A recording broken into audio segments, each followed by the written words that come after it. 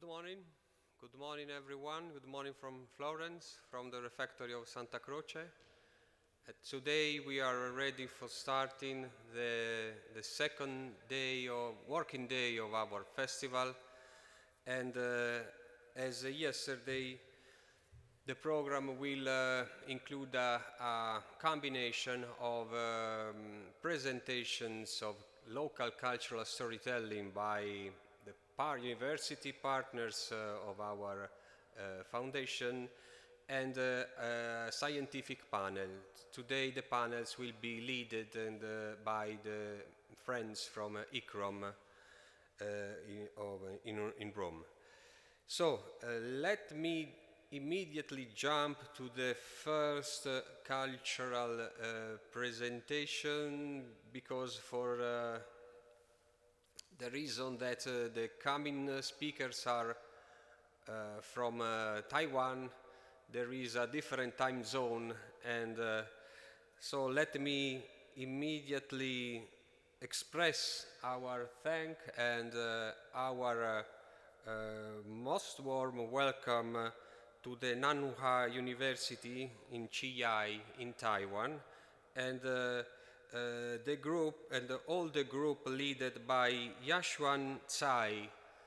Over the last month, I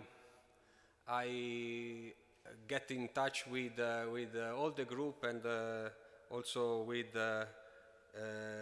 Yashuan Tsai, and she was so friendly to allow me to call her Water. So water is more simple for our language. So dear Water and dear friends from Taiwan, are you online, I suppose? So hello everyone, hello, welcome, all the best greetings from Florence. So dear Water, as far as I know, you want to say some words, and then you will show the video, the creation that your working group prepared for their presentation. Dear Water, dear friends from Nanhua University, the floor is yours, please. Good morning. Hello, everyone can hear my voice? Yes, we hear you. Yes. You Okay. can go. Yeah. Good morning and good afternoon, everyone. I am Chaya Shen, and our team members are all the students from the University Social Responsibility Project of Nanhua University in Taiwan. It is a great pleasure to participate in this event. Before we start to introduce to you the Alishan, the part of the Taiwan, I want to say sorry to everyone because more than half of our team members got COVID-19 and quarantine at home now. So we make a video to presentation. Thank you, everyone.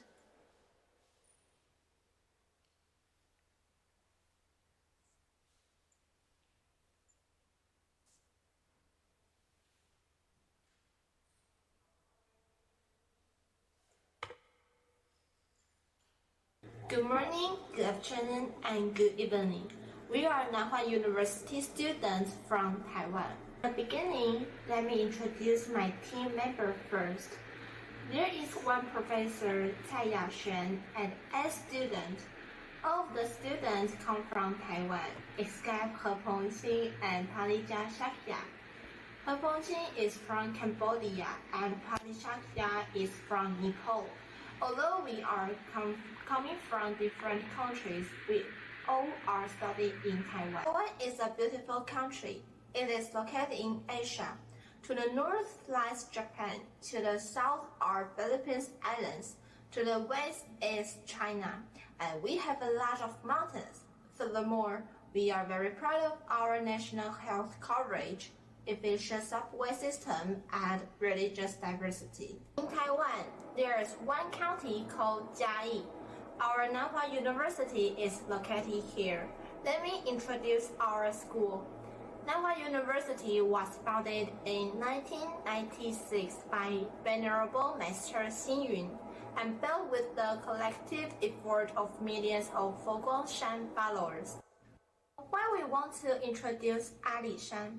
Because our school is located around Alishan.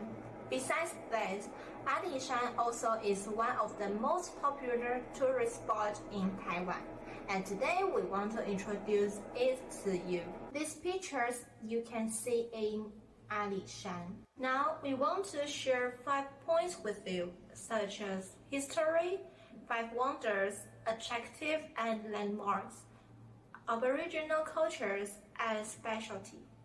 Next part will tell a story about history and forestry railway. Taiwan was once colonized by Japan. Therefore, Alishan is deeply influenced by Japanese culture. In the period, Alishan is suitable for developing forestry. Wood was used to build shrines and restore places in Japan. Colonization in Taiwan also required development, but timber was too expensive for the money-starved government at that time. And then the Japanese government found that Alishan contained numerous cypress wood. Alishan's cypress wood is not only inexpensive, but also of good quality, and the durability of the cypress can be used as a building material. So the Japanese cut down a large number of cypress trees and developed the forestry of Alishan. For the development of forestry, a number of Japanese experts were invited to come here, including Dr. Kawai. Dr. Kawai helped build Alishan Railway for transportation timber. For the development of Alishan forestry, Dr. Kawai is the biggest contributor. Alishan Forestry Railway was built to transport timber. The forestry formally started. Many people come to Alishan, cut down trees, and transport it to city, and then process it. After 44 years, 1956, the government changed from Japan to the Republic of China. The new government implemented the policy of 3 more forests. It mainly encouraged people cut down more tree, plant more tree, and pay more taxes, causing the forest be cut down in large quantities. Until 1987 to 1991, people award land they need to protest forests. The campaign to protest forests has its initial beginning. In the end, 1991, there was total ban on logging of forests. Forest conservation continued to his day. The railway, which originally mainly for transport timber, was converted into the railway for sightseeing, carrying tourists. The developing of forestry railway helped the developing of Alishan area. Let us know the beauty of Alishan, its precious resource and the beautiful ecology, enhance the economic development of the area. The Alishan Forestry Railway becomes one of representative of Alishan. If you have the opportunity to come to Alishan, you must see these 5 wonders. Sunrise symbolizes new beginning and hope. In person, seeing that dawn emerge from the clouds is a stunning and moving experience. Sunrise and sunset are the similar, but sunset is more like the burning cloud. Due to thin air and strong solar radiation, the alpine area are also surrounded by stronger ultraviolet rays, which result in a more beautiful sunset and blue sky. In autumn and winter, you can also see the sea of clouds sector among the mountains. Many people will never forget the dreamy feeling. The climate is cool, humid, and rainy all year round, which is ideal for separate growth. The Japanese colonial government destroyed the cypress forest over a century ago. and they amazed the world 100 years ago. Today, there are few sacred trees, but the century-old Alishan Forest Railway is one of the five wonders. During the cherry blossom season, from March to April, you can enjoy the cherry blossom by small train. You can also see the beautiful landscape of mountain and valley along Alishan Forest Railways, as well as a change in plant species. Next, let me introduce attraction and landmark. Have a chance to visit Alishan Scenic Area. There are three places you have to visit. First one is the Sister Pond. Second is the Giant Tree Cluster Tree. And the third one is the Three Generation Tree. What is special about the Sister Pond? Sister Pond, called after the tragic fable tale of two tough-tribe sisters who fall in love with the same person.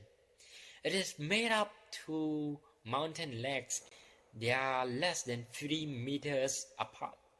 They drown themselves into a pond, overcome by the grief to love and honor their sisterhood.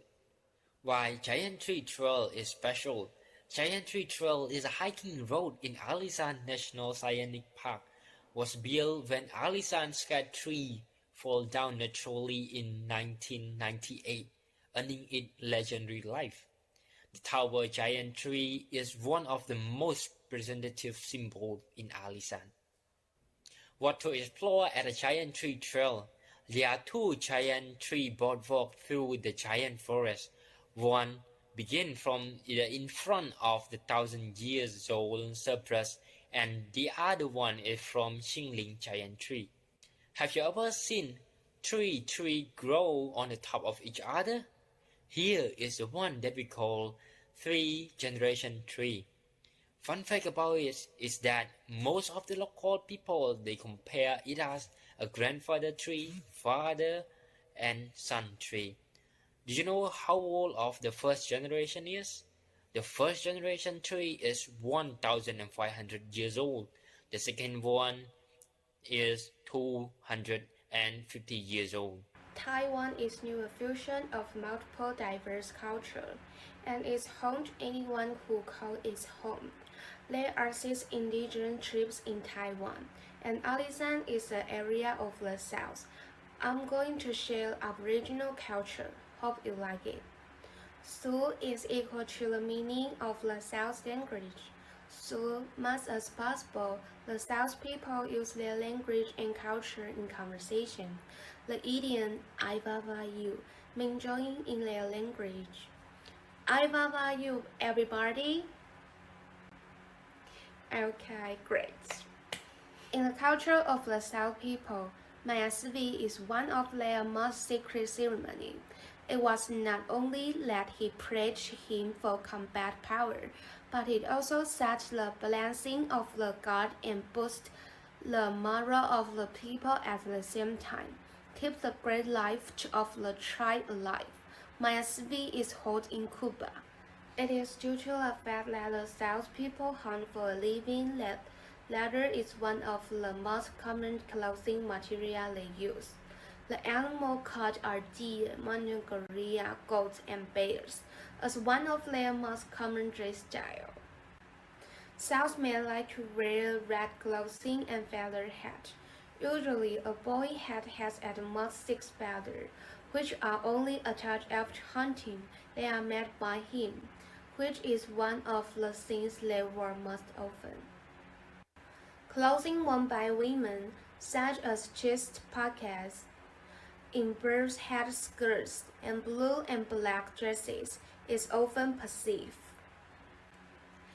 During the day, South people spend a lot of time hunting, so they develop the original food of growing. Raw charcoal grown meats, take from local ingredients, make delicious dish. Usually they grow the hunt animal, such as turtle dove, Matiacus rivasi, and mountain pig. Hello, I'm Nicole. I'm going to talk about the specialty in Alishan. Alishan is rich in natural ecology.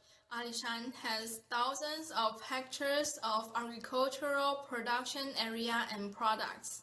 They can divide into agricultural products and famous drinks. Agricultural products are fresh vegetables, such as haikou vegetables, bamboo shoots, and fruits including longyans, lychees, peaches, kiwis, and sweet persimmons, and so on. If you come here to visit, you should try 3 famous drinks. They are tea, coffee, and ayu jelly. There is no doubt that Alishan is famous for its tea, no matter from the mountains to the flatlands. An altitude of 1,000 meters to 1,600 meters is required for the cultivation of Alishan tea. It belongs to the alpine tea area, so the leaves are thicker and have more gums. Because of its unique climate condition, Alishan has become a well-known and excellent tea area. The coolest thing about Alishan coffee is that it is not just about planting coffee bushes. The coffee farmers on the mountain manage the whole process of roasting, sun-drying, and brewing to ensure that every aspect of self-produced and self-sold coffee beans can be perfectly presented. When you visit there, please be sure to find a coffee shop to drink authentic Alishan coffee. Wild ayu grows naturally in the virgin forest at an altitude above 1,000 meters. It is located in the state-owned forest lands.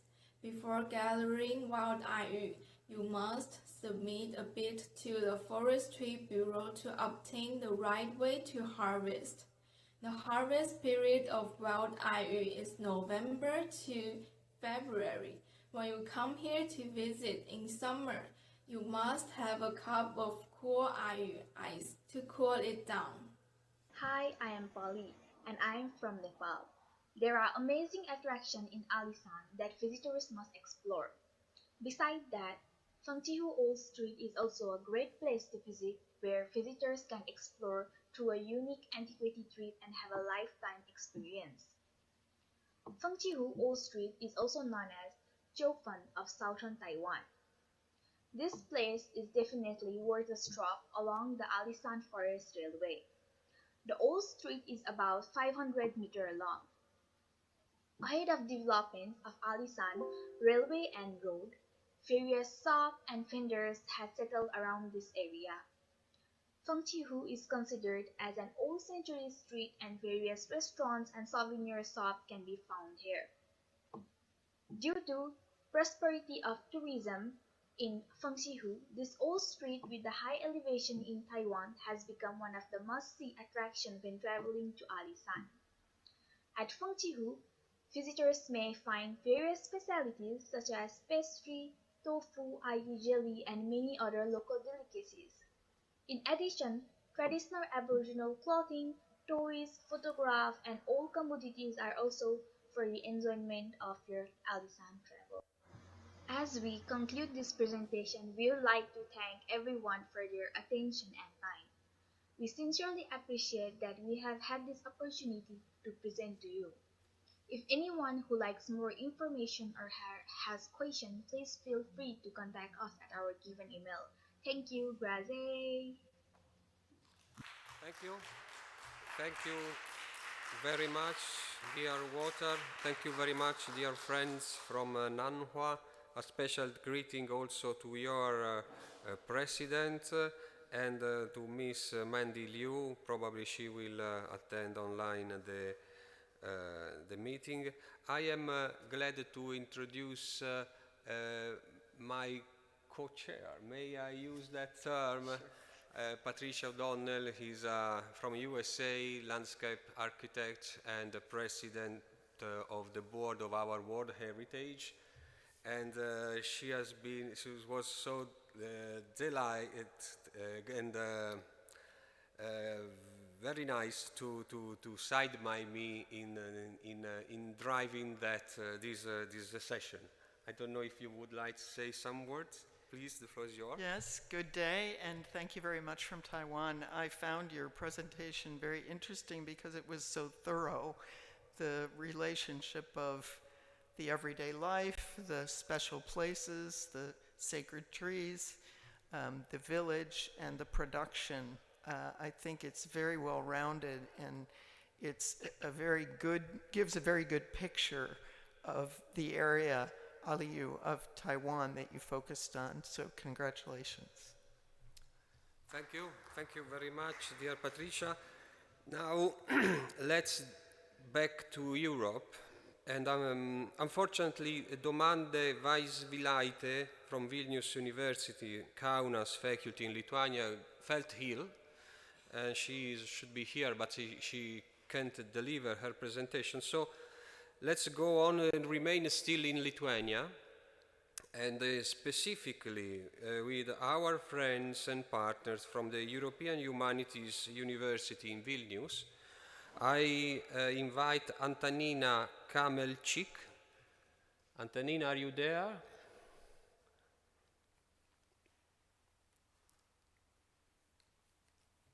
Here you are, Antonina. So the floor is yours. You are welcome.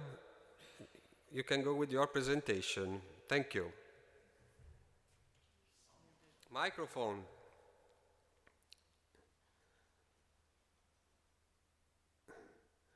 We don't hear you.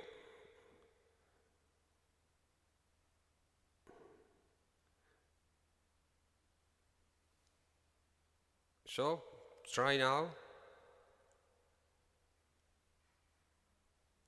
No, we don't hear you.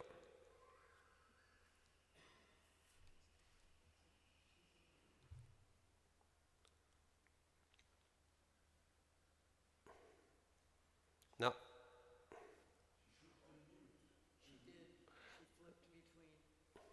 Cosa? We don't hear your presentation. Can you hear me? Now right we now? hear you, so you can go. You can Excuse me. start. Excuse me. Good morning. My name is Antonina Kamelchik, and today my colleague Mara and I present the European Humanities University. And our storytelling is devoted to two personalities. Before I start, I would like to introduce, to say a few words about our team. The three of us worked, and we are all students of the EHU, which is located in the old town of Vilnius. And as I said, my name is Antonina. I'm studying at the European Heritage Bachelor program, and my main focus is museum research, as well as humanities and history of art. Another our colleague, Roman Gankovich, he works more with the visual environment. As a rule, he participates in projects focused on humanities as a photographer and also as a designer. Hello, everyone. Can you hear me? Yeah. Sure, good. So hello, my name is Mark Chirac, and I, as Antonina, I study at the European Heritage Program in the EHU. So, and my main areas of interest and research is museology and curatorship. Yeah, and for us, for EHU students, it's important to our university. It's located in the old center of Vilnius, like Antonina said before, which is included in the UNESCO World Heritage List due to its location and the very history of the place. Every time we come to university, we inevitably deal with heritage. From whichever point our past life, we see many places that are historically important for our Belarusian culture as well, because mainly we're from Belarus. As a result, we decided to tell you about two historical characters, one of which is closely connected with our culture and national identity, and the second character, one of the Italian cultural heritage. Vilnius is one of the oldest and mythological cities in Europe, in around which there are many discussions. All these discussions arise as a result of studying the activities of a large number of poets, thinkers, mystics, and prophets of different times, nationalities, and confessions who worked here. And as a consequence, Vilnius has a unique spirit of place, has attracted such great personalities as Von Sforza and Francisco Scarina for many centuries. Easy to determine the reason why Vilnius became the first place of his self-realization. After all, he didn't travel outside his homeland. Then the story of Bona Sforza as a Grand Duchess of Lithuania is of greatest interest. As historical characters, we considered these two not so much because of the scale of their personalities, but because of the stories associated with them. Francisco Scarina made a kind of revolution in printing, while Bonus Florence changed the way of thinking of the Lithuanian rulers. In addition to these achievements, the relationship of these personalities with Italy played a special role in our choice. Carina defended his doctorate in Padua, and Bona Sforza was Melanie the princess. We are sure that by absorbing the Italian culture, these two managed to develop the European tradition in Lithuania in a very special way. Yeah, and I'll talk a little bit more precisely about the bonus Sforza. At the time when Europeans actively mined precious metals of the New World, a princess was born in Milan who is destined to change a lot in the lives of people living far beyond sunny Italy. The heiress of the influential family of Sforza, Bona becomes and received the titles of a Queen of Poland and Grand Duchess of Lithuania. Along with this, Bona Sforza brings the Renaissance to the north, to the Lithuania. Exactly, its influence can be traced in the culture of food, wine, as well as in architecture. An example is the palace of the Princess of Lithuania, which she reconstructed. Nowadays, thank you. Nowadays is one of the most significant and symbolic places of modern Lithuania, which is located in a city center on the Cathedral Square. And the Palace of the Dukes of Lithuania is the second most important historical place in Lithuania, immediately after the Tower of Gediminas that you can see on the picture right behind this palace, this tower from the bricks. And in the period from the 15th to the 17th century, the building was the political, diplomatic, administrative, and cultural center of the entire Grand Duchy of Lithuania. It was built from scratch. The lower palace was preceded by building design and reconstructed at the base of Bona Sforza in the 20s of 16th century. In fact, what we can see today is almost an exact copy of the palace from the time of Grand Duchy of Lithuania. Also, it's important to know that all traditions have undergone a transformation since their inception, and it's sometimes quite difficult to trace the origins of these traditions. At the beginning of the 16th century in Vilnius, both the mob and the rulers drank mainly strong drinks based on wheat, barley, and with high alcohol content.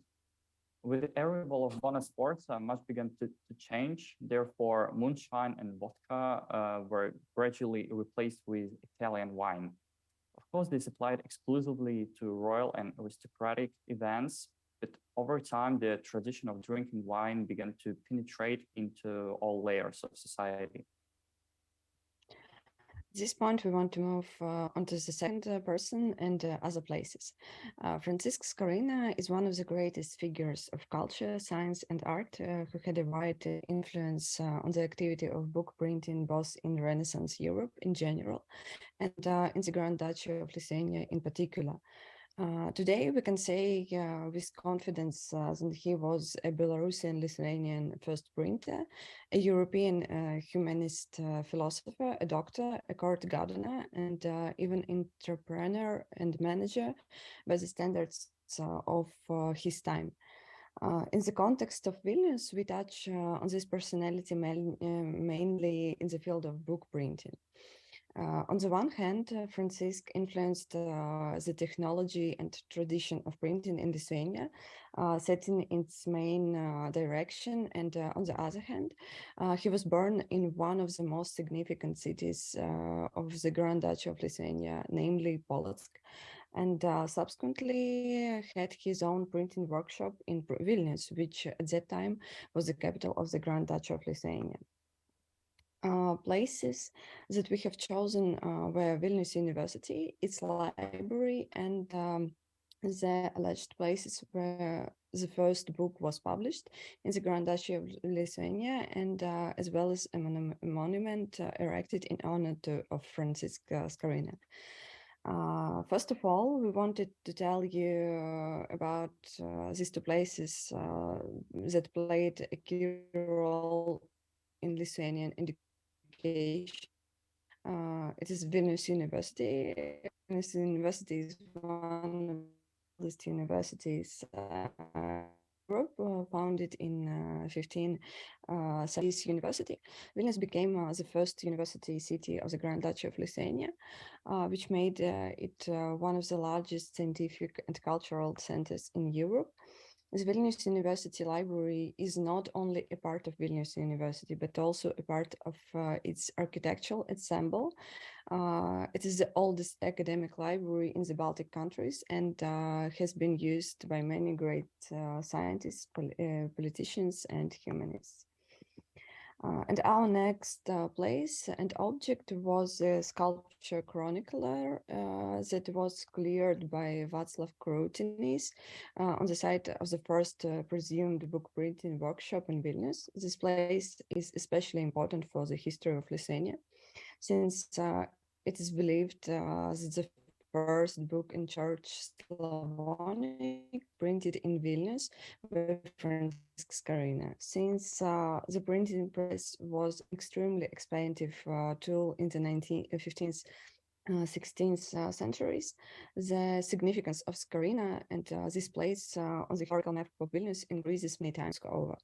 Born in Polotsk, Francisc managed to complete his doctorate in Padua, open his own expensive business in Vilnius and Prague, and then became a court gardener. Each of these activities was prestigious 100 years ago, which is why this founder of printing in Lithuania is more and more appreciated over time. All right, so as a result, we get three itineraries that you can see on our slides right now. First one is perhaps the most important route, without which not a single tourist who will get to Vilnius can do. Each of the places has traces of a long history of a Grand Duchy of Lithuania. The second route aimed at revealing the meaning, role, and form of education in Lithuania in a historical context. Here, in addition to the educational tradition, you can learn various stories about secret communities like philomets and philorets, which especially attracts tourists.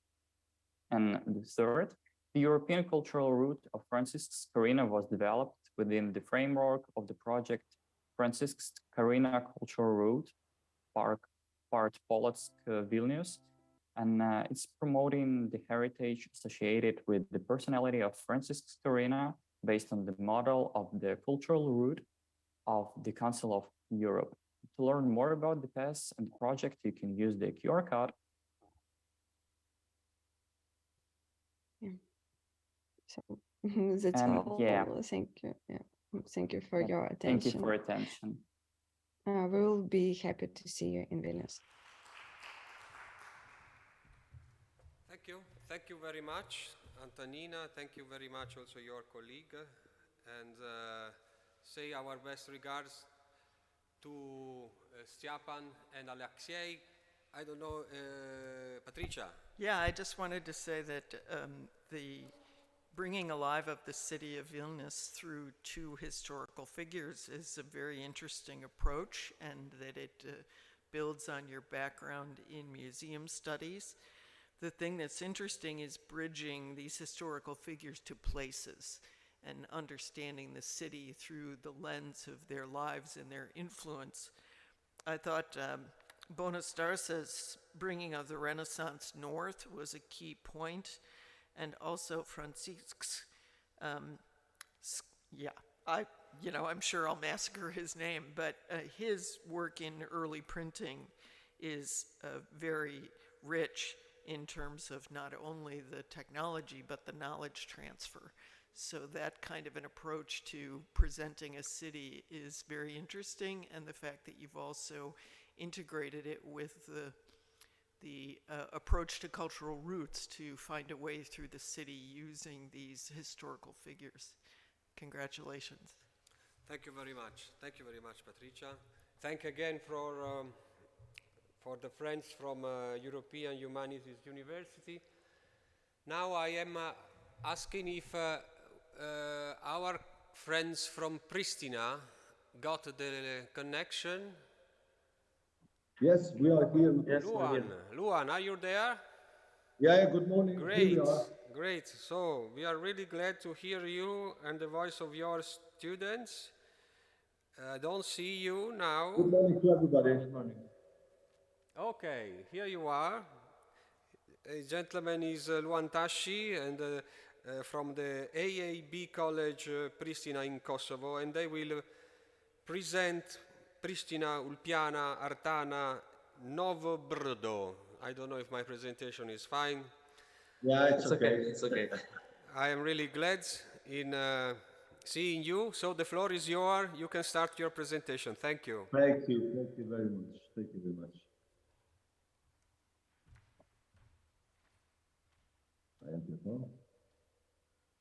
Do you see our page?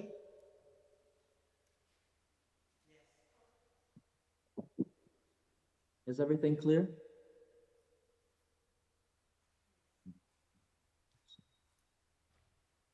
Yes. Yes, you can go. We see everything is fine. Okay, thank you.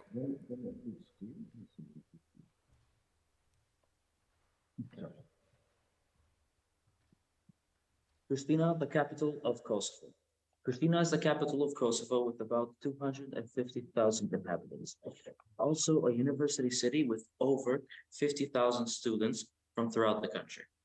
Pristina is a political, economic, cultural, and diplomatic center of Kosovo. It is a very dynamic city with bright and positive youth, with many cultural arts, urban, and sports events.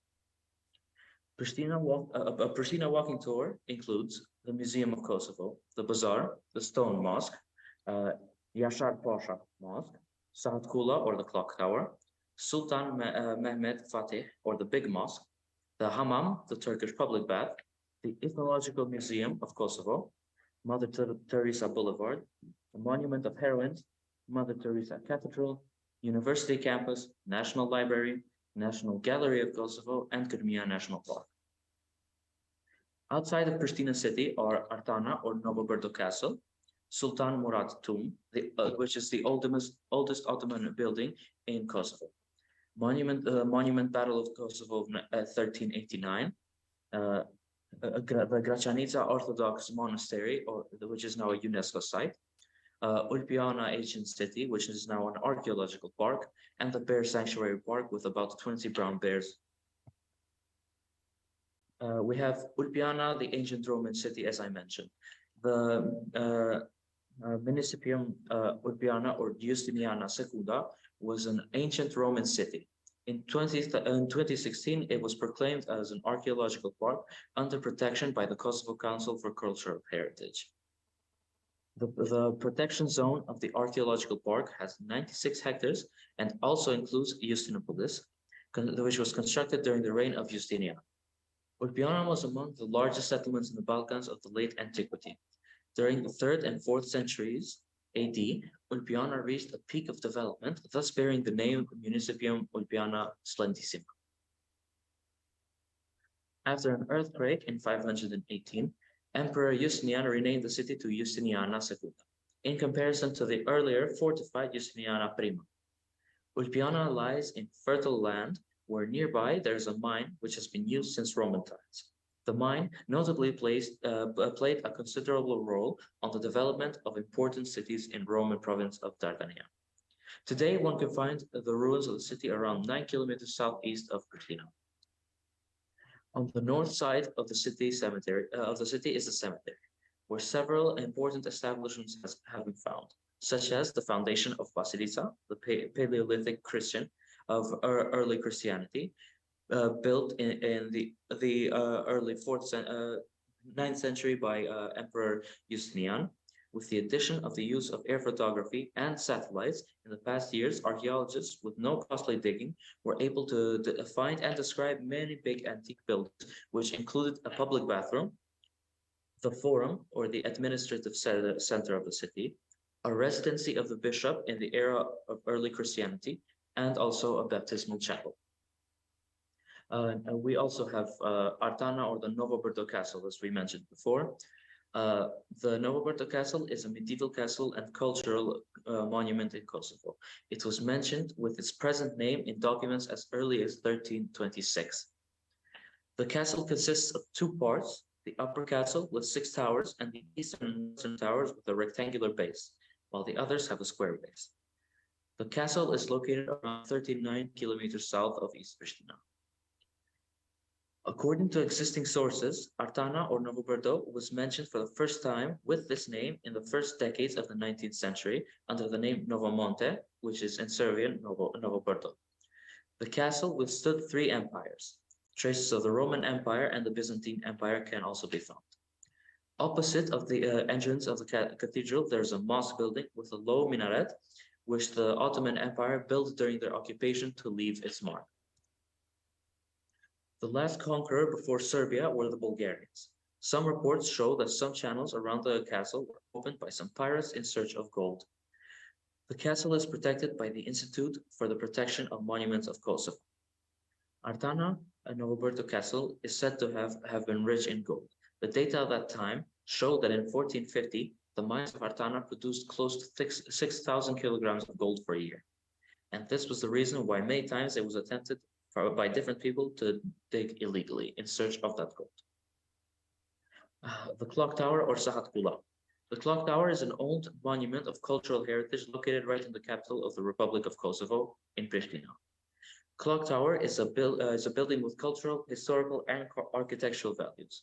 Located at the heart of the old town, the hexagonal clock tower reaches the height of 26 meters. The tower was built in the end of the 19th century during Yashar Pasha's rule, not far from his mosque, and is located in the courtyard of the gymnasium building. It is one of the most important monuments of utilitarian architecture in Pristina. It was built to regulate the citizens' relationship to religion and time. The clock tower signaled daily prayers and synchronized the working hours of the shop owners. Due to that, most of the stores opened and closed at the same time. The clock mechanism worked until the mid-70s, where it did not work until 2001. In this year, the clock mechanism and bell were stolen, while from 2002 and onwards, the clock mechanism was replaced with a digital clock. The original tower was burnt in a fire, and its bricks were used for reconstruction. The tower's bell was designed for Jan Moldovan in 1764, an origin that can be easily traced from the inscription on the bell. The bell was brought by the Ottomans from their wars in Moldova and Wallachia countries. On the surface of the bell, there were the Roman inscription for the year 1764 of Voivode Jan Moldovan, which in translation loosely means this bell was made for Voivode Jan Moldovan in 1764. The roof construction is made of wood covered with lead plates. On all facades of the clock tower, there are small arched openings. The corners of the buildings are built with carved stones and bound with lime mortar. The National Museum of Kosovo. The National Museum of Kosovo was founded in 1949, while the building, with Austro-Hungarian architecture, dates back to 1885. It aims to preserve, protect, and present the cultural heritage of Kosovo. The Museum of Kosovo has Department of Archaeology, Ethnography, and Natural Science, in which a department for the study of history and the National Liberation War was added in 1959. It has been active in sponsoring archaeological excavations, conservation, and other scientific work. The Museum of Kosovo includes a collection with more than 50,000 exhibits of different profiles, from the pavilion of archaeology, technology, history, nature, ethnoculture, folklore, heritage, etc.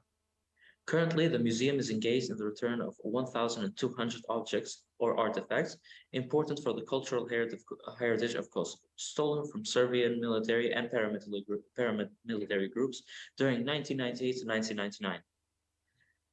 There are four parts of this museum: the Museum of Kosovo itself, the housing complex of Eminjik, where the ethnological exhibitions are presented, the Museum of Independence, and the Archaeological Park. The National Museum of Kosovo, or Eminjiku. This ethnological complex is a pearl of Kosovo's cultural heritage. It consists of four buildings from the 18th and 19th centuries, and the extremely interesting ethnological exhibition, which shows ethnological terms of the 15th and 20th centuries. During the 90s, this complex was used as a nature museum. In the year 2003, the renovation of the complex had begun with the help of international donors to transform it into an ethnological museum. This building was once the property of the well-known Ginoli family. Since 1957, this group of buildings, including the servants' house, the guest house, and the family house, belongs to the Museum of Kosovo. Emin Ginoli was known by the nickname Emin Küçük, from the Turkish Little Emini, which later became Emin Jiku. The National Library of Kosovo. The National and University Library of Kosovo is the largest library institution in Kosovo. It was founded by the Assembly located in Pristina. The mission of the library is to collect, preserve, promote, and make accessible the documentary heritage of intellectuals of Kosovo. It contains exhibitions and maintains an archive of national newspapers. The library also provides other services. It is known for its unique history, and the style of the building was designed by Croatian architect Andrija Munjakovic, but it has a lot of controversy over its exterior. This is a picture of the original plan and for the University and Library of Kosovo, which was presented at the Museum of Modern Art in New York in 2018. The National and University Library of Kosovo was established by the Assembly of Kosovo, and its main purpose is to collect and preserve the intellectual heritage of Kosovo and for Kosovo. Its collections are a precious treasure of national, regional, and world heritage. The library was founded in November of 1944, and its headquarters were in Prizren. Then it was moved to Pristina in 1946. In 1952, the library was closed and its funds were appropriated by the former Miladin Popovic Library. In 1956, the library was re-established in the building behind the current National and University Library of Kosovo building, which is now an art gallery. In 1982, the National and University Library of Kosovo, known at that time as the People's University Library of Kosovo, it begins its activity as an architectural object of a special style, with domes in which it still operates.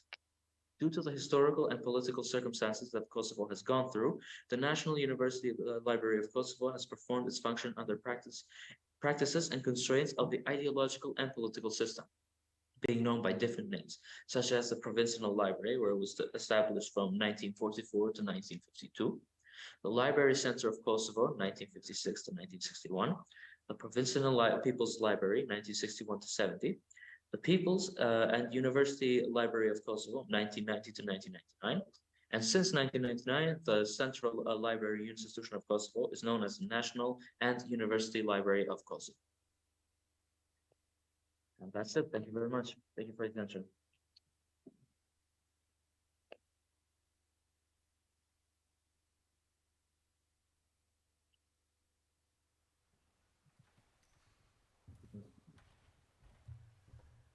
Thank you very much, dear friends.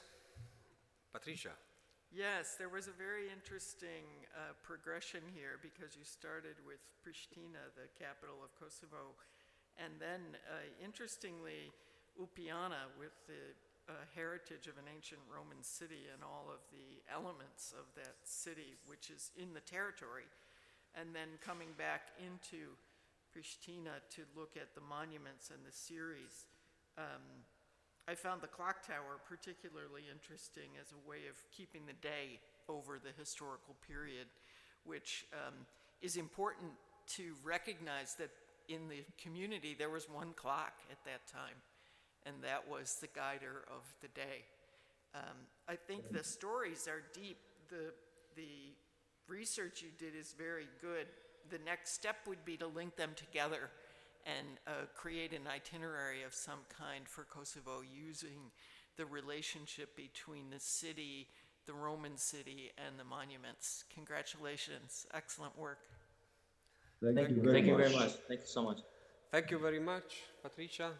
Thank you, friends from Luan and friends from Pristina. Send our best regards also to your pro-rector, Venera Lungi. She delivered a very nice greeting message, and that will be soon displayed in the webpage of the festival. Thank you again, dear friends. So keep in touch. Thank you as well. Thank you for this opportunity. Have a good day. Ciao, ciao. And now I already saw Simona, because we are jumping from Kosovo to Slovak Republic. And I saw before Simona Vitazova-Bohovicova. My pronunciation, I don't know if is fine. So I see you. Good morning. Hello. Do you hear me? Good morning. Do you hear me? Okay, the floor is yours. You can start your presentation. Okay.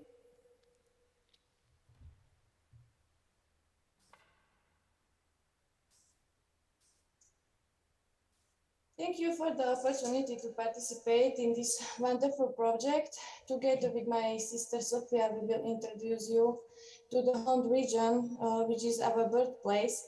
My colleague Veronika Šambrierova participate in the creation of the work, and Eva Králova supervised the work as a tutor. If you have any problem with our accent, please read subtitles under the images. Hond is one of 25 Slovak cultural restaurants. It stretches from the middle of Slovakia until its south border with Hungary, south of the lowlands and remaining terrain of mountain range, share its character blend in this region. Uniqueness of Hond is its geological subsoil that is formed by volcanic activity. In the Bronze Age, Hond was known for its rich deposits of copper ore, which significantly influenced the settlement. Natural conditions determined the character of the Montran County. The northern part, next to it, mining area was known for the deposit of precious metals, and the southern part was exclusively agriculture by character. Agriculture economic life was influenced by German colonists.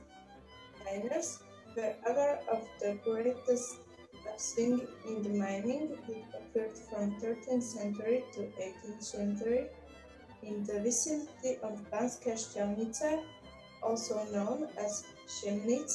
Exhausting Tatar incursions had disastrous consequences for this region.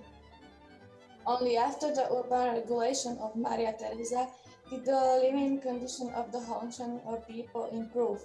Gradually, our veins were exhausted, and the once forested mining district turned into an exclusively deforested agricultural district.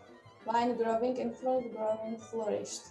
Later, hunger appeared here, and mass emigration abroad occurred. Not only the subsoil of Hond is of volcanic origin, but also the people have hot blood.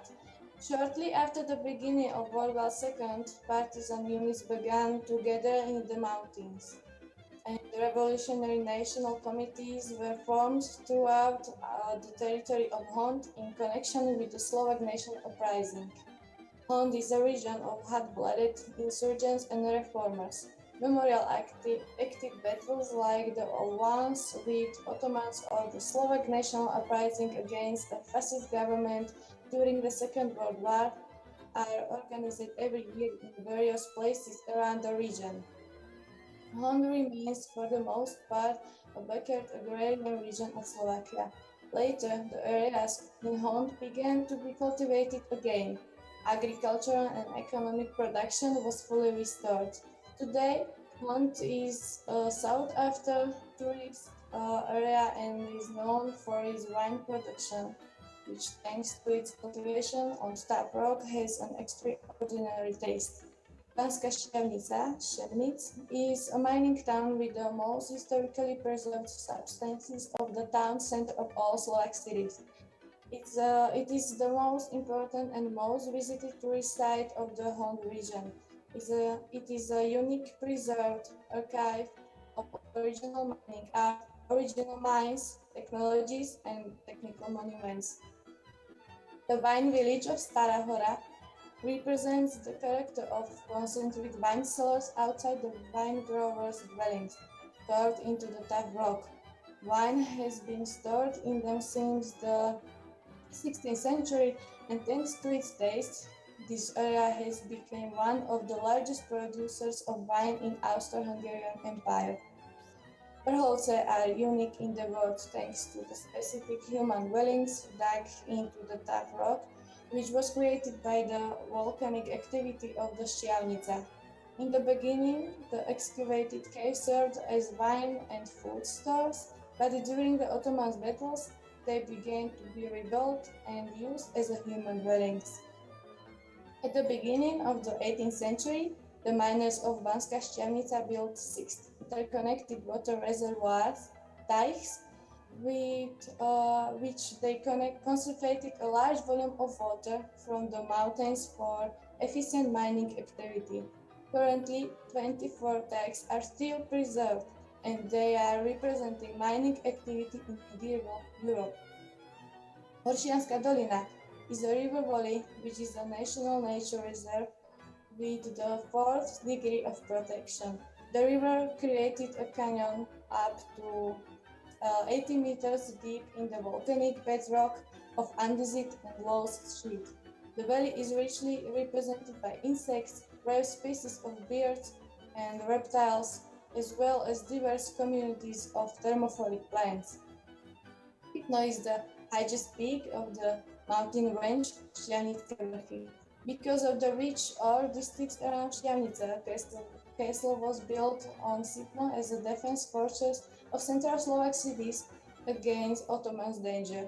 It is said that the knights from under Sitno will descend from Mount Sitno again to defend Slovakia when it is in danger. Near the village of Zovík stands a massive anti-Ottoman fortress, which was created by rebuilding the Cistercian abbey founded in the 12th century. A legend is associated with the fortress that the ghost of the daughter of the well-born Mr. Balázs, who was driven out of the monastery, hangs on the walls of the fortress night after night. Hond is a diverse Central Slovak wine growing region, which is currently not one of the key wine producing areas in Europe, but it also has excellent growing conditions thanks to volcanic substrates, mild temperatures, and low rainfall. The tradition of growing grapes in Hond has been going on since at least the 6th century. The duck of Pirohys Podmaslim is made from flour, water, and a pinch of salt. The duck is filled with jam and closed with a bow pattern. This dish is very simple and quick to prepare and also does not require many ingredients. Due to it is popular in Hond during the times when poverty prevailed in the region. Securing food and subsequent storage and canning has a tradition in Hond, which goes from private events to events for the entire village. Slaughtering of pigs is a tradition in which the producers of grandfathers and family recipes for processing and preserving meat in the form of hurka, tlačenka, and klobasa are handed down. Hond abounds in many types of costumes, songs, and dances. During the hunting parade, all types meet in one place and present their customs and traditions. Folk costumes are unique in every village. They use their own color scales, patterns, and methods of execution.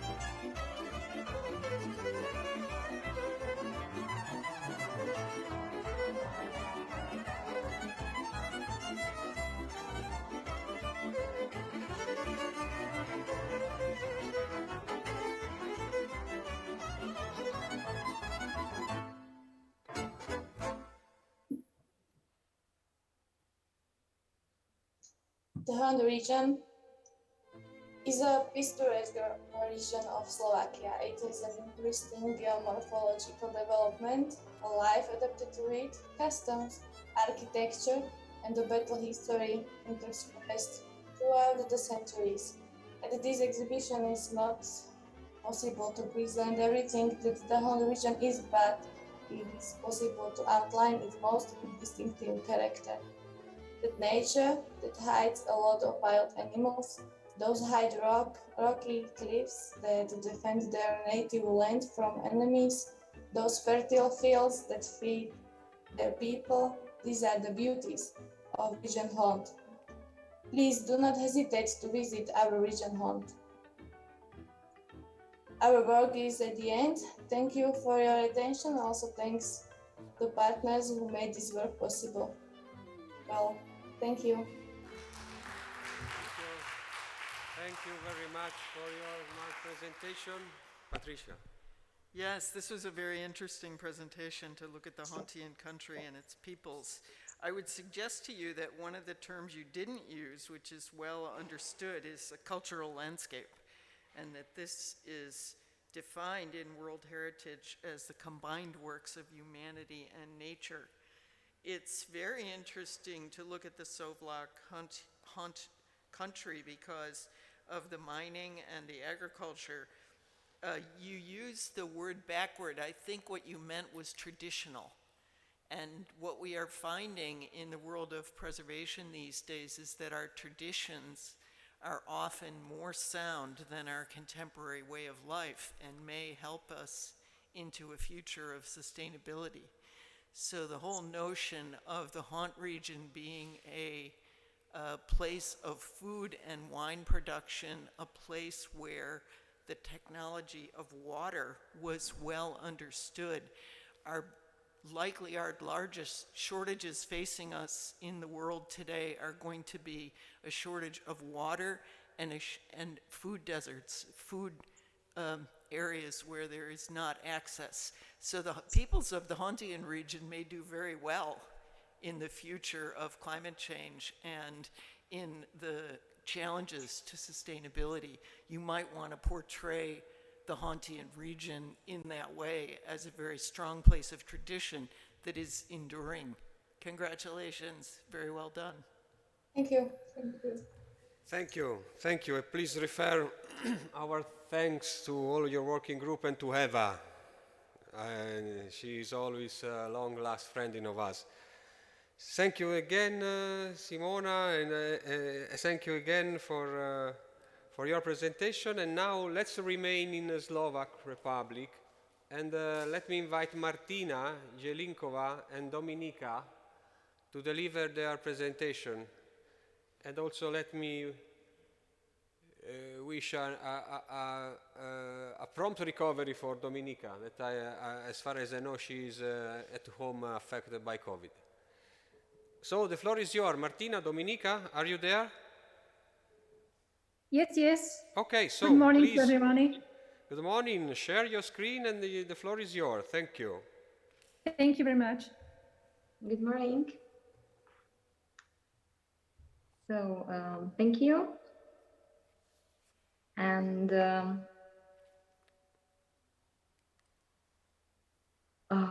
we can start. So, everyone is watching.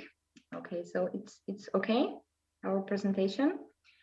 So greeting to Florence and greeting to everyone who is watching now. My name is Dominika Pivarčová and I would like to present with my colleague Andrea Lachna our project about the local spells of Central Pohronie region.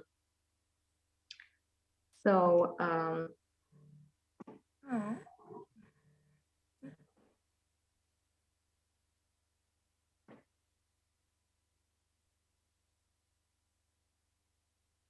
Andrea, you can start.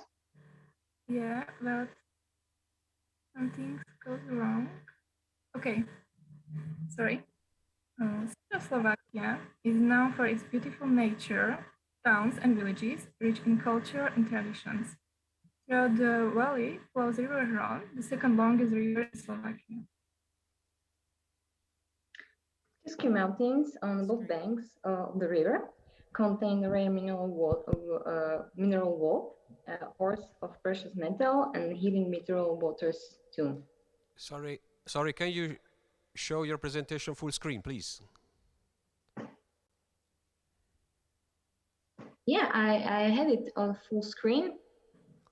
No, you have to press at the bottom bar. At the bottom? Bottom bar on the right. Okay, sorry.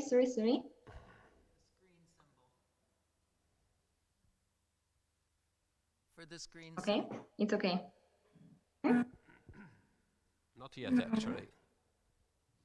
Okay, so we can continue. You just see the first slide.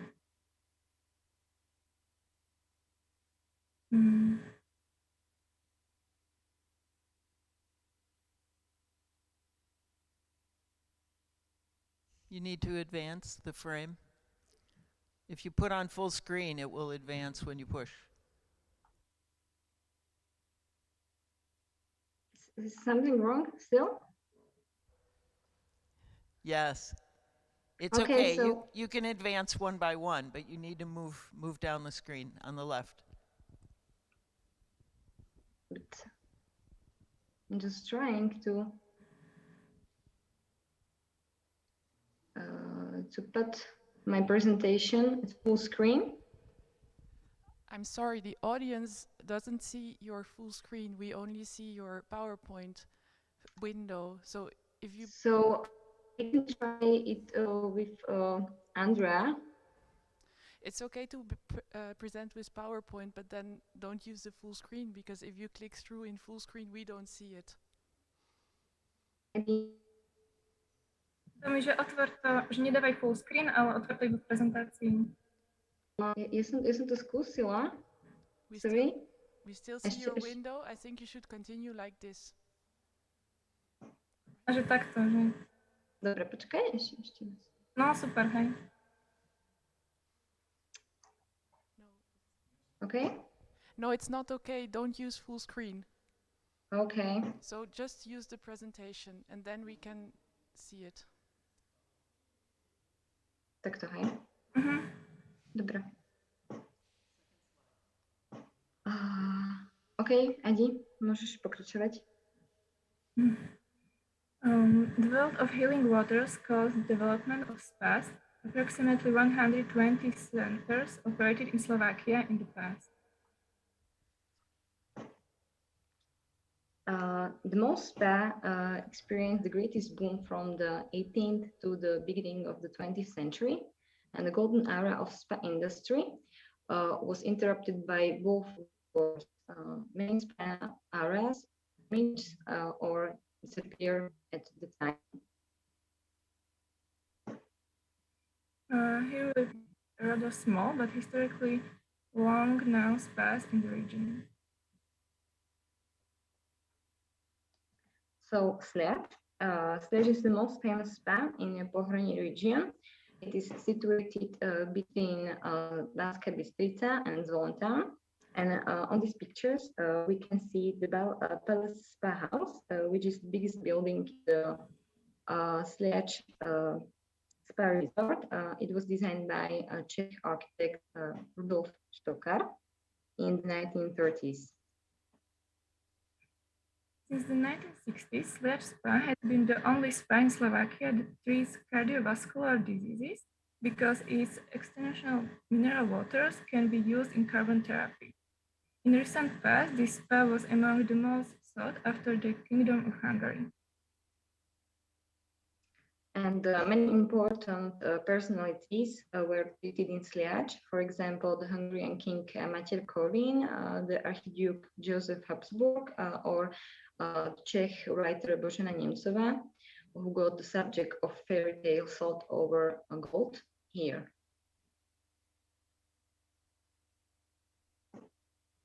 The second is spa. Skalné Teplice is an ordinary spa. They originated in a small village, originally inhabited by loggers.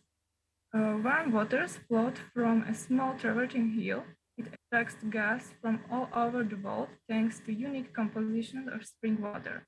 There are available 7 springs with a temperature from 37 degrees Celsius to 52 degrees Celsius. There are also some spa uniques in Skalné Teplice. The most famous is unique of cave stream bath called Parenica in Slovak. And it's unique hot bath in natural cave where it's really hot water with a temperature of 42 degrees Celsius. There is also a historical building of spa of Mary Teresa, and Mary Teresa enjoyed the spa and healing effects of natural water in Skalné Teplice in past in the 16th century. Mary Teresa bath created with a unique stained glass window, which is complemented by Czech painter Alfons Mucha. And the last one of this small space is in village Vihne. Despite the importance of mining and also ironwork and brewing, the village Vihni is most famous for its iron thermal water and medical spas. And the legend says that the miners came across a spring of water that was not only warm but the hot, and it became the source of birth and later success of Vihni spa. At the end of the war, the spa burned down, and today there is a modern water park, which we can see on the picture. On the right picture, we can see mammoth. It is creation of nature, and it is created by precipitation of calcium from flowing thermal water. The calcium overgrowth of remains leaves and the moss and create waterfall, which is high of 3 meters, and it shaped like head and trunk of mammoth. The Boulder Field Memorial is a nature reserve located near the village of Bihne at the foot of Kamena Hill. It's the result of the volcano activity. The nature reserve, with the area of 13 hectares, is composed of enormous pinkish and bluish rhyolite boulders. Now, in short video, we would like to introduce Steiger Brewery. It's the oldest brewery in Slovakia, where local beer is produced. It's also located in this small village, Vihne.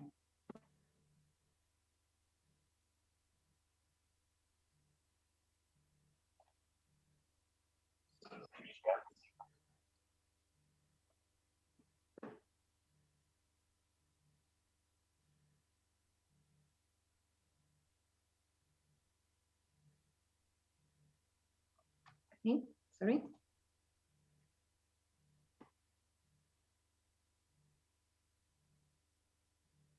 may not share the sound.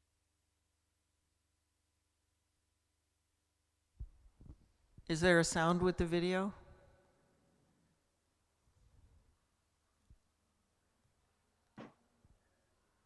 Martina, maybe turn your sound on. Is there a sound with the video?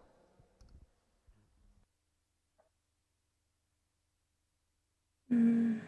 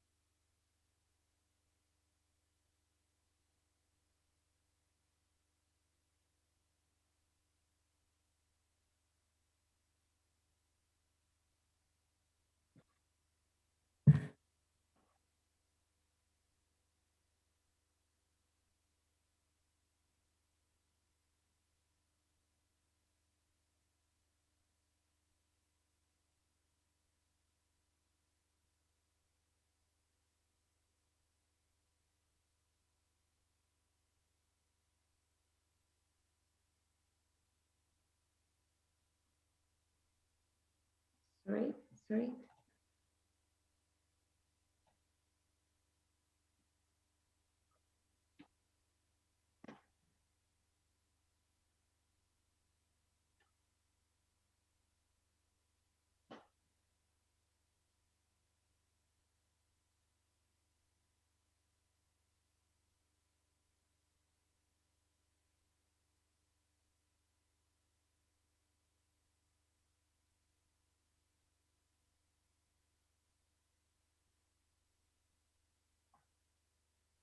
Continue.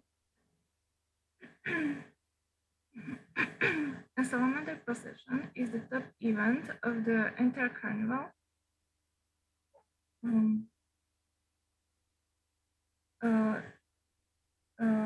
Tradition of salamander was founded by a student of famous mining academy in Banska Štiavnica It was a ceremonial procession of academic students on important occasions. The entourage formed about 500 academic students. Cylinder procession is the top event of the entire carnival. It leads by the chief served with a wooden lizard in his hand, symbolizing the tale of origin of the mines. And the traditions continue each year in these days. The St. Anton Museum always organizes hunting festivals and Hubert Days at the turn of August and September, and beautiful Barak Mansion and its natural park. It also includes many special activities, for example, nationwide competition in luring deers, a competition in shooting with historical weapons, or shooting with bows.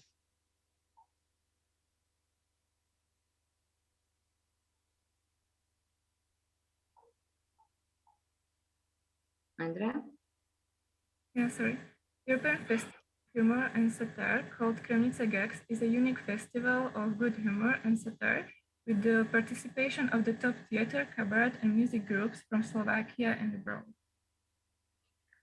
The festival has been held late summer since 1981 in different places in ancient town of Kremnica, for example, in clubs, courtyards, or in squares.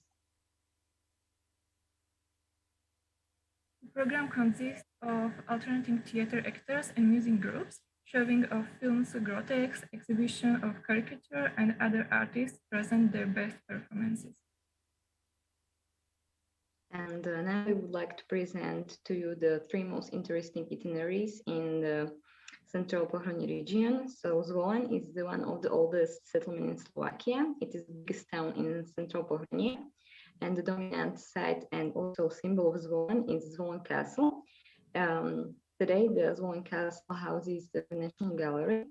And since 1974, every summer in Castle Courtyard, it's held outdoor professional theater festival called Zvolenské hry zámořské. The Pustý hrad is on a hill above the town. It occupies an area of almost 8 hectares and ranks among the biggest castle ruins, not only in Slovakia, but also in Europe. And also there is Borova Hora, which is a Tibetan hill with a bubbling lake, and 3 mineral springs emerge from a valley of Hron. And the river is a strategical control point. The name of Borova Hora comes from pine type of vegetation of this hill. And the specific vegetation at the site was a basis for establishment an area of popular arboretum. Kremnica was one of the richest towns of the Kingdom of Hungary. Today it's the center of tourism and recreation. The central area of the town is the Štiklanikov Square with its dominant, which is the town castle and the Gothic church of St. Catherine, built in the 15th century. Please going to conclude. Thank you. Yeah, sorry.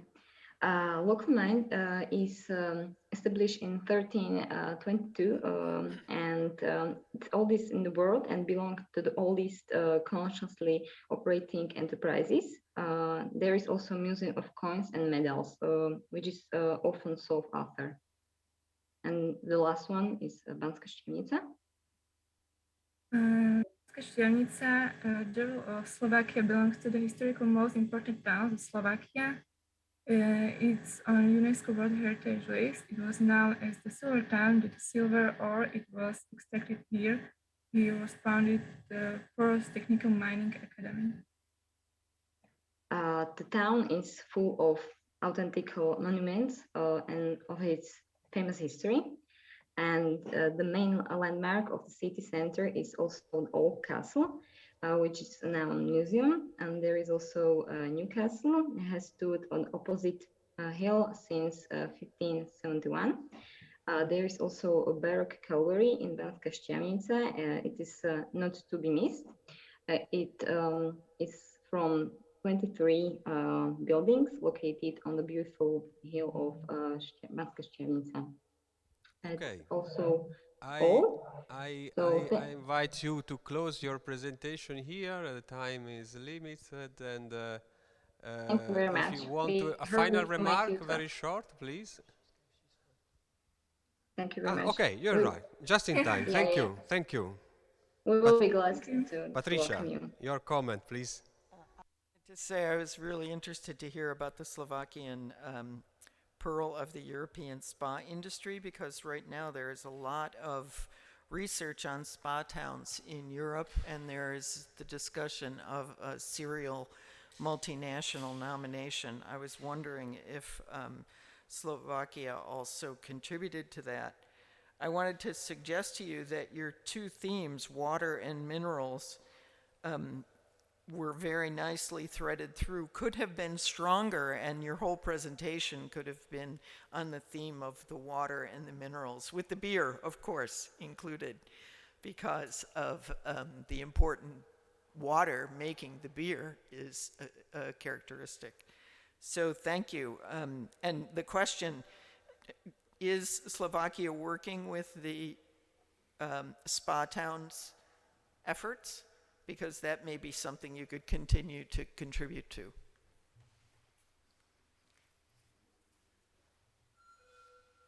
I think should be better in Slovakia. Yeah, so you might want to, as students, you might We, want we, to... we should use our potential. So Yeah, you might want to look into the spa town work and see if the Slovakian spa history can be an important part. Okay, thank you. Thank you, Dominica. Thank you Thank you, much. Martina. I send our best regards to Eva. And now we go on with the presentation. Fortunately, we have one presentation in person, and I am glad to invite Alina Lucia Stan from the Gheorghe Dima National Music Academy in Cluj-Napoca, Romania, to deliver the presentation. The floor is yours, Alina, please. Grazie Simone. Buongiorno a tutti. Hello everyone. My name is Alina Stan and I'm a lecturer at the Gheorghe Dima National Music Academy in Cluj-Napoca, Romania. Our academy is one of the oldest institutions of higher musical education in Romania, being the most important of its kind in Transylvania. It offers 3 levels of education, starting with a bachelor's degree in music interpretation and in musicology, continuing with master's studies and ending with doctoral programs, both for scientific and for professional PhDs. I am proud to say that the Gheorghe Dima National Music Academy was the first institution in Romania to offer doctoral studies in the musical field. It also supports scientific research in the areas of musical creation, performance, and musicology.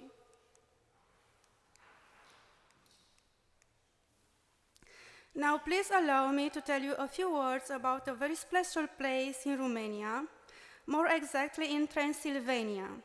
In southern Transylvania, in Hunedoara County, here in the middle, there is a highly countryside enclosed by forests from all sides, a spectacularly beautiful place called the Land of the Foresters. My birthplace happens to be in Deva, the city closest to here, so this is my personal reason for choosing to tell you about this area. Before arriving to the area I am telling you about, you will find the Corvin Castle, as known as Hunyadi Castle, which is a spectacular Gothic Renaissance castle in Hunedoara. It is one of the largest castles in Europe, laid out in 1446, when constructions began by order of the voivode of Transylvania, Ioan de Hunedoara, or János Hunyadi. In these pictures, you can see also the famous cheese pies, in Romanian, plăcinte pădurenești.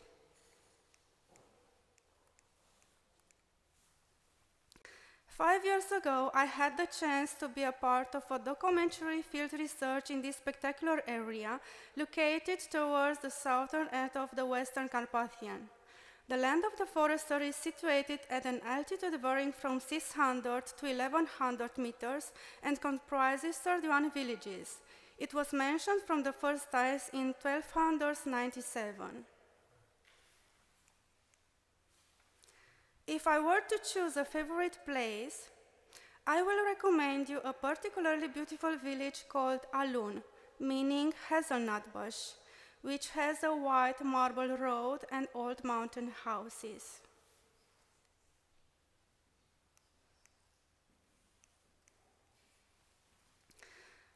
From the ethnographical and ethnomusicological perspective, the whole land of the forester is a very well-defined archaic territory, preserving a rich material and immaterial heritage.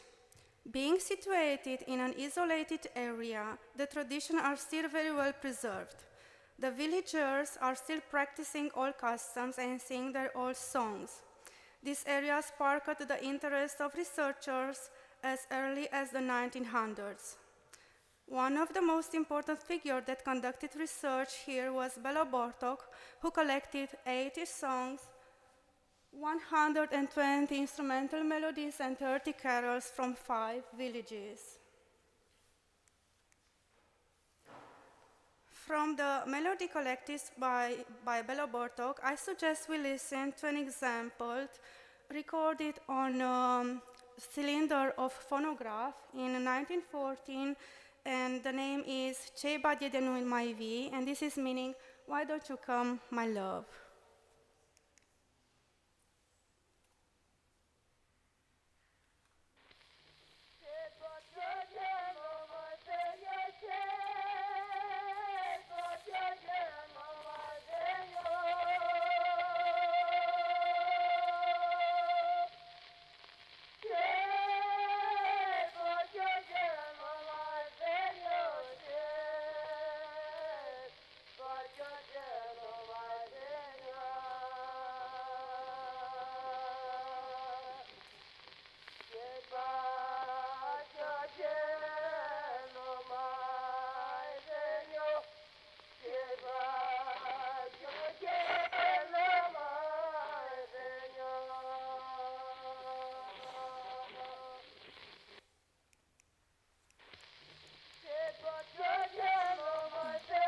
Can you please help me to the next slide? Thank you. Regarding the instrumental repertoire collected by Bela Bartok in this area, the specific instrument seems to be the bagpipe. Traditionally, it was made locally by the bagpipe players or craftsmen. In our days, this knowledge and practice is lost, but I will invite you to see a documentary video recorded 20 years ago in a village from the land of the forester. Can you please play? Thank you.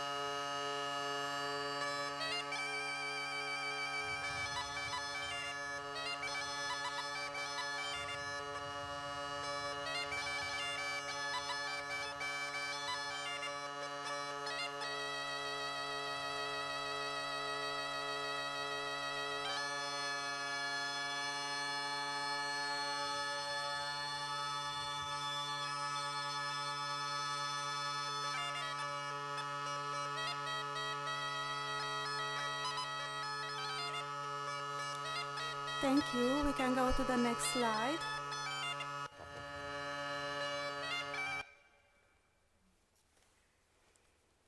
In June-August 2017, together with Professor Jan Boksha and with a local musician called Bogdan Toma, we conducted an exhaustive research in the area in order to document the current situation in the field more than 100 years after the first research.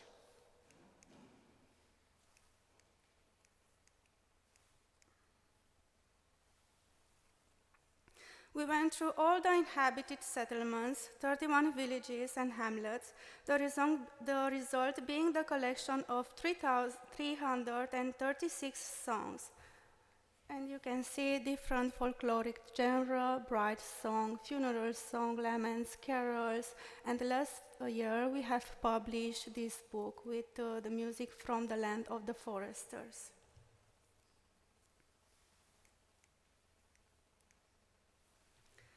People were waiting for us either at their homes, usually several family members and neighbors gathered together, or at the local cultural center. We were prepared.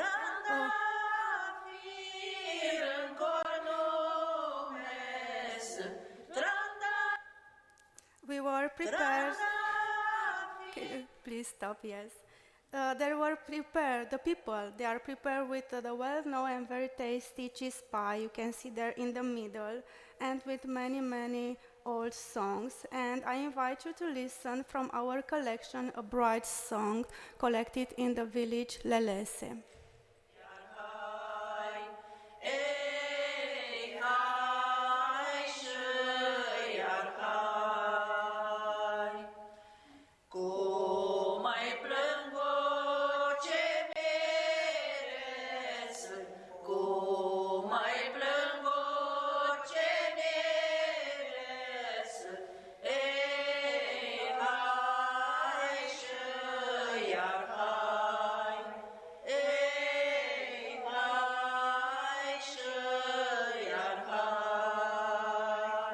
Thank you. We can move to the next slide.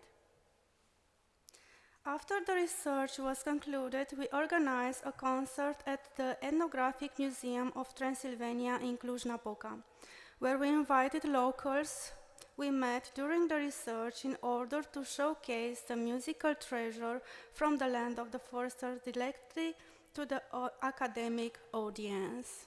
And let's see a short video. 3 women from the village Cherishor.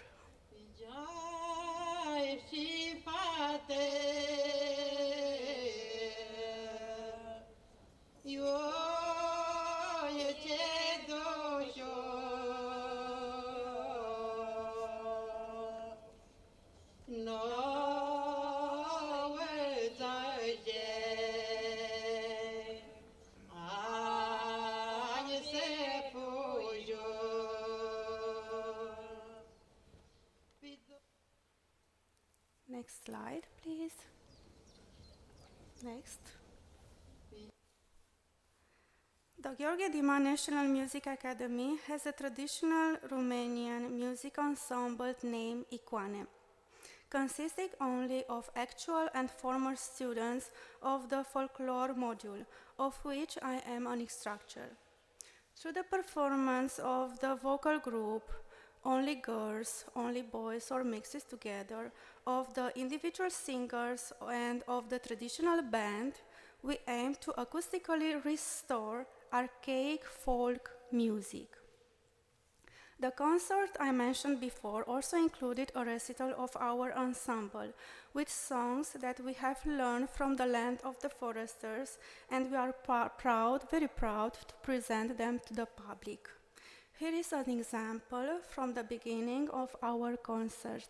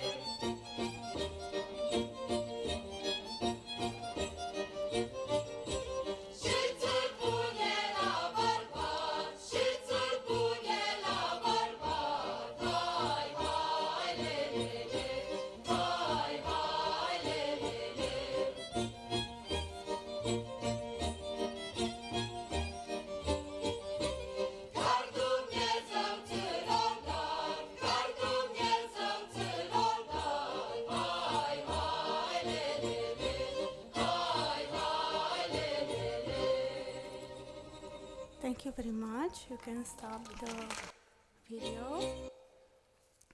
And thank you all very much for the opportunity to tell you about these great people and great music we encountered in the land of the foresters, Hunedoara. Grazie a tutti.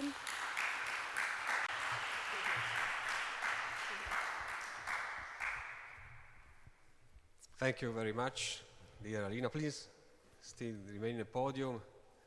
Patricia. Yes, I just wanted to say that there's an important dialogue around loss of language. We got a feedback here. And that loss of language seems to be interrelated to the music.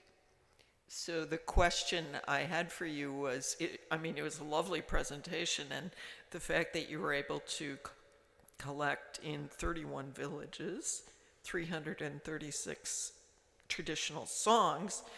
The question, yeah, in 2017, after years of no data collection, right? Yes. So the question is, what do you think the future vectors for traditional music? Was this process helpful to the people of the villages valuing the music?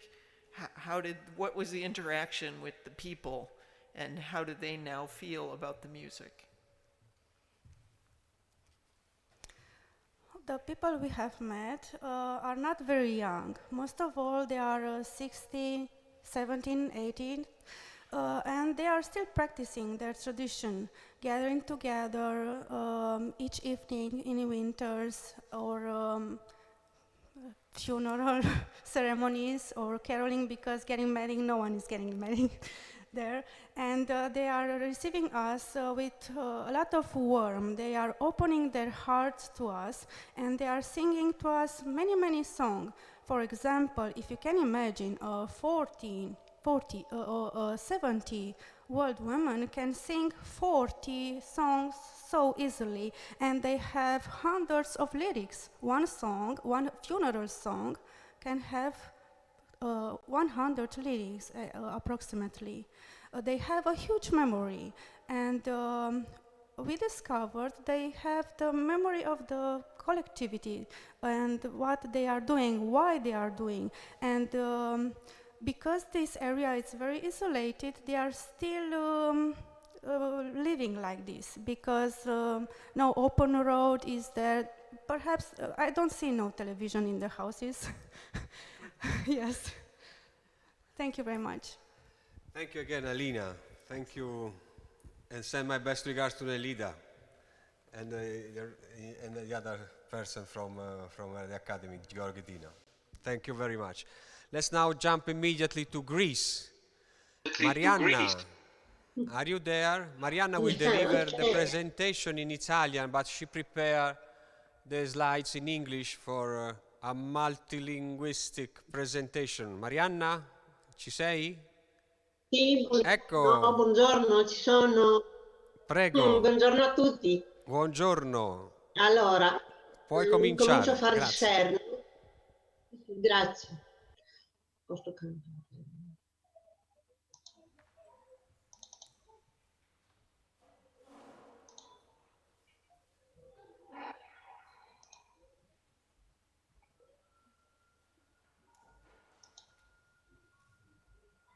Va bene? Non so, va bene? No, non vediamo la tua presentazione ancora. Non so perché. Ho fatto share. No, vediamo ancora tu, ma non la presentazione.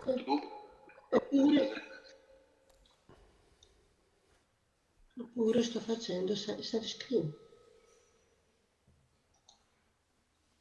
Sì, devi condividere lo schermo. Non so cosa. E poi scegliere il file aperto della tua presentazione.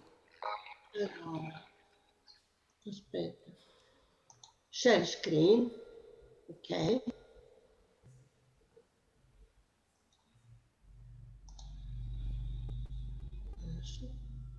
Non so perché.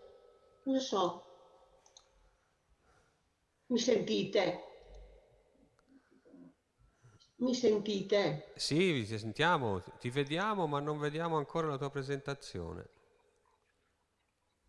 Non lo so perché, eppure l'ho aperta. Che capisci? Scusate un attimo. Sto Magari cercando di farlo. andiamo noi avanti con le altre presentazioni e poi ritorniamo da te, così vediamo se riesci. Okay. Va bene, grazie. So, Aspetta. I am calling now, I think, Madam Sharka Zadratkova from TIC Brno, Czech Republic, and she will deliver a presentation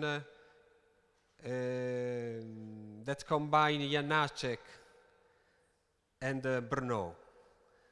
So, dear Madam Sharka, the floor is yours. You can go. Please. Thank you. Thank you. Hello. Does everything work? Can you hear me? Can you see Yes, me? I see you. Great. So you Great. can Thank you. share the screen and start your Okay. presentation. Thank you.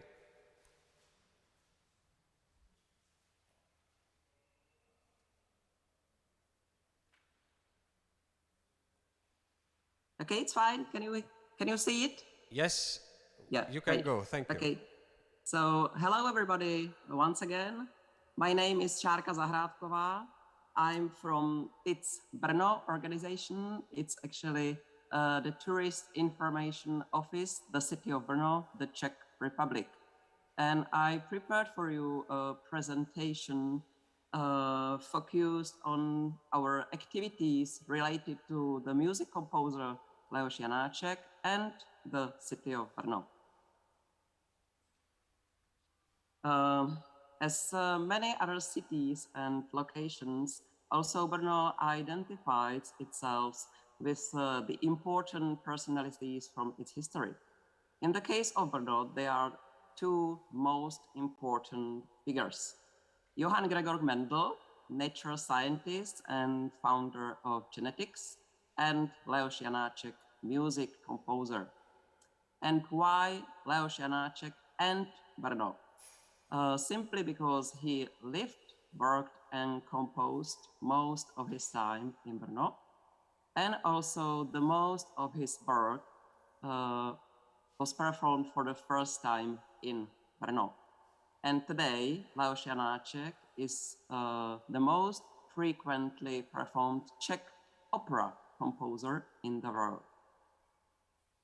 And funny enough, and only by chance, of course, these two figures lived for a certain time in the same place, in the Augustine monastery in Old Brno.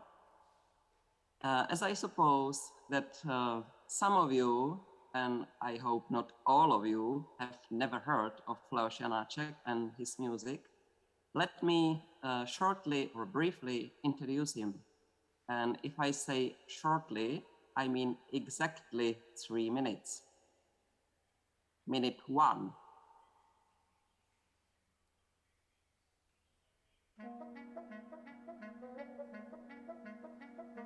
Can you hear the music?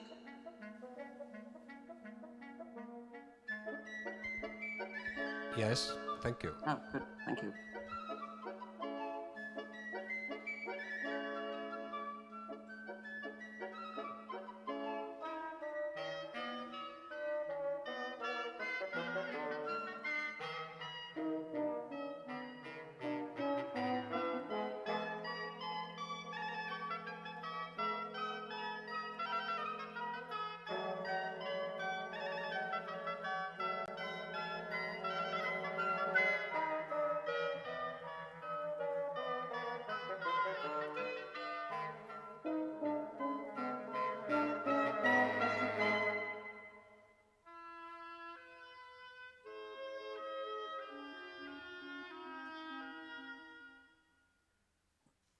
Okay, minute 2.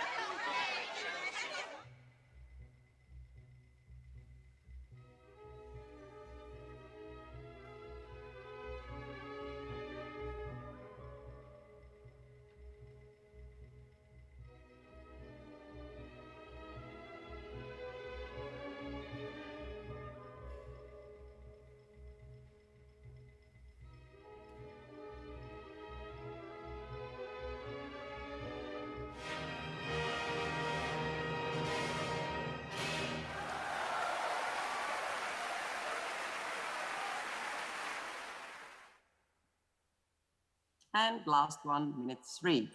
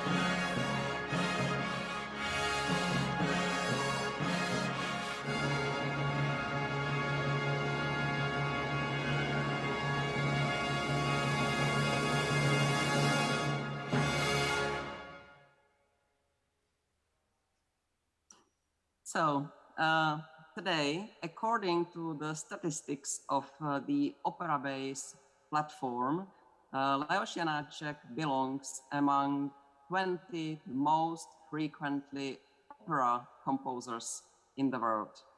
And I emphasize opera composers, not classical composers in general.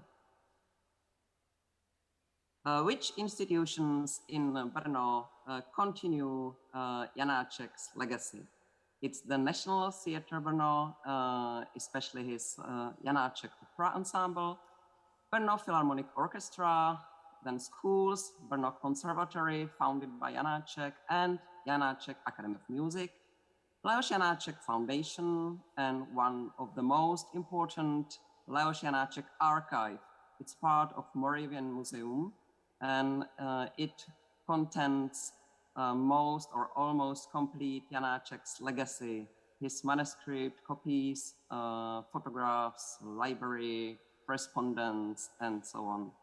And Janáček Memorial House, it's a little house where Janáček lived about 20 years of his life. And thanks to Janáček, but of course not only thanks to him, we have 2 UNESCO titles related to music in Brno. Leos Janáček Archive is part of the UNESCO Memory of the World International Register. And Brno, as a city of music, is a member of the UNESCO Creative Cities Network. The most important event presenting Janáček's music live is Janáček Brno International Opera and Music Festival. And if I say international, I do mean it, because not only individual musicians, singers, and conductors come to Brno for the festival, but also the complete opera ensembles. The festival takes place every 2 years, and actually it's running just in these days. So we have tonight brilliant production of the Welsh National Opera. And I should say that in 2018, Janáček Brno Festival was awarded as Best Festival of the Year within International Opera Awards.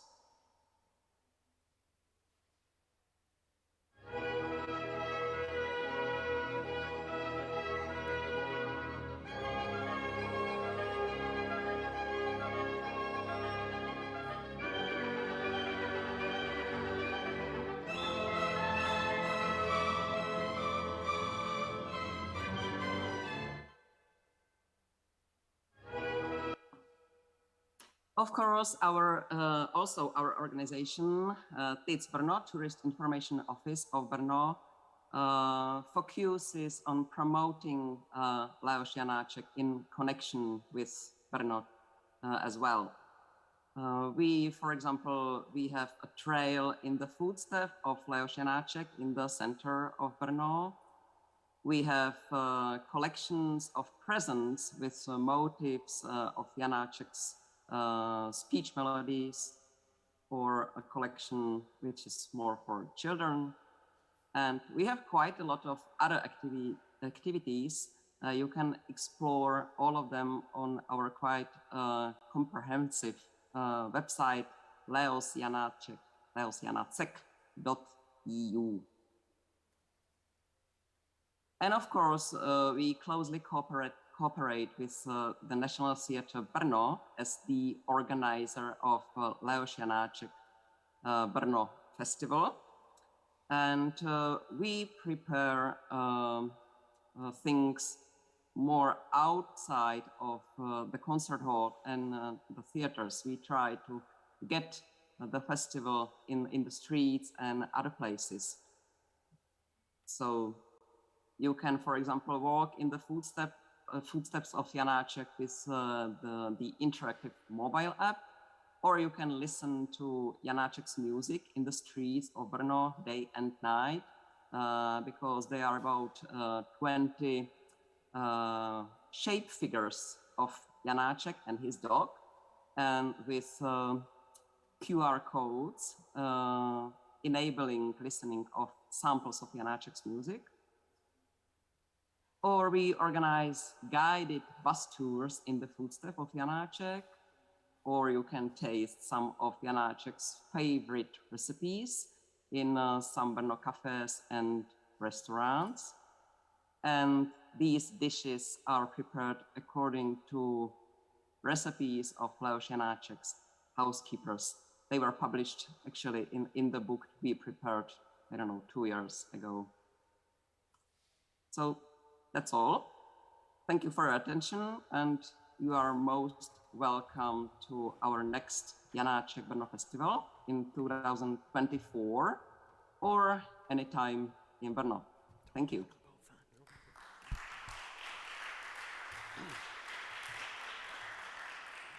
Thank you very much, Madam Sharka. Patricia. Yes, I just wanted to say it was really interesting to hear how you have moved forward with the Janáček legacy. You are protecting him through documentation. You're promoting him in two major ways, through the archive and through the festivals, and then I think especially moving out of the concert hall to interactive mobile app, and then linking to cuisine as well. So you said just a few words that piqued my interest. His Ministry for Peace.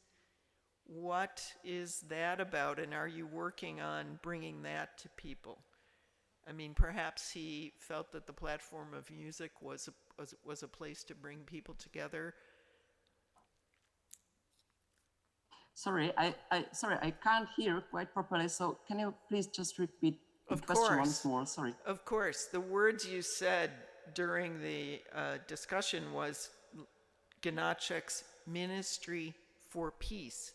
And part of the Fondation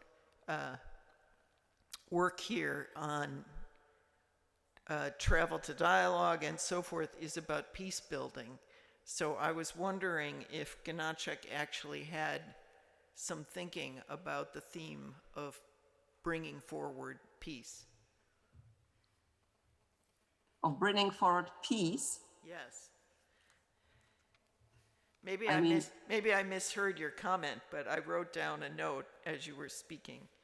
I loved your videos, by the way. They were very, very adorable. Sorry, the music of Janáček has been known all over the world, so many people from different countries and culture love Janáček symphony, and so probably this music is an international vehicle for promoting dialogue and peace. For probably this is the most important aspect to highlight. Okay. Thank you very much, Madam Sharka. Yeah, okay, sorry for your confusion. Thank you very much. Thank you. And anyway, just once more, I would like to invite you to explore our website, because here we have not that much space, to introduce everything. But all other activities you can find at the website leosjanacek.eu. And there are also our video animations and some games for children and so on. So, and thank you for your attention. Thank you very much. And remaining in Czech Republic, now we are jumping in Bohemia. And I invite Mr. David Pastva to present Crystal Valley. Mr. Pastva, are you? Yeah, hello. Hello, so good to meet you again. So the floor is yours for the last presentation. You can start and share the screen. Okay, many thanks. And greetings from Crystal Valley. I just share my screen here.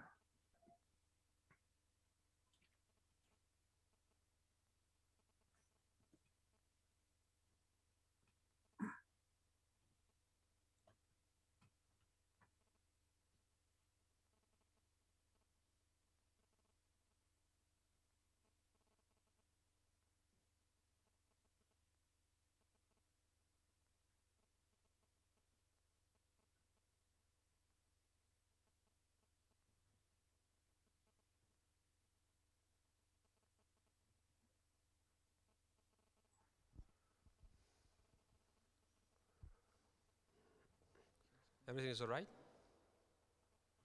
I hope so. Pardon.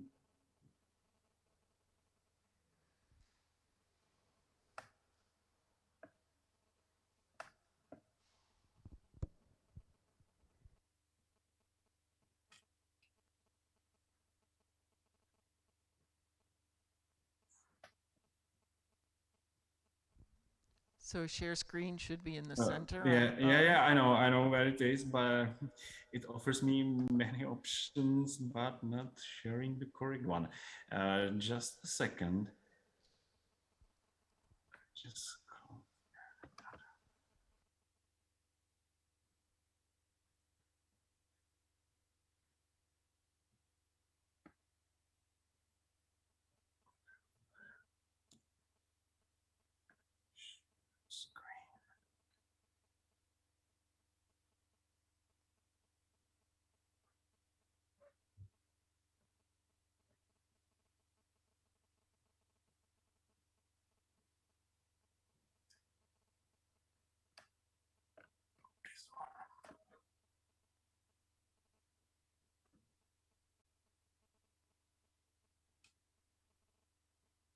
Okay, we see your presentation. So okay. So pardon for my the, delay. Use the presentation layout. So please go on. I think so. Okay. Crystal Valley, I just want to speak or introduce a region in the northern part of Bohemia, which is famous, let's say, for glass production.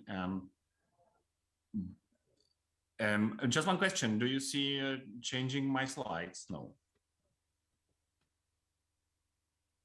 No, you have to use the arrow, probably. Hi, we don't see your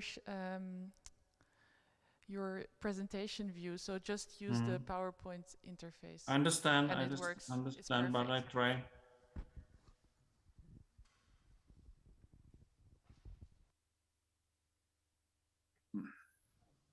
Is there a video?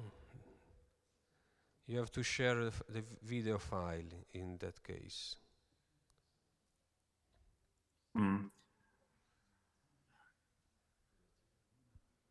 I don't understand why it doesn't share my screen. So maybe I do my best. Just progress to frame 4 and start speaking to it. Click through on the left column.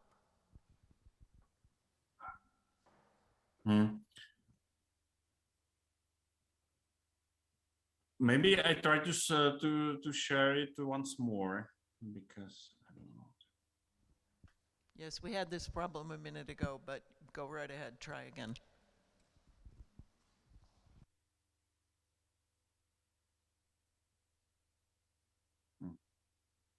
I don't know.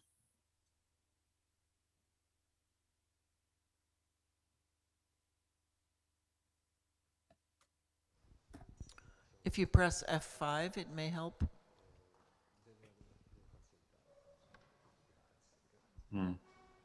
I'm so sorry. I don't think the sharing is running well.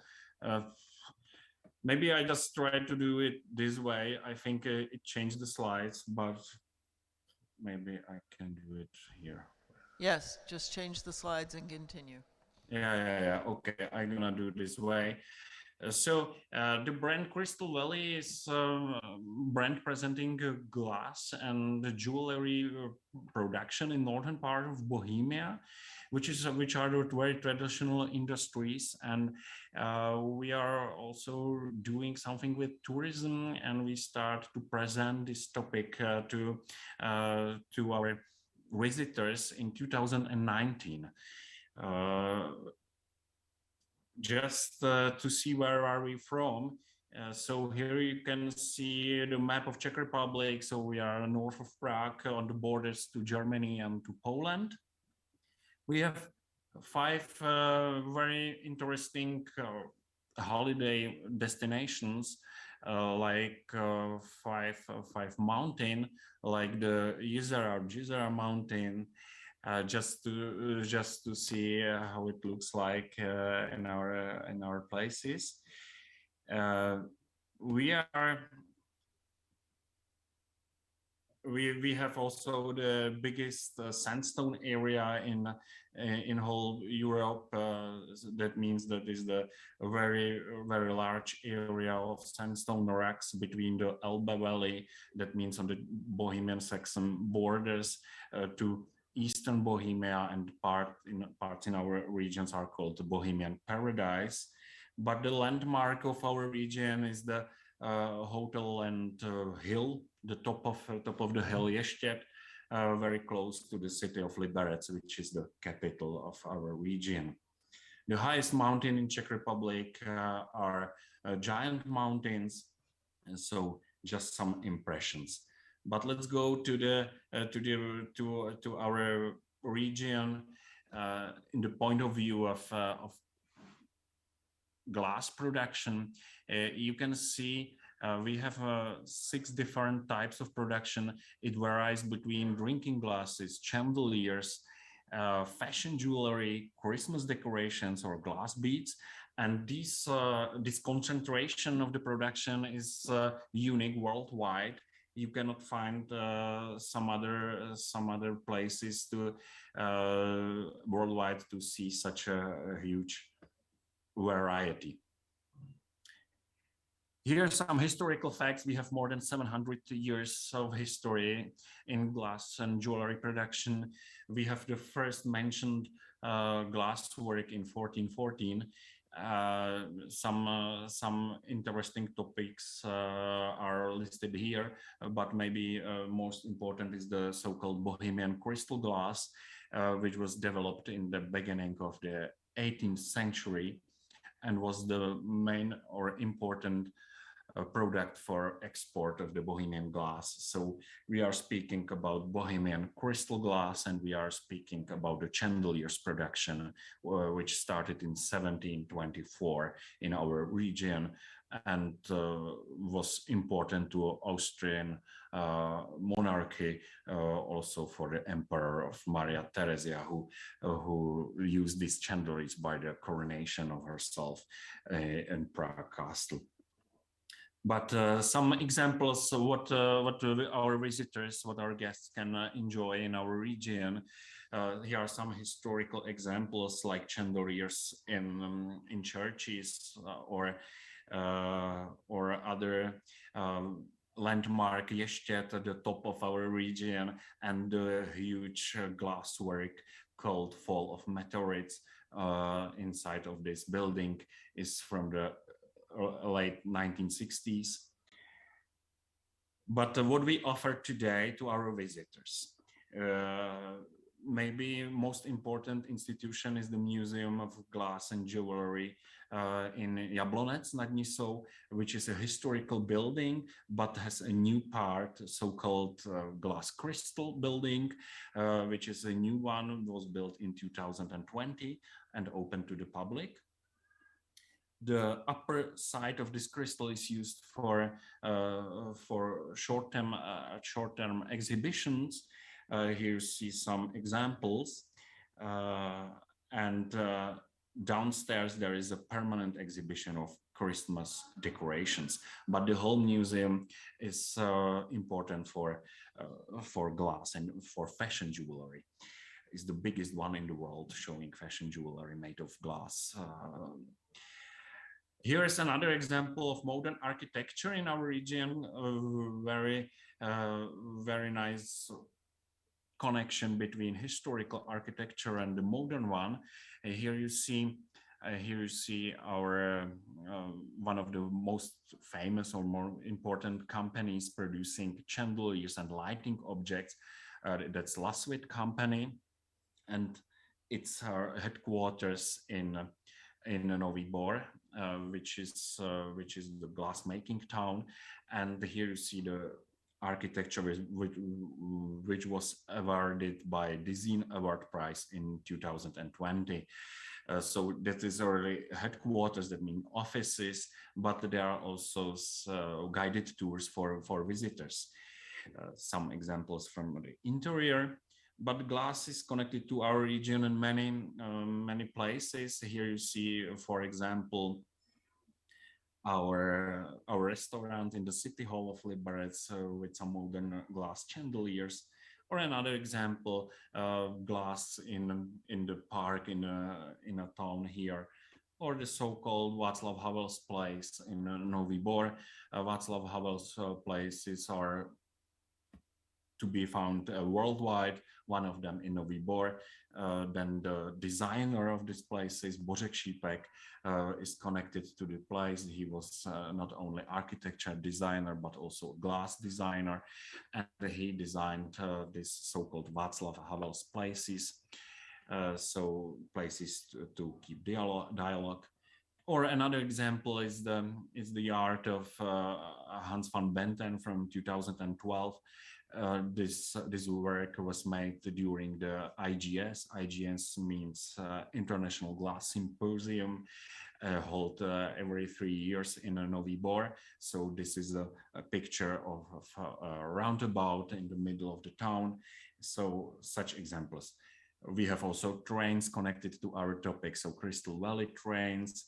We have the production.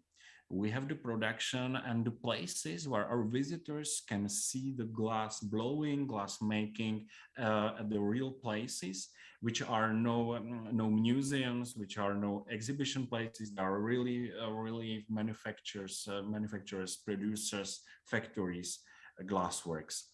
So just few words showing this production, what our visitors really can enjoy and experience. The typical places like this picture from giant mountains from the glassworks Novosad, which works since 1712. Another good example is from a very small village. Here is a glasswork with a restaurant and a place where our visitors can also try to blow their own glasses or vases. So here you see a lady from South Korea who tried to make her own vase, which is quite typical experience for our visitors. Few numbers. In the whole region, we have more than 2,500 companies which are making glass chandeliers, Christmas decorations, fashion jewelry. But we have 70 enterprises which are ready to welcome their visitors and to show the work. So these are some numbers. So 70 enterprises, and most of them are open to the public on an everyday basis. Some of them you have to call them before because they are very small and they are normally not open for public, and some of them open only during some special events. Our position is to try to be famous because of glass, as it is by examples like Scotland and whiskey. So we want to be like Liberec and Crystal Valley. We have some examples about the media who already discovered us and try to show it to the public. This year, 2022, is the International Year of Glass. We started a very new event for our place. This picture is from Liberec in front of the historical town hall. There is the beginning of our so-called Crystal Valley Week, which was the first year of this festival. We made it during at the end of August 2022. And here are just some impressions from this festival, which should be the new event for the region, and which could be also an event for international guests. Here you see, for example, men playing on a glass instrument. Another example, a lady who plays a so-called Bohemian crystal instrument. Here you see some impressions from our Pecha Kucha night dedicated to the topic of glass. We had many exhibitions in the city of Liberec. Many presentations for publics. Some interesting meetings. We had also an open air exhibition of glass in the town hall, or very special fashion shows in a house dedicated to tramways, because in our city there is a tramway line, and in this tramway depot we made two evenings connected to fashion and to glass. So here are some impressions. So please, going to conclude.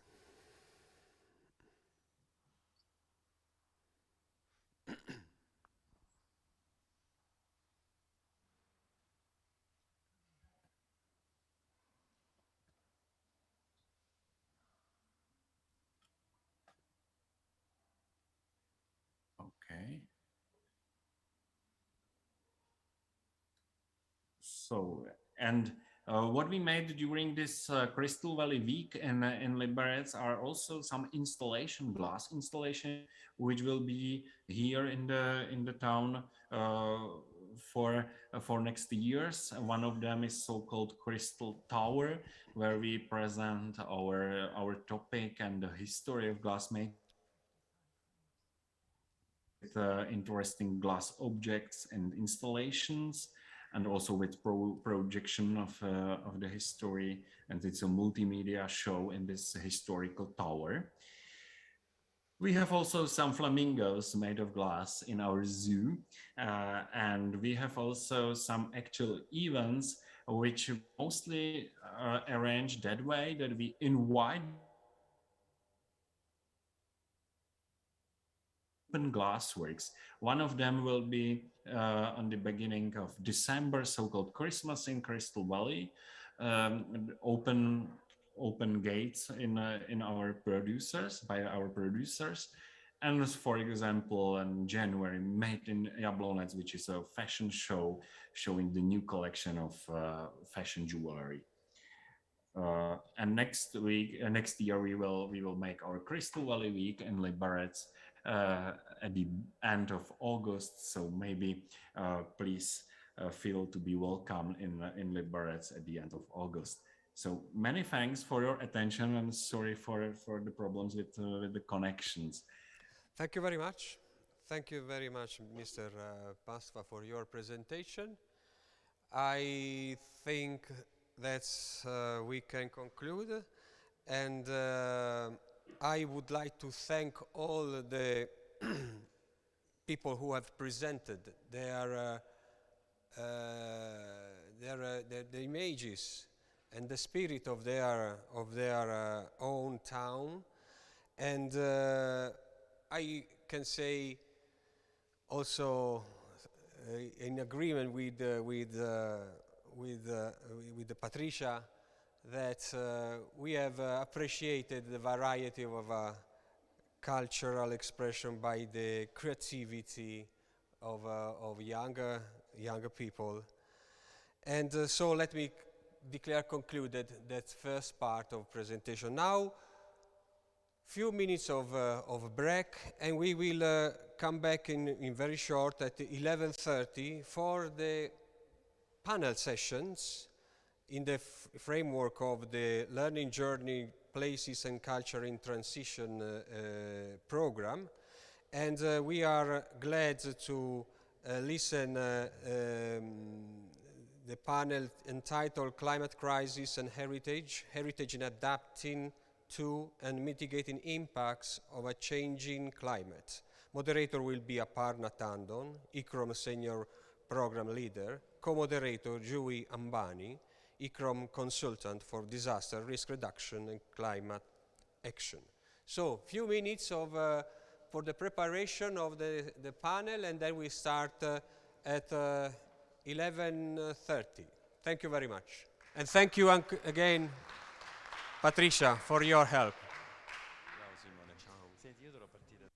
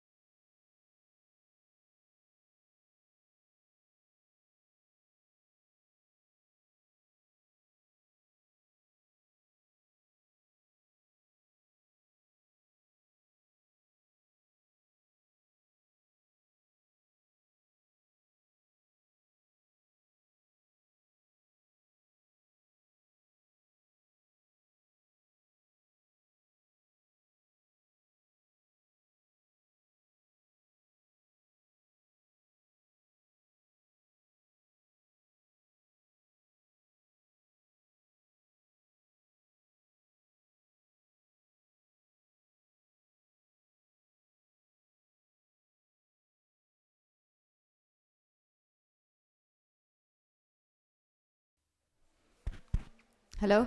Yes. Can we please request everyone in the back row to come closer? Everyone in person. We would like for this session to be interactive. We want to involve you. We want to make sure that if you have any questions, you can feel free to jump in really anytime. It's a conversation that we would love to involve everyone that's here. So we would appreciate if everyone is close.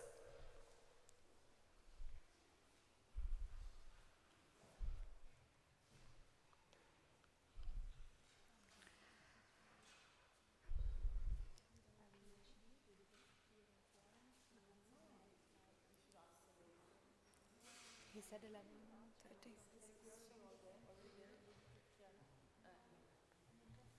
आपको क्या बोला?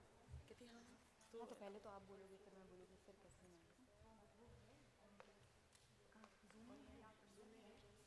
आपको बोला नहीं उसने क्या बोला?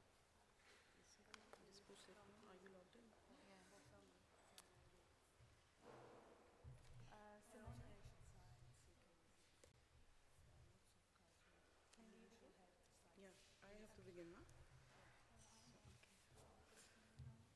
Shall we begin? Shall we begin?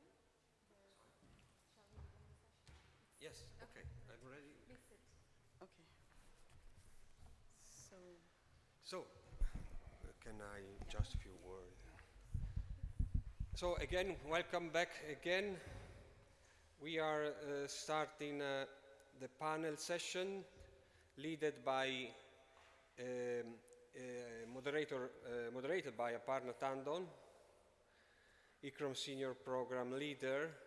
The title is Climate Crisis and Heritage, Heritage in Adapting to and Mitigating Impacts of a Changing Climate. Co-moderator is Jui Ambani, ICROM Consultant for Disaster Risk Reduction and Climate Action. So I would like to invite Aparna to open this panel session, and of course, before thanking again for the contribution to the program with these interesting subjects. Thank you very much, Aparna. The floor is yours.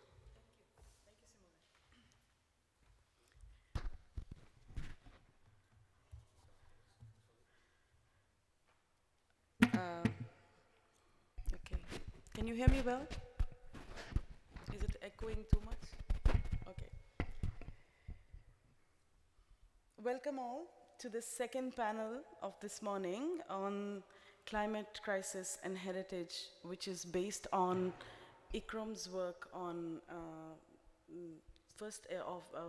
which is based on the work of ICROM's program on first aid and resilience for cultural heritage in times of crisis, a flagship program of ICROM which aims to protect cultural heritage from conflicts, disasters, and the climate change, which is now become the most defining crisis of our age.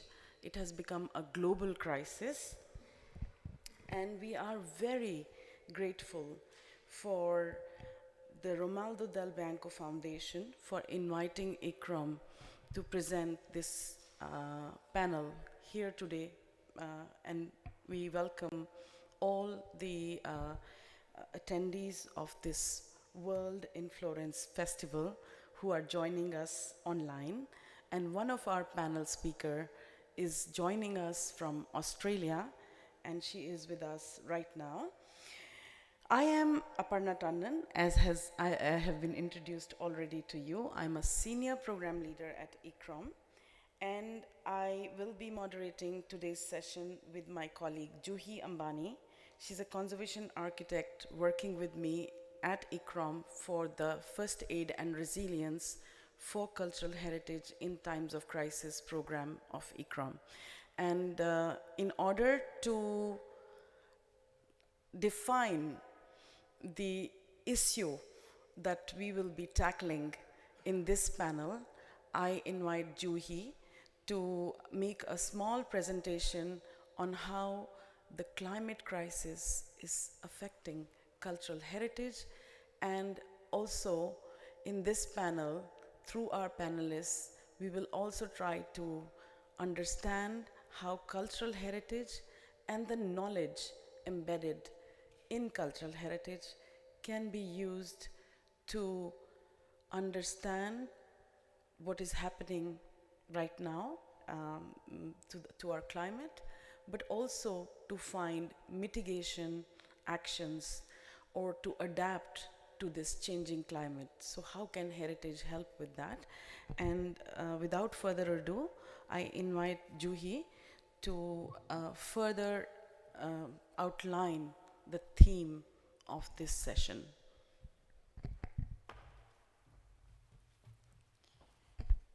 Thank you very much. I would like to highlight that co-moderating this session with my mentor is also a personal aspect, because I am not standing here as someone who wanted to speak about this panel, but it's also as an emerging professional who is truly worried about what is coming for our generation as heritage professionals and what can we do. I'm here to learn and to discuss and to talk with all of you to understand what is it that we can do to safeguard our heritage for future generations. But climate change was always there. What has changed, really? What is it that has made this topic such an important topic to talk about? Because now it is an existential threat that has widespread all across. There is nobody in this room that is not affected or impacted by climate change. And it is intensifying much faster than we can comprehend. For every 1 degree rise in the temperature, the cost for disaster response will triple. Triple in cost, triple in the loss of lives, triple in the loss of heritage that we will all experience. Is the cultural heritage sector ready?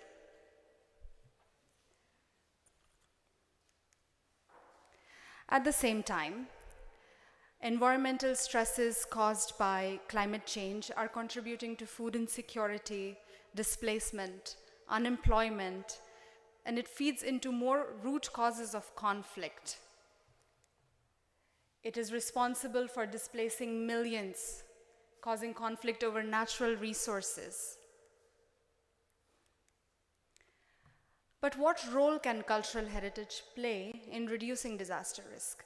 Today we have a narrative that climate change is impacting cultural heritage. But what we have learned is that cultural heritage can also play a role in mitigating climate change impacts, because it has shaped our perceptions of climate change. We are adaptive beings. We have learned through our lived experiences how to adapt to climate change. That traditional knowledge is there among your grandparents, among the ancestral traditional knowledge, among indigenous people of the first world, first culture. And that is what we have to tap into, because cultural climate change is intertwined not with social, cultural, and economic, environmental underpinnings. There are crop failures, prolonged droughts, cyclic floods, storms, wildfires. The list can go on. Sea level rise. We all remember the iconic speech by the cultural minister of Tuvalu in COP26, where he stood where his land used to exist 20 years ago. In 50 years, all these cities will disappear. Alexandria, Venice, iconic cities, but also small island states such as Tuvalu and Kiribati, which will disappear due to climate change impacts. What can we do as heritage professionals, tapping into traditional knowledge and indigenous knowledge to protect our at-risk heritage? And how can heritage help tackle the climate crisis? To find this out, we have gathered 3 case studies from Italy, Australia, and Turkey. They will all share their experiences through how using cross-disciplinary action and collaboration, conducting comprehensive risk management, they have been able to come together and use heritage as well as a strong component in tackling climate crisis. Just quickly before we move on, I would like to show you some imagery. The image you see on the screen right now are glaciers in Pakistan in 3 layers. In a span of 50 years, we have lost the glaciers for over 30%, 40% of these. What has this contributed to?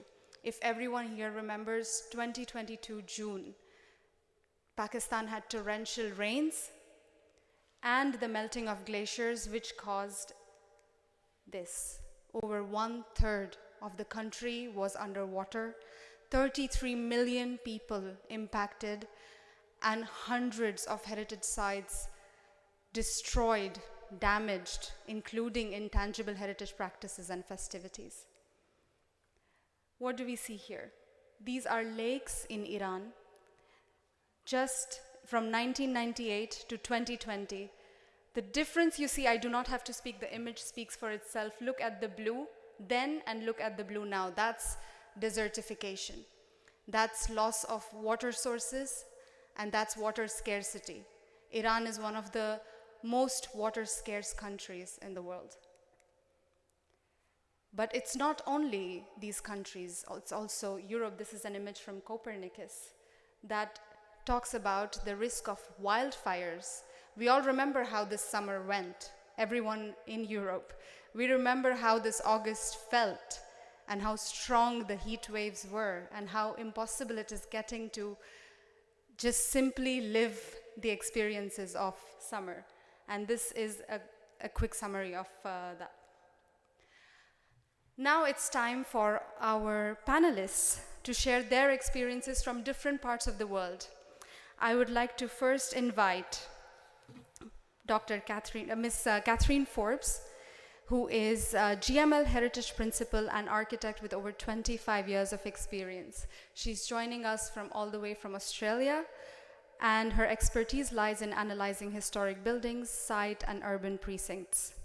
She's going to share with us her experience of mitigating climate risks. Ms. Forbes, are you with us? Yeah. Could we change to the Zoom, please?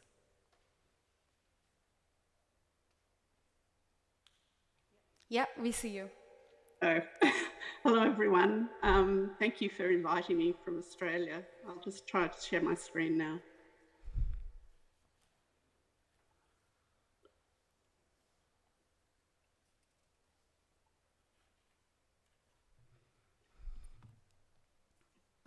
Can you see that? Yes. There you go. Perfect. Thank you. Okay. So mitigating the risks of climate or the effects of climate change for the heritage of the rocks in Sydney. The rocks is the first site of European occupation in Australia and a place of national significance. So this is where we are, on the totally opposite end of the world to where you are at the moment. We're on the east coast of Australia, next to the Pacific Ocean and between the ocean and the Blue Mountains. The Rocks is located on the southern shore of Sydney Harbour, between the Sydney Opera House, the Sydney Harbour Bridge and the Central Business District, Sydney. So in 2021, GML was asked by the government to help in developing a disaster risk management strategy for the heritage of the rocks. We followed a fairly standard process of understanding the place and its context, understanding the emergency management framework that already exists and that we need to work within, identifying the threats and assessing the risks that those threats pose to heritage, developing strategies to avoid, mitigate and manage the risks, and then developing a 10-year action plan for the implementation of that strategy. And that would include a revision of the strategy on a 5-yearly basis for the precinct as a whole, but for each of the individual sites within the precinct, and those sites number nearly 200. every 10 years. So a little bit of background. This is the physical context of the rocks. It is a fairly steep site. It is built on sandstone, and it is built, the buildings have been cut into and built onto and built out of the sandstone that underlines the precinct.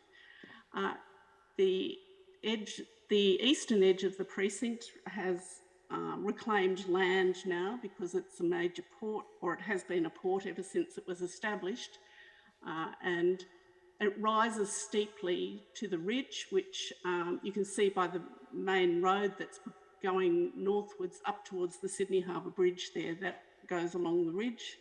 And the rock sits between the harbour and the ridge, and it's got north-south streets that follow the contours of the land, and these are connected by lots of narrow laneways and stairs. There are virtually no roads that traverse the site east to west because of the steepness of the site.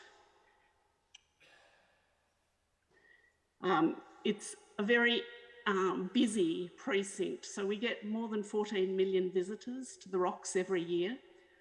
It is where the cruise ships come in and out daily throughout the cruise season, and the ships dock alongside the rocks. It's a place where we have our major festivals in Sydney.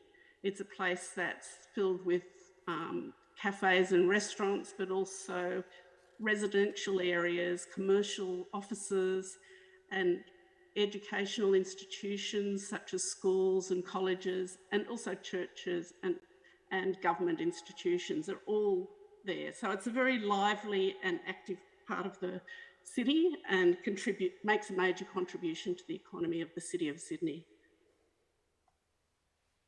The heritage of the rocks, as I said, this is a nationally significant site in Australia, and the heritage comprises not only buildings, but archaeological sites, cultural landscapes. There's museums and galleries within the rocks.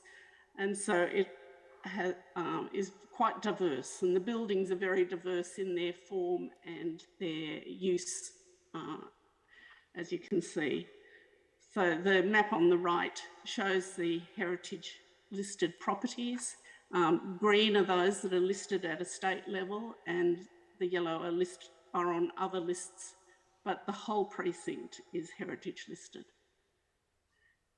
Most of the precinct is owned by the state government, primarily the Place Management New South Wales, but also there are substantial portions operated by the Port Authority, impacted by Transport for New South Wales, which runs all the transport infrastructure for Sydney, and this is a major transport hub, but there are also some private property owners. So Place Management own the property and oversee the heritage protection of the property, but they employ a company called CBRE to manage the leasing of the individual properties and the maintenance of each of the individual properties within the precinct.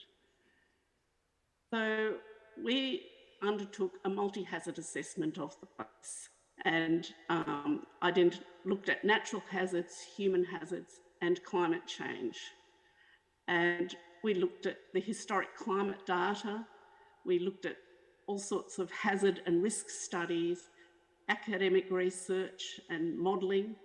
We interviewed key stakeholders within the precinct, which is property managers, the rangers that look after the precinct 24 hours a day, the tenants of the properties. We also interviewed all the emergency management services, and we looked at the physical evidence. So we identified what the high probability threats were to the rocks. And extreme weather is the most common, but this is very closely followed by heat waves and drought, insect attacks, and sea level rise, which is current and ongoing, but also things like building fires, motor vehicle collisions, infrastructure failures, and of course, pandemic. High impact disasters or threats are earthquakes, tsunami, pandemic, and the cruise ships pose a very high impact threat to the precinct. But then we also looked at the risk multipliers, and climate change is definitely a risk multiplier, along with tides and poor building condition and the presence of hazardous materials. Climate change increases the threat to the heritage of the rocks, and the predictions for Sydney, which were our state government and our Bureau of Meteorology and CSIRO do a State of the Climate report every 2 years. And so the current report says that the temperatures are increasing. We're having more heat waves, which we've been steadily experiencing, and as you've been experiencing. Rainfall's decreasing, but increasing in autumn. But we're having much more intense and more frequent extreme weather events. We're having more drought, major bushfire risk and longer fire seasons and sea level rise. And in Australia, at the southeast coast of Australia, is higher than the global average and is accelerating. So climate change as a risk multiplier is certainly affecting a lot of our high probability threats. So that's extreme weather, heat waves, drought, insect attacks, sea level rise, but it's also indirectly affecting things like infrastructure failures, that's stormwater and sewerage and electrical supply. And it also is contributing to the poor condition of the buildings. So these are some of the things that we've been looking at, which is obviously torrential rain. We've had a lot of lightning strikes. We've had major hailstorms. The 1999 hailstorm is the most expensive disaster we've had in Australia until the very recent fires and floods. But you can see there's a photo on this in the bottom left corner, 2009 dust storm. This is the result of drought inland and the wind lifting up the soil from the drought-affected land and dropping it on Sydney. And on the bottom right, the photo is of the bushfire smoke from the 2019-2020 fires. And this smoke enveloped the city for weeks, and the air is quite unbreathable. This is at the same time that you have extreme temperatures. So we had a couple of weeks in the 40 degrees, and people cannot go outside, they can't breathe the air, and so this actually affects how you use places. So I was just going to look at a couple of examples of what we've been looking at. So on the left, you can see the original shoreline and the creek that underlies the city, the Tank Stream, which was the original water supply for the city. And that is now all piped underground, and the city's been built over it. But you can see with the flood modelling that the extreme hazard from stormwater overland flow, water filling the streets, it follows the same path as the historic water flows. And so some of the streets have very fast water flows over the streets during storm events. And then on the right, you can see that there's quite a lot of pooling of water in the areas where the land has been reclaimed. And this affects areas in the rocks. So the steep streets in the rocks have fast flowing water and the low-lying areas get flooded. So how does this affect the heritage? Well, the fast flowing water is scouring the buildings, and there you have decay of the stone at the base of the buildings. We have the stormwater, the gutters and downpipes are not big enough to take the increased amount of water, and that's being discharged directly onto the street and into the buildings. And then in low-lying areas, so cellars and other lower courtyard areas, they're also flooding, and the stormwater drainage has been blocked. This little cottage, Cadman's Cottage, is the oldest building in the rocks, and it is in the lowest lying area of the rocks. It was built originally on the shoreline. There was a little beach in front of it, and it was on the rock, and all the land in front of it has been reclaimed for the port, and now it sits in in an enclosed area, and it's like a lake when it rains. So the building is extremely wet, mouldy, and totally unoccupiable. One of the other issues with the storms and the waterlogged soils is, of course, the trees that we have. They're much more vulnerable when you have a storm event and it's been raining for a long time and the trees just blow over. And that disturbs everything around them, whether it's the archaeology or the buildings they fall on. But it also causes damage to the cultural landscape. Sea level rise is predicted to rise about 2 metres by 2100, and that will affect all the foreshore areas and all the buildings in those areas, as you can see from the map here. And how's that impacting the rocks? Well, it's already impacting the rocks. We have inundation that occurs because the water is already over the seawall. You can see in this image that the stone seawall from the 19th century is already being topped, and we've had to build up new seawall behind and above and build up the promenade behind. And the building there, the old warehouses, which are some of the heritage buildings in the rocks, we've had to replace the stone because more than once in 40 years because of the decay caused by the salt damage. So the water comes up the drainage pipes and all around this building and into it. And so the floors have also been raised within this building. The other thing is the erosion that occurs behind the seawall as the water goes over the seawall, and that affects archaeological sites behind there, and it destabilises the wall. So during the off-season for cruising, the Port Authority checks all the seawall and has to put in shoring to protect it.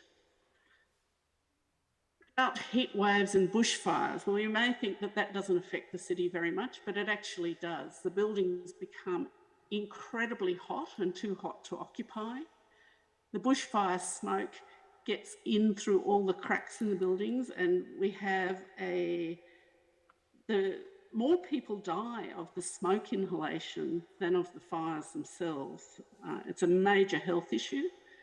And also the dust that we saw in the other image, the dust storms and the smoke and the ash clog up all the ventilation, and air conditioning system. This affects it affects the habitability of the buildings, but it also affects all your collections that are stored or displayed in the museums and galleries, and affects interiors as well. So what are we doing? Managing risk isn't from the effects of climate change is not the responsibility of one agency or one property owner. It has to be looked at collaboratively and cooperatively with all stakeholders. So that could be property owners and tenants. It includes the emergency services, all the government agencies that are involved in the management of the precinct, and business owners and tourism operators all have to be involved in that. So what we worked out was a plan that looked at what could be dealt with at building or site level, what needs to be dealt with at a precinct level, and what needs to be dealt with at a much higher level, so through government policy and legislation. So at a site level, you can increase gutters and downpipes to take the extra rain. You can strengthen your parapets against the high winds and make sure you've got lightning protection. You can improve the comfort within buildings by ensuring that the roof spaces are insulated and that you seal around the frames of your doors and windows against dust and smoke to make it a more habitable place to be. At a precinct level, we've really got to deal with the stormwater drainage because the stormwater drainage is so severely affected by the rising sea level and the tides. And those infrastructure failures have to be dealt with at that precinct level. But at government level and state level, we really need to deal with the policy and legislation to ensure that buildings are upgraded adequately and that the issues are addressed. Catherine, I'm so sorry. Oh, great. Thank you. Yes.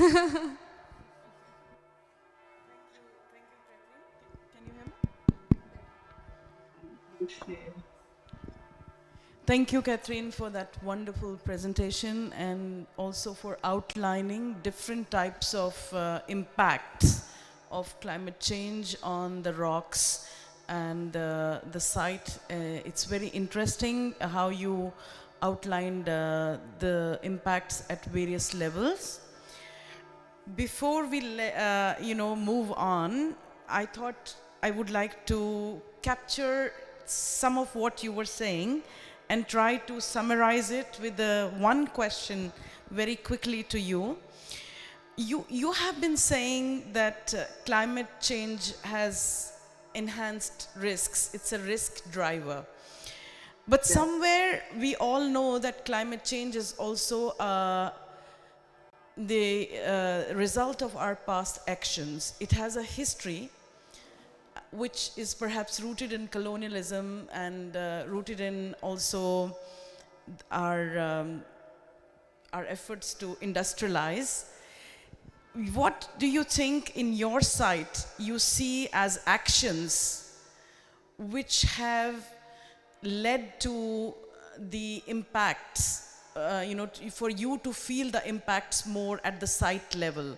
What actions do you see, the human actions, that you won't do now, with this understanding that you have today? Yeah, I think one of the things, well, this is in a dense city setting, so the development covers all the ground surfaces and you end up with a very hot environment because the buildings and the surfaces absorb all the heat, and heat is obviously something that we need to deal with, and the buildings need to be used in a way that provides greater comfort within them. Also, sealing all the surfaces means that all this water from the storms is running off very fast rather than being absorbed into the ground surfaces. So one of the things that has been happening in the rocks is, as you can see, there's quite a few trees. It's not a totally hard surfaced area. I think that's been really important. I think understanding how to use the buildings, how the buildings were designed originally, because obviously air conditioning's only come in since the Second World War, really. But there are systems that were used previously, like awnings, shades over windows, and that could be reintroduced and aren't there at the moment. But we still have to deal with the effects of climate change, like the dust and the smoke and things like that, which means that we do need to seal our buildings a bit better than we have in the past, because the old windows, the timbers have shrunk, and so everything moves and there's gaps that those things, that the dust and the ash can get in. But I think we tend to live in very fixed buildings. Our Aboriginal people who still have connections with the rocks, they look at climate change very differently. They've been adapting to it over tens of thousands of years, and they're less fixed in the way they settle a place or do things. So, and they actually put a very positive way of looking at climate change. So one of the things that we do in the rocks is there are educational activities that happen, including learning about Aboriginal use of the land and how they lived and occupied it sustainably. So I think we have a lot to learn, and there's a lot we can learn from looking back at how things were done in the past. Thank you. Thank you so much for that interesting answer and also for highlighting what we learned from the past, what we can learn from the past. So moving on, stay there with us. We have a very interesting presentation coming up from Turkey. And our next speaker is Dr. Özden Koskun Oner, who's from the city of Izmir. And she has started her career in private architecture offices as an architect. She holds a PhD and has been working in restoration, new building, street rehabilitation, urban design projects in the Izmir city metropolitan municipality.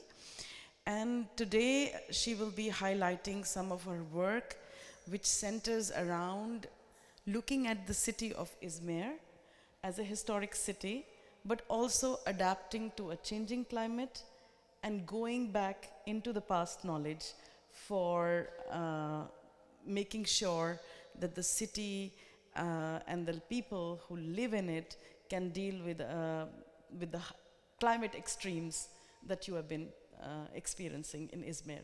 Over to you, Özden. Thank you very much.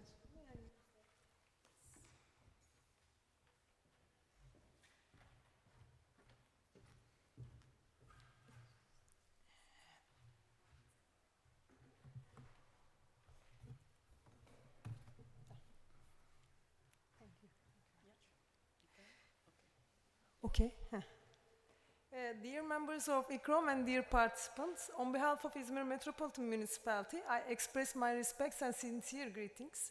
I would like to thank ICROM and Aparna and Fondazione Romualdo Del Bianco for this kind invitation and outstanding organization. I'm Özden Coşkun Öner, and I'm here to present you the guideline and implementations against climate change in historic city center of Izmir.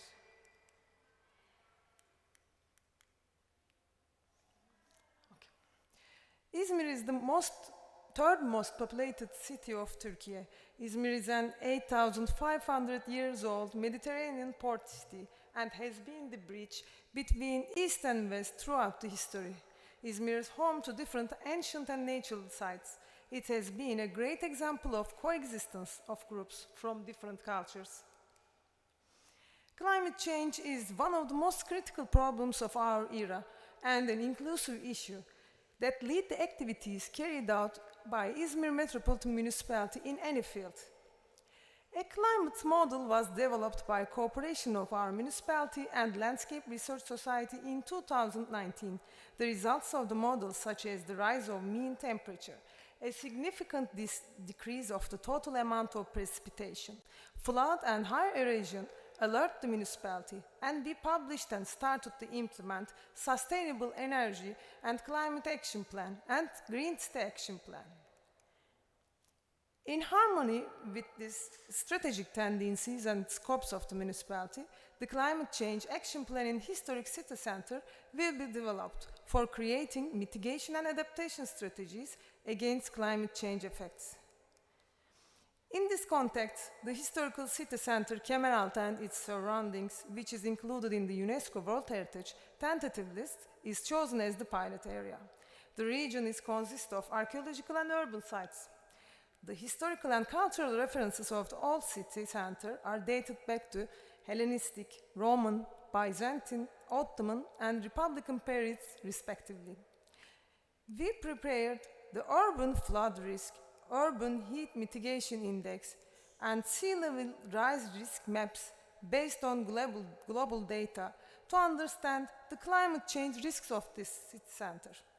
Then we determined the components of proposed climate change action plan in the historic city center. They are divided into three as evaluation of risks, generating action plans, and creating monitoring and feedback mechanisms. Action plans will be developed to reduce the effects of climate change in the historical city center. Some projects and practices have already been carried out by our municipality, supporting the proposed climate action plan. Renewal of the infrastructure of Kemeraltı Bazaar is one of them. The first phase is the interception channel implementation that surrounds the old Kemeraltı Bazaar. The second phase is the renewal of all infrastructure. Integrated sewer and stormwater lines, which cause sewage floods on heavy rainy days, will be separated. All communication, energy, stormwater, drinking water, sewage and lighting lines will be renewed. All street lightings will be renewed regarding Kemeraltı Lighting Master Plan. Besides, all payments will be renewed with granite stones unique to the region. Havre Street and 848 Street are the pilot implementations area of this renewal project. Kemeraltı Lighting Master Plan aims to integrate social, ecological, and economical aspects of planning into the process of creating a sustainable future for the city. The objectives of the project are reducing 50% of energy consumption, 50% of less carbon emission, reducing the maintenance cost, and creating a dialogue between groups from different cultures. The project took the first place at Lighting Urban Community International's Lucy Citizen Lighting Awards. Ahmet Ağa Mansion is the coordination center of all projects developed specific to the region. The initial aims of the restoration are to structurally re-erect the building, to protect the cultural heritage values, and provide a comfortable environment for office users of Izmir Metropolitan Municipality. The project also aims to increase energy efficiency by using energy-efficient VRV systems, adding insulation on the ceiling, the recreation of the basement, and increasing of ceiling of the building envelope. We organized workshops and meetings about the public-oriented projects to conduct a participatory design and implementation process. Furthermore, Ahmet Ağa Mansion restoration was chosen to publish in Historic Building Retrofit Atlas website. This database presents best practice examples of how historic buildings can be renovated to achieve high levels of energy efficiency while respecting and protecting its heritage significance. 848 Street Rehabilitation, as I mentioned before, one of the pilot implementation area of the renewal of infrastructure of Kemeraltı. Besides, the facades of the buildings on the 848 Street were rehabilitated. The rehabilitation enables to extend life cycle of existing buildings. We can see the before and after images of this rehabilitation. Cooling Kemeraltı project is one of the mitigation and adaptation projects against climate change. The project proposes creating an alternative green route to the existing main commercial route. Traditionally, the sunshades and tarpaulins are widely used throughout Kemeraltı Bazaar, which is hot and sunny in summer. Also, the streets and exterior walls of the buildings has been covered in ivy. This solution provides illumination of the street in winter due to the plants that shed their leaves in winter. Main objectives of the project are the reduction of both heat island effect and carbon emission, the transfer of historical knowledge from past to future, to ensure harmony between nature and cultural heritage. The pilot route is planned to start with an area which has already green landscape but not connected to each other. The Havre Street, which includes various kinds of shops, is the pilot implementation area. As explained before, it's also one of the two implementations area of the renewal of infrastructure of Kemeraltı Bazaar. So at first, the old infrastructure system was renewed. Then, a canopy made of flame-proof mesh fabric was installed through the street. Ivies were planted at 11 points to be wrapped on the canopy. Nowadays, we are developing this project with university cooperation to aid innovative technologies to these nature-based traditional systems. As a result, we would like to achieve energy efficiency, thermal comfort, and improve air quality, while reduction the carbon emission and improve biodiversity with our projects. Thank you for your attention.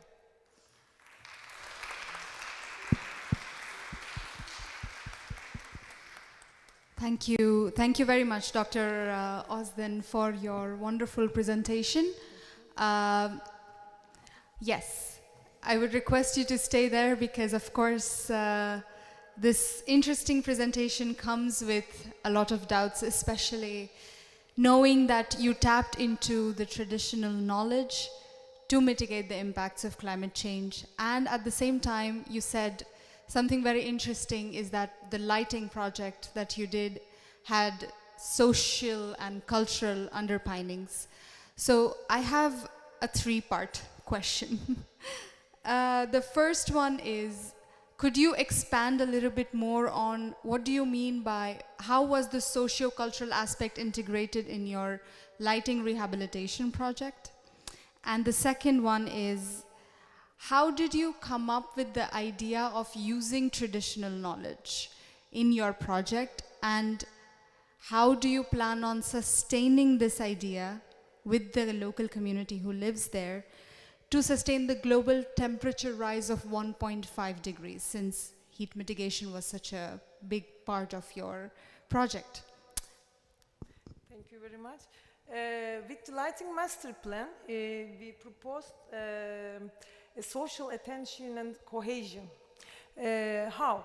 The Lighting Master Plan is designed to both the commercial area and the residential area of the historic city center.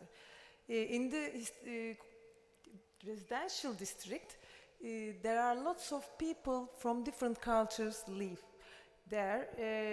For example, refugees from Syria, Africa. Also, people coming from Eastern Turkey, and also from Izmir. And they don't have common language, and they don't interact together. So, the owner of the project decided to design lighting as a social glue. And they designed some playgrounds for the children where women can come with children and play with the light at that playgrounds, and they can interact each other by using the light as a dialogue. So it gains the first prize in Thank you. the Thank award. you very much. When we come to your second,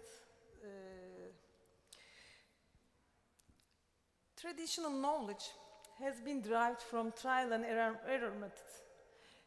And these solutions are harmony in nature and cultural throughout the history, before Industrial Revolution. And with the Industrial Revolution, unfortunately, the connection between nature, culture, and the built environment lost. So we live the consequences of this loss in our age as climate change. At that point of view, Izmir Metropolitan Municipality has a vision of circular culture, which promotes the harmony between nature, past, change, and each other.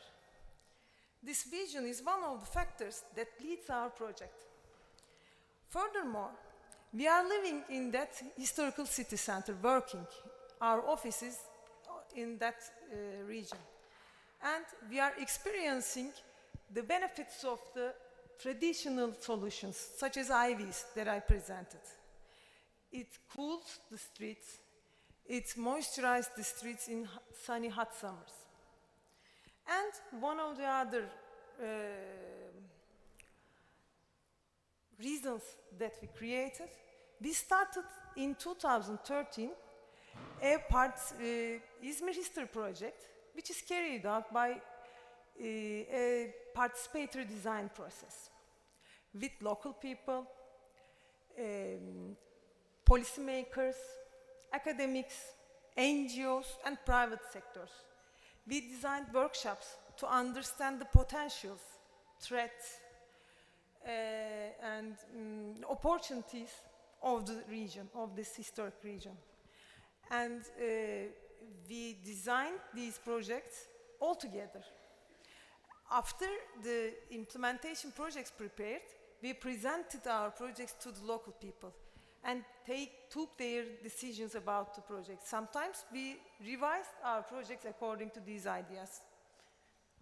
Thank you, that was very clear. And I have some takeaways from your wonderful presentation. And thank you so much for clarifying, because what I hear is that none of the actions that we do to mitigate climate action, to mitigate climate change, to safeguard heritage are a one-man, one expert-centric action. It involves people on the ground. To sustain these actions for years to come, it involves people, and it involves the communities, and it involves everyone who is using the space. And another thing, interesting thing you pointed out is that the nature, culture aspects were lost before the industrialization. And we see this also today in IPCC reports. Climate change has a history, but the history stops at industrial revolution. And this is where we need to tap into the traditional knowledge, because that is what is missing. That is what is the key. Culture is the key. As UN once cited, there's science, there is solidarity, and there's research. But where does culture fit in? Culture is the key in this. So thank you very much for your wonderful presentation, Dr. Osden. We can now move on. We have with us from Florence, Italy, Dr. Chiara Arrighi. She is currently Assistant Professor of Hydrology and Hydraulic Works at the Department of Civil and Environmental Engineering at University of Firenze.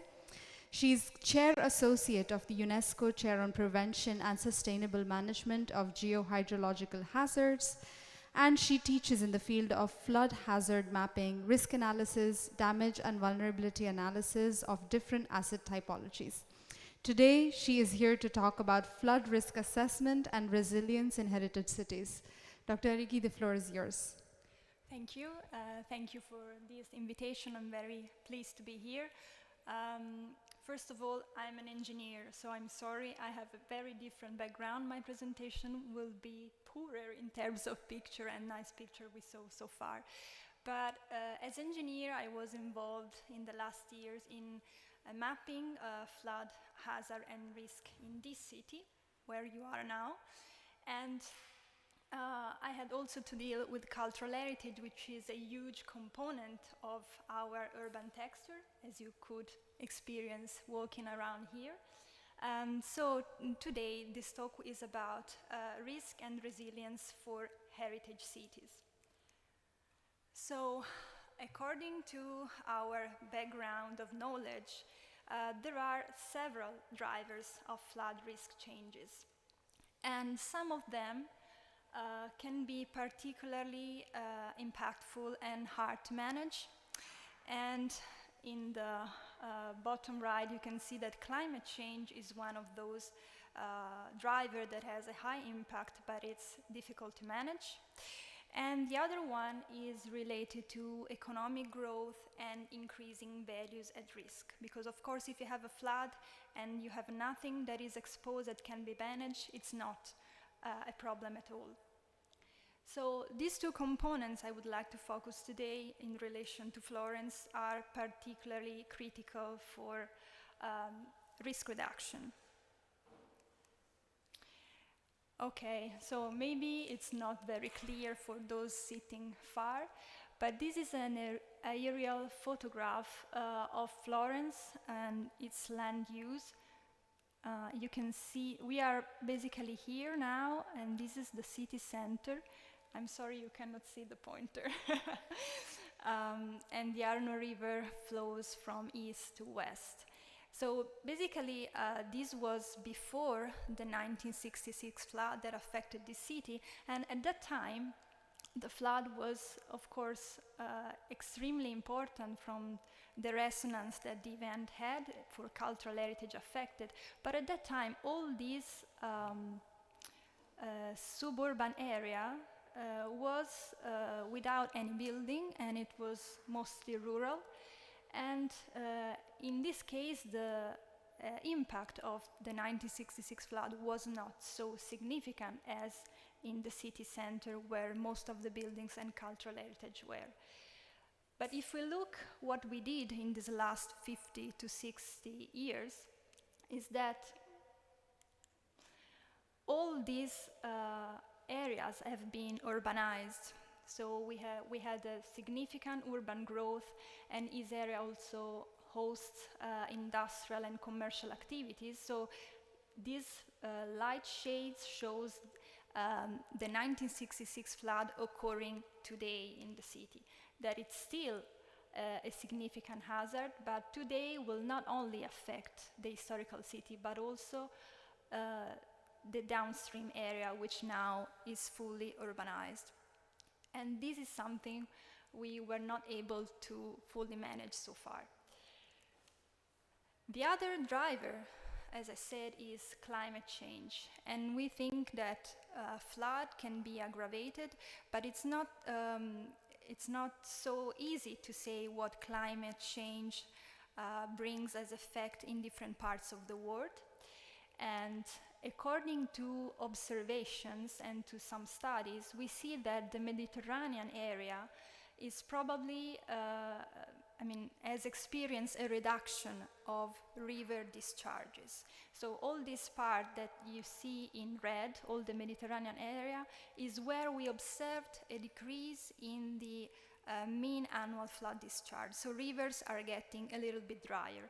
But there are some other areas, such as in Northern Europe, where this is, it is the opposite, okay? So we are in central Italy, where we observed so far a decrease in this discharge.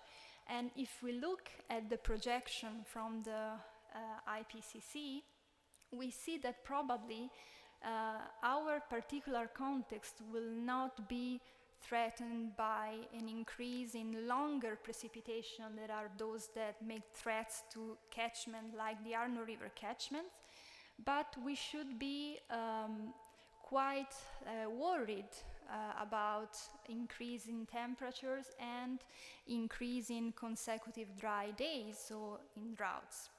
And this is also, and this raises some questions related to the sustainability of the economic activities related to tourism, because Florence hosts more than 10 million visitors per year. And if we do not have water, then also this huge amount of people and crowds that come to the city will go in the direction of having a non-sustainable use of water resources. So this is a point that can be critical. So I'm not talking about floods now, but about water scarcity, so the opposite. So what can we do? Of course, we need to work on risk prevention and mitigation. There are several activities that engineers do to help decision maker in taking this kind of action. One of the actions that we do as engineers and as hydrologists is building real-time flood forecasting chains.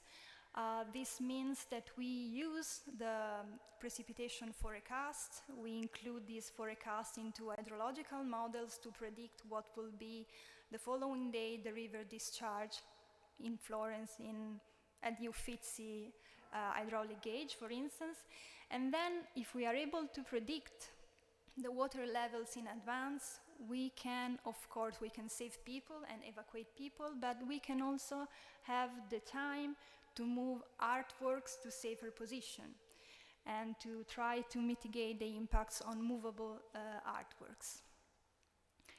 But of course, the most obvious thing that we can do is mapping risk and providing information and knowledge for decision makers.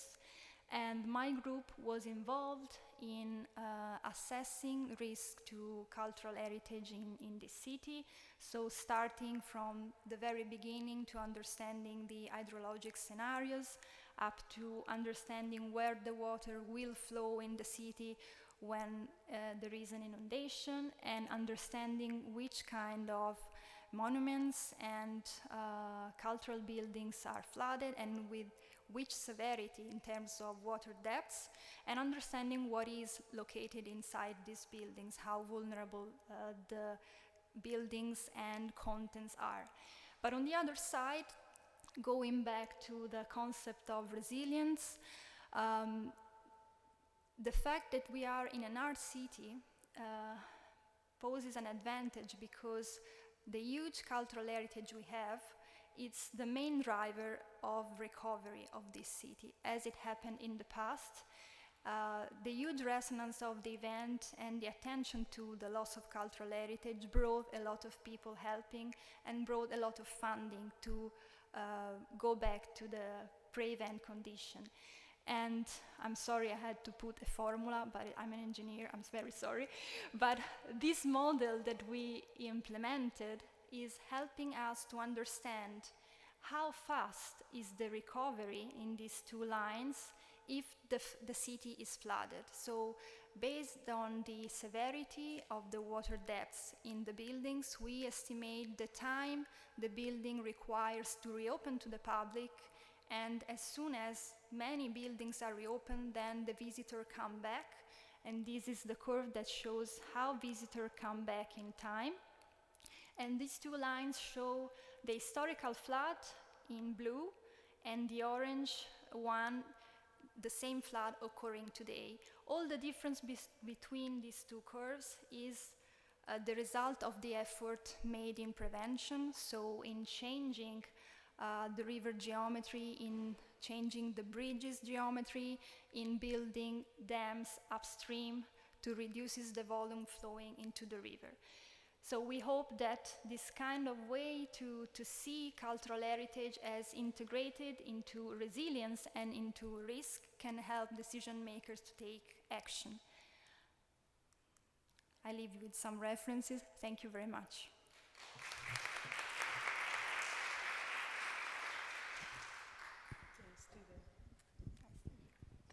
Thank you for that very precise presentation. We are in the city of Florence, and yes, the city of Florence has a flood risk, but as you pointed out, it also has an emerging risk of droughts and dealing with water scarcity in a city that is driven around tourism, and cultural heritage is a source of strength because it can help to recover the city better. There are so many questions that I want to ask you. The first one is that you are a hydraulics engineer and you are interested in cultural heritage and that you were part of this study.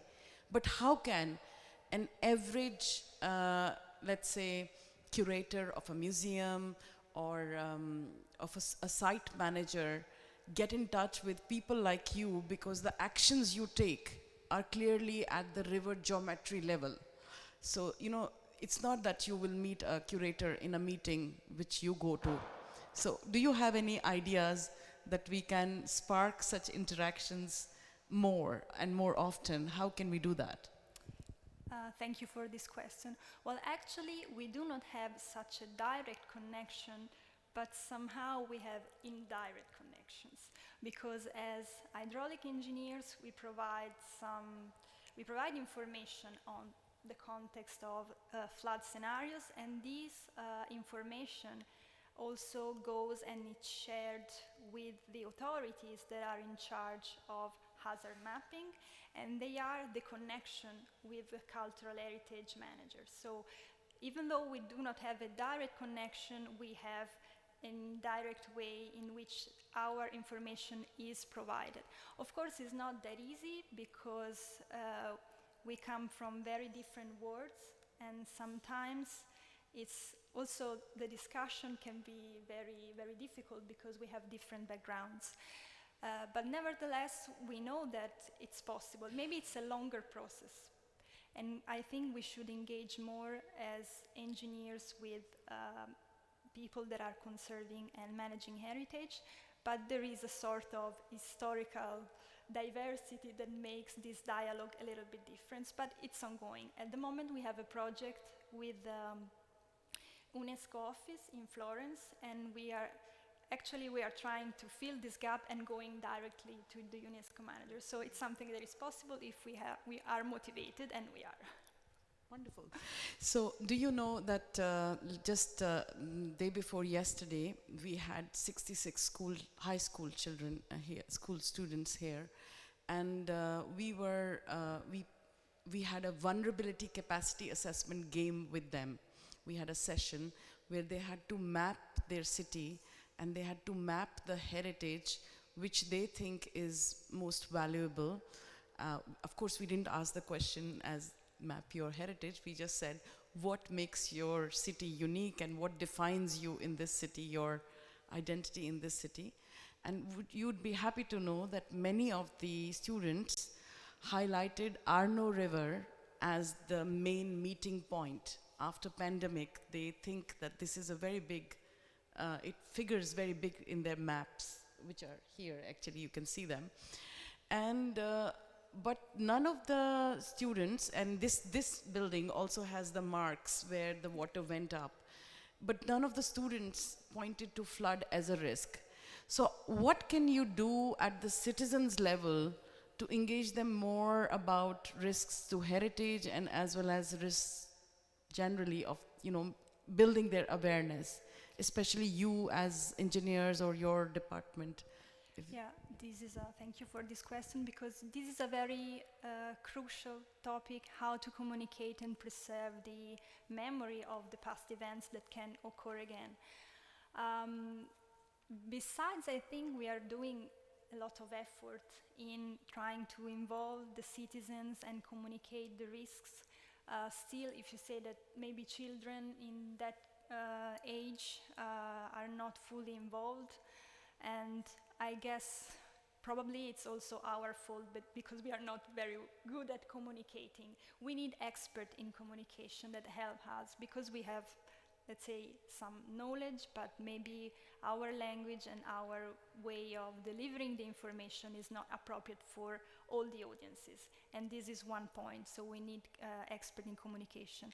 We are actually working with the civil protection that is in charge also of communicating hazards and risks, also with specific events that are carried out 2 or 3 times a year. But yes, I guess that you are right that children should be considered more because of future generations.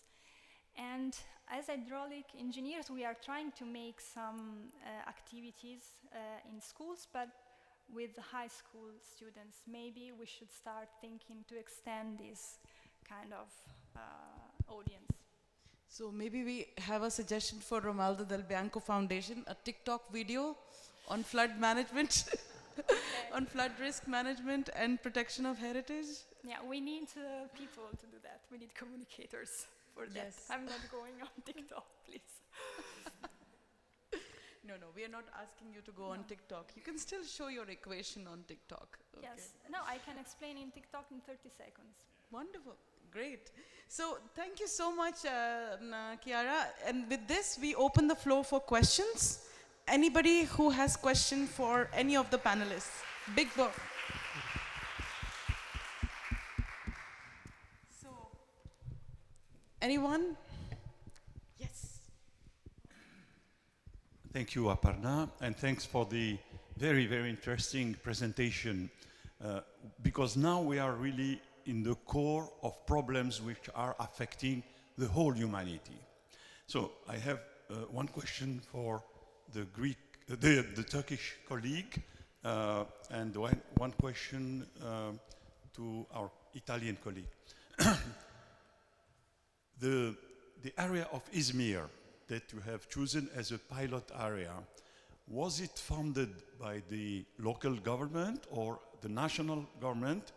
And the second part of the question is, was the experience that you have gathered be able to be continued in the other, because it's a very big city, and it would be interesting to see how the experience gained in the pilot area could be transferred to other areas. This is for you, and I have a question to the engineer. 2 generations passed, and people maybe they forget or they are not aware of what happened in '66 in Florence and Venice. I know that in Venice they did a big project which is called Moses to try to protect the flooding and the acque alte in the city, which anyway are happening every year, but maybe now with the melting of ice, the rise of the level of the sea, it will be more, the impact will be more important. I remember that for UNESCO in the 60s, both cities were considered as important to try to find solutions. In the map, in the aerial photo that you showed us, there are two areas downstream where you said it is already urbanized. This is maybe a difficult area if there is a flooding. For the moment, it's true that I spoke to many citizens in the coffee, in the shops, etc., and they're all saying we're in a drought period. We didn't have rain. But if rain comes, and you have seen that in Mediterranean areas, sometimes there are very heavy rains, damaging cities. My question to you is, are you having a plan to sensitize the urban developments in the downflow of the Arno River? And my second question is, I think what you presented can be simplified. I don't think you need a specialist to express what you explained very clearly for us. It could be simplified, made it as television program for all population, but mainly for the young generation. Thank you. Thank you very much. Most of our projects are funded by our municipalities on sources, but also some of our projects are funded, allocated a part of the fund by Izmir governorship. And we are trying to find international funds to support our projects, to expand it through the city. Not only the pilot area, through the city. And we are planning to expand it with beginning from the neighborhoods. Still in the city center, but the neighborhoods, and then expand all the city. And we have lots of archaeological sites also throughout the city. And we are now preparing an horizon project for improving the resilience of one of our archaeological sites with the Ministry of Culture, and we are trying to find some funds. That's it. Thank you very much. Okay, thanks for your question. You touched several topics, so I'm trying to recall everything. The difference between Venice and Florence, two UNESCO sites that are considered the most at risk in Italy for flooding. What is the main difference? The main difference is that Venice is affected by high tides, maybe 10 to 30 times a year. So citizens are well aware of what is their threat, and they are also well trained in putting floodgates. So they know exactly what to do. Florence has the opposite perception because it is affected by rare events. So events that usually take place once every 200, 500 years. And historically we have more than 45 floods, but usually with the low frequency, low occurrence. So people between one event and another have the time to forget. So these are two different contexts. And the case of Florence is particularly interesting because we lose the memory of the past event.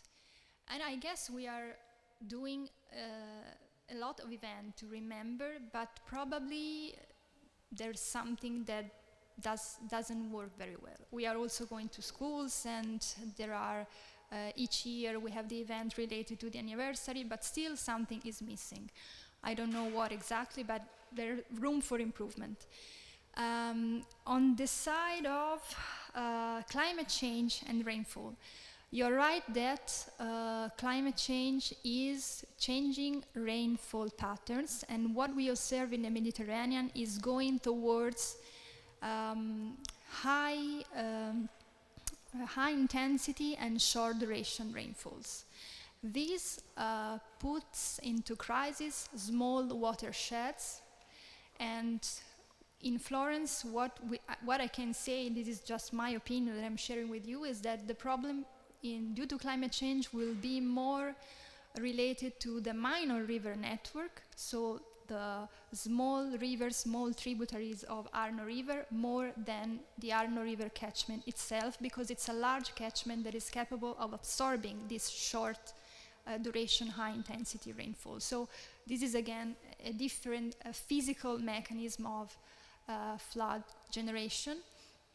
And the last question was about informing and raising awareness for the areas that are most at risk.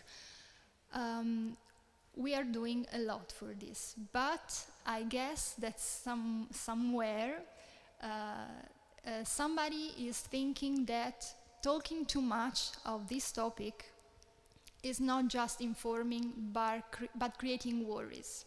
And my professor at the university had the extraordinary idea to put the flood hazard map of Florence into it was called Tutto Città, the list of all the roads of the city, because before the digital era we have like a map of the city split in several sheets where you could decide where to go and finding the addresses.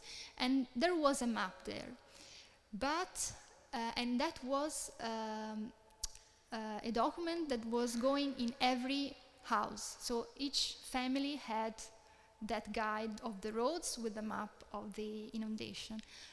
But after a few years they decided to remove it because there are some economic and socioeconomic pressures due to the importance, and I guess also related to the values of the real estate.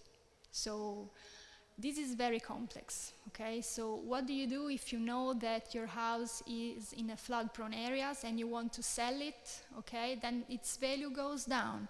This is a market problem. So I'm not an expert in economy, but on one side you want to inform people, on the other side you prefer not to share all the information because then you might have some disequilibrium on the market.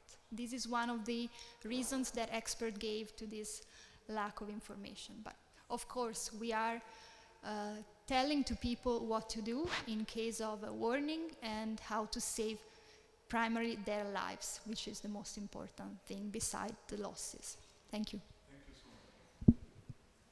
Anyone else from our audience here? Oh, yes.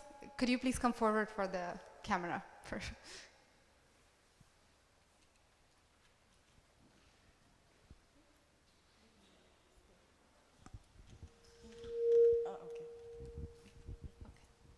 So first of all, thank you to all the three panelists. Your presentations were really insightful for me.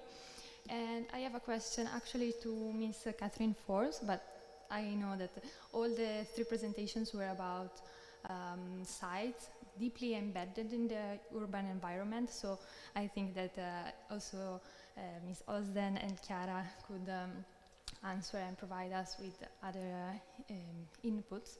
My question is, actually I was thinking that for urban heritage sites, they are deeply connected to tourism dynamics. And in these past few years, we had the opportunity also to reflect more deeply about how we can improve tourism and render it sustainable, which is a wider discourse that can also be applied to mitigate the impact of climate change. So my question is, what strategies have you implemented for managing tourism and render it sustainable and supporting at the same time the livelihoods in your heritage sites? Ms. Forbes, are you with us still? I am. Oh, yes. Yes. Okay, I think COVID obviously has had a huge impact on the rocks and the sustainability of the businesses and so on that are located there. Climate change, less so at this time because it's a much slower process and allows time for adaptation. COVID was a very sudden thing, and I think one of the things in the rocks is that it is a mixed-use area. It's not just about tourism. A lot of the businesses are actually commercial offices and educational institutions and other types of institutions. It's not just tourism. So there is, I think that mix gives some balance to the place. But when the cruise ships stopped coming in and offloading 6,000 visitors every single day, that did have a huge impact on the place and the businesses that were focused on tourism. I think one of the things that is very important is that we understand that the, places like the Rocks and other historic urban areas are living places, and that they need to be able to adapt. They shouldn't be fixed in time, or there needs to be the ability to adapt to changing conditions, but without losing sight of what you're trying to protect, the heritage values of the place. And I think it's still something we're struggling with a bit in the Rocks, but because it's so close to the city, even, you know, a lot of the visitors to the Rocks are actually local Sydney-siders. They're not just tourists from overseas.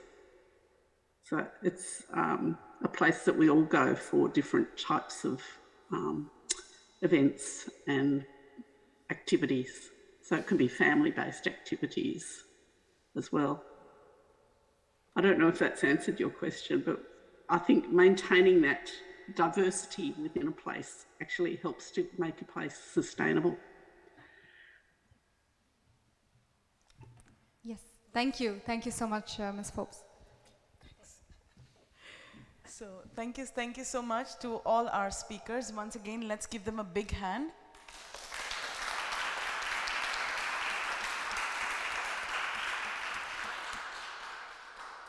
I just want to resonate some of what has come out of this short session.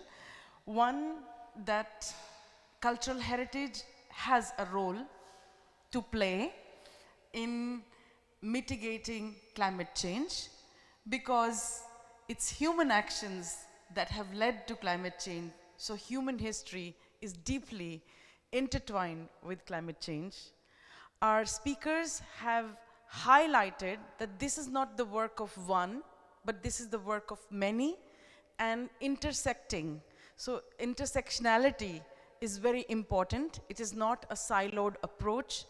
Cultural heritage cannot think about climate change without the people, without the land, nature, and the experts such as Dr. Ariki, Chiara Ariki. So it's like a lot of experts, civil protection, disaster risk reduction professionals, hydraulic engineers. We need climate scientists, we need many people, but we also need community elders, indigenous people, people who have place-specific knowledge. And with the technology and solutions that UN is highlighting so much, we must advocate for culture to be part of the technology and the solutions for climate change. And it is with this idea that we have initiated some actions at ICROM, which I would like Juhi to explain to you. If I can ask the IT team to share the presentation where it was left off. Thank you very much. So at the First Aid and Resilience for Cultural Heritage in Times of Crisis program at ICROM, we initiated this connection, trying to understand. It's not a direct action, it's trying to understand the interconnections between cultural heritage, humanitarian aid, disaster risk reduction, and climate action. And how does culture play a role in this? Not only that culture is the victim and is being impacted, but how it can proactively mitigate the responses and protect heritage and communities. We actually initiated this with the first, ICROM's first fully online international conference, Climate Culture Peace. All three panelists that we saw today were involved with us since the beginning of our initiatives in this conference. Ms. Forbes was our scientific advisor. Dr. Arigi and Dr. Osden were a very integral part of our panelists who also have explored these connections with us. We have made a conference report and findings which is available on the website, which is still up and running. These three were just some of the examples that we have managed to collect with over 58 speakers from over 50 countries, more than 1,400 attendees from over 113 countries had contributed in their own capacities to this conference. I highly encourage everyone to read the report, also give us your feedback and how we can continue with this research.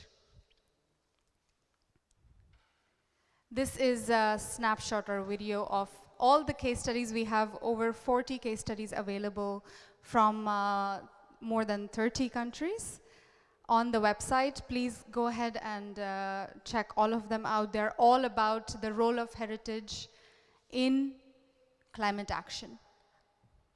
This is the evidence that the conference was able to gather, which was a segue for our current capacity development project, Net Zero. It is a multi-level capacity development project that seeks on-the-ground implementation of heritage-based climate action. The evidence that we collected encouraged us to try and field test these theories and these strategies directly on the ground. I would like to show a quick video.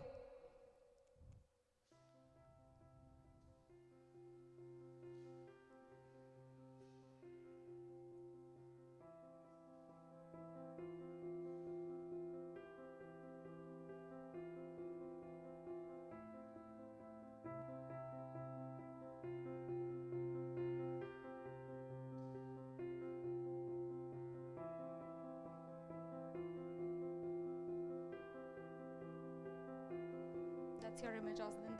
Thank you very much.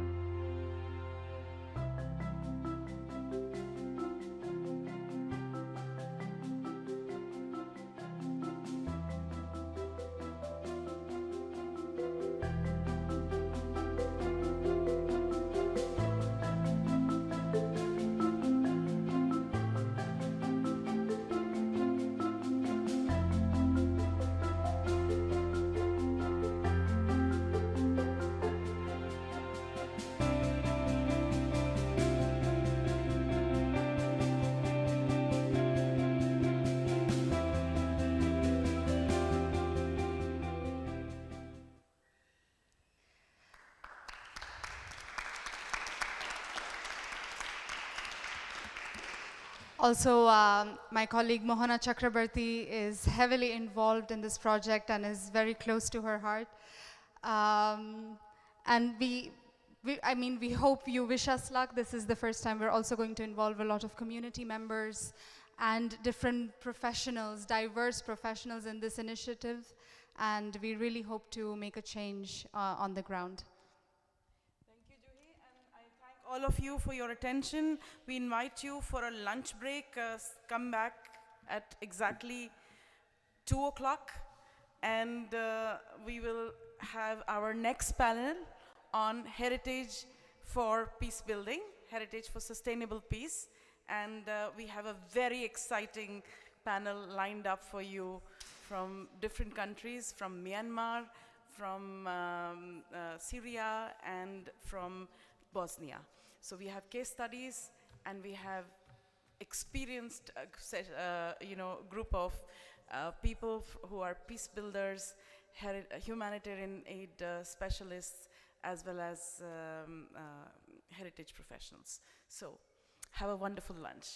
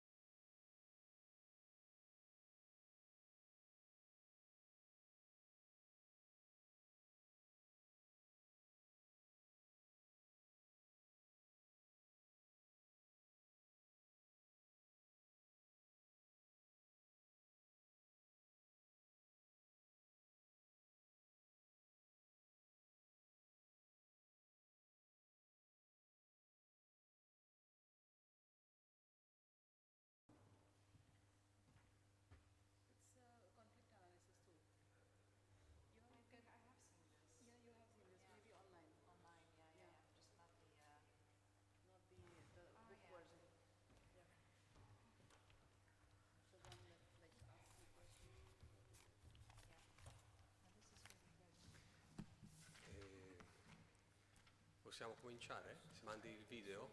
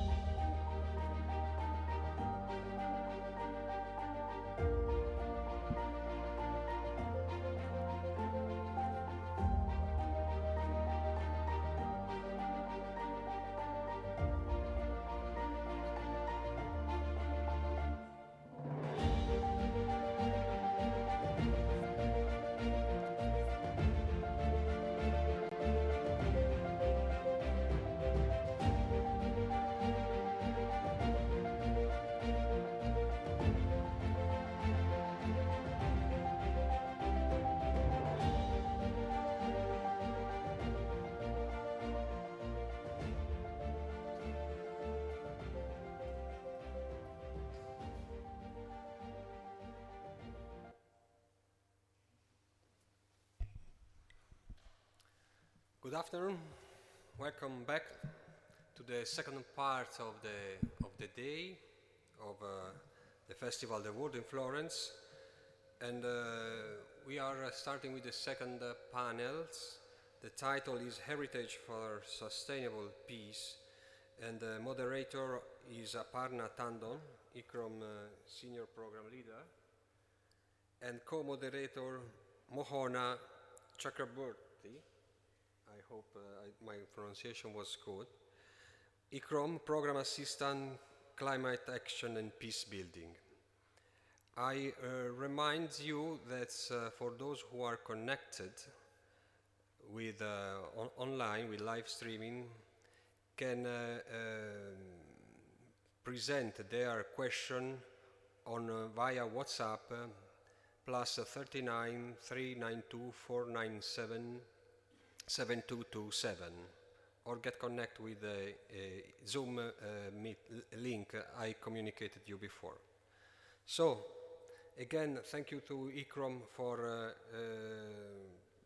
leading and presenting these interesting panels. Aparna, the floor is yours for Heritage for Sustainable Peace. Thank you very much. Sorry, I'm in the place of Aparna, but good evening, everyone. Together with my mentor and the senior program leader of First Aid and Resilience for Cultural Heritage in Times of Crisis, the flagship program of ICROM, we welcome you to the third panel today on Heritage for Sustainable Peace. So without further ado, I would directly jump into my next slide, which talks about peace. So what do we mean by peace? We often imagine peace to be a state or a period where there is no war, where there is no violence. But peace is much more than just the absence of war. It means that even though if there is no physical harm or violence that is existing in a society, there might be some root causes which cause the violence in the first place, and if we do not address them, it's called negative peace.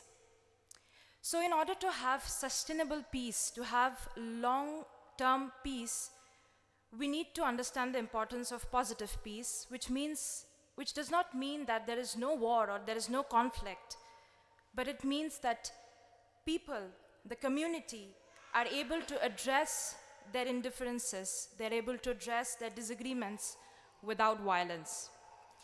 So in the heritage field, we are sometimes a bit confused about the terminologies peace building, peacekeeping, peacemaking. So what do these all mean? Peacekeeping is basically actions which are taken to resolve disputes between two parties and to initiate and support ceasefire or peace agreements. So basically trying to, stop the violence. Peacemaking, on the other hand, is actions which are taken to bring parties together to negotiated agreements.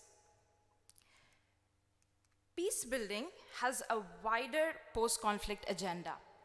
It's a wide-ranging, long-term, multi-level set of activities which are aimed at building sustainably peaceful relations between groups and particularly addressing the root causes to ensure that the violence or the conflict doesn't break out again in the society.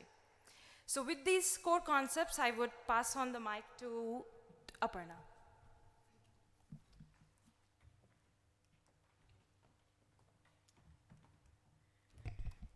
Thanks, Mohana. I think this was very important because we need to understand there are subtle differences between different stages of restoring peace after wars or protracted internal conflicts. And today our panel will focus on peace building, as you were saying, the positive peace which addresses the root causes of conflict and is often linked with livelihoods, lifeways, identity, as well as strong and just institutions.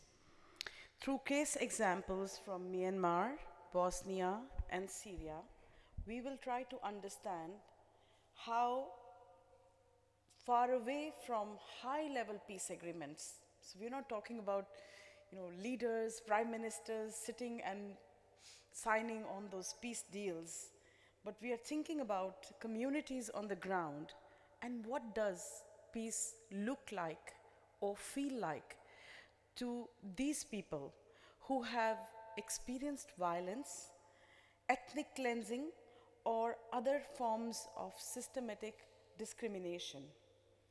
And we also want to understand from our panelists what are the signs of this kind of everyday peace and whether heritage can be an indicator of this peace on the ground between communities.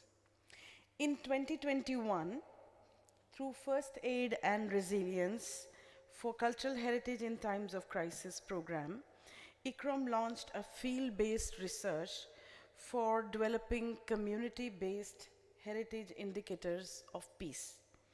As you can see on the screen, we have some ideas of peace from people, and the one from Iraq says, young people have access to structured training in traditional crafts.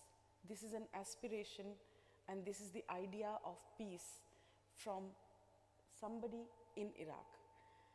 On the other hand, you can also see that in the same country, someone on the ground, some people on the ground want representatives of different communities to be included on the committee that manages heritage sites. Similarly, school visits are very important to those who are in Bosnia and Herzegovina. As you can see from these statements, peace is a very different notion for different people in different parts of the world. They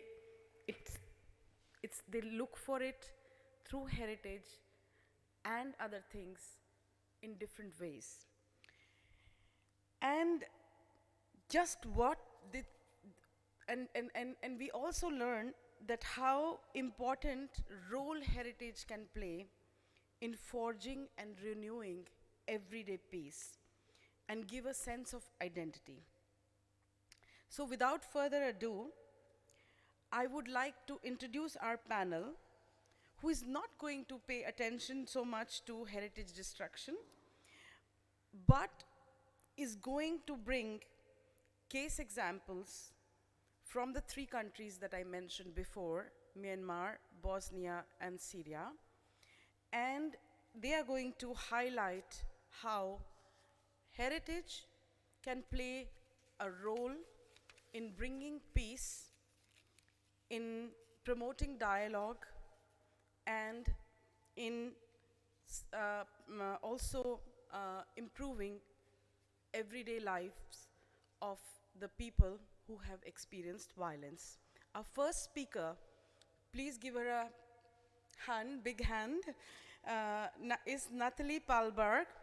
She is the COO of Turquoise Mountain, an NGO working across cultural heritage and development in conflict-affected areas and places where culture is under threat.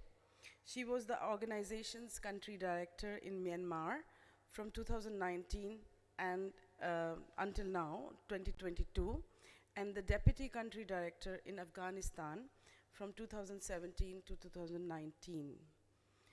Natalie was a diplomat with the Dutch Foreign Service before joining Turquoise Mountain, and prior to that worked in the cultural sector in the Indian Himalaya and Bangladesh. She has studied religion at the Oriel College, Oxford, art history at the Courtauld Institute of Art, and South Asian Studies at Leiden University. Clearly, Natalie has been all around the world and has a rich experience to offer. Today, she will be talking on empowering communities and creating dialogue through textiles in Myanmar. Myanmar, as you all know, is home to the world's longest ongoing civil war. So over to Natalie. Please welcome her.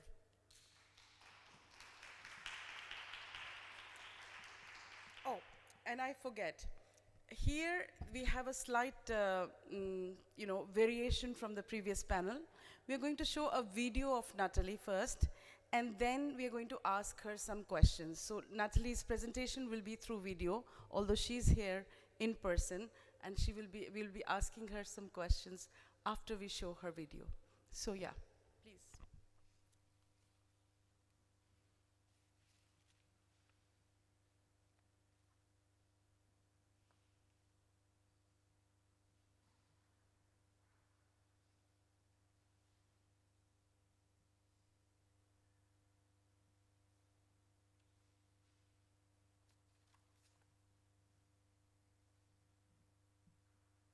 Myanmar is an incredibly diverse country with more than 135 ethnic groups officially recognized.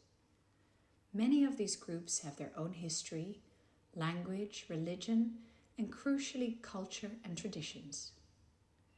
These groups, however, have not always lived together in harmony, and tensions as well as conflict persists both between the ethnic groups as well as between the groups and the majority Bamar population and the Myanmar military. As a consequence, Myanmar has been home to some of the longest ongoing civil wars in the world. These conflicts center on the question of a national identity in Myanmar and belonging, as well as distribution and access to resources, including land and religion. For decades, the country's hundreds of ethnic groups have been disproportionately impacted by the conflict, marginalized and underserved. Since the Myanmar military coup d'etat of February 2021, many communities are experiencing intensified conflict, internal displacement, human rights violations, and discrimination, as well as a severe economic downturn. Almost 900,000 people have been newly displaced since the coup, and more than 20,000 civilian properties, including religious and community places, have been destroyed during the conflict. Turquoise Mountain works with ethnic groups to protect their culture and traditions, and to use these traditions as drivers of sustainable livelihoods, as well as cross-cultural understanding and solidarity.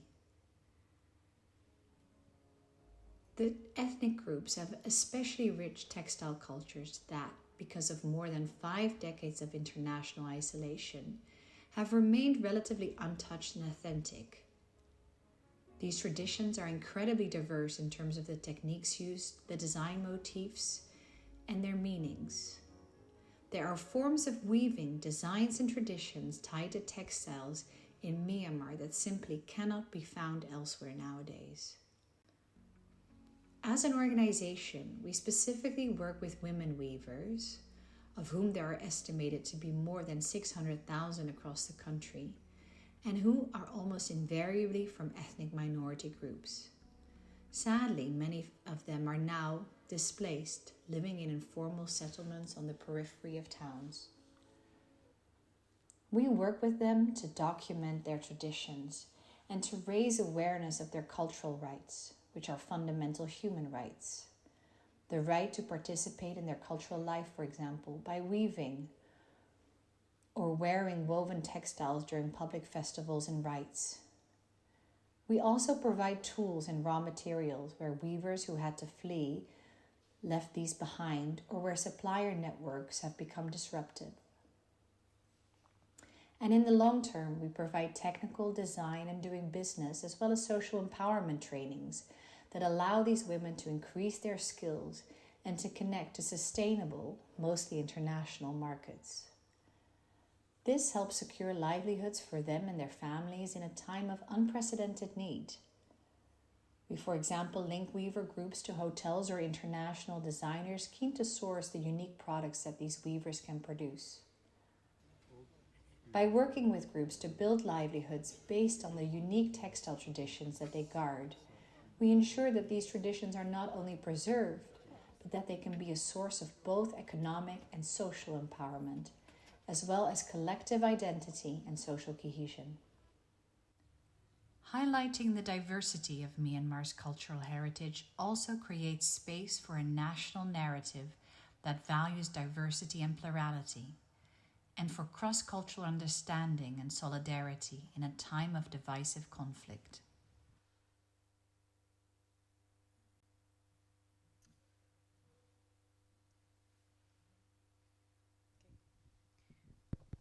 So, those of you who have watched this fascinating video of the presentation of Natalie in form of a video, clearly showing the wonderful work that you're doing on the ground and working with communities that are affected by conflict.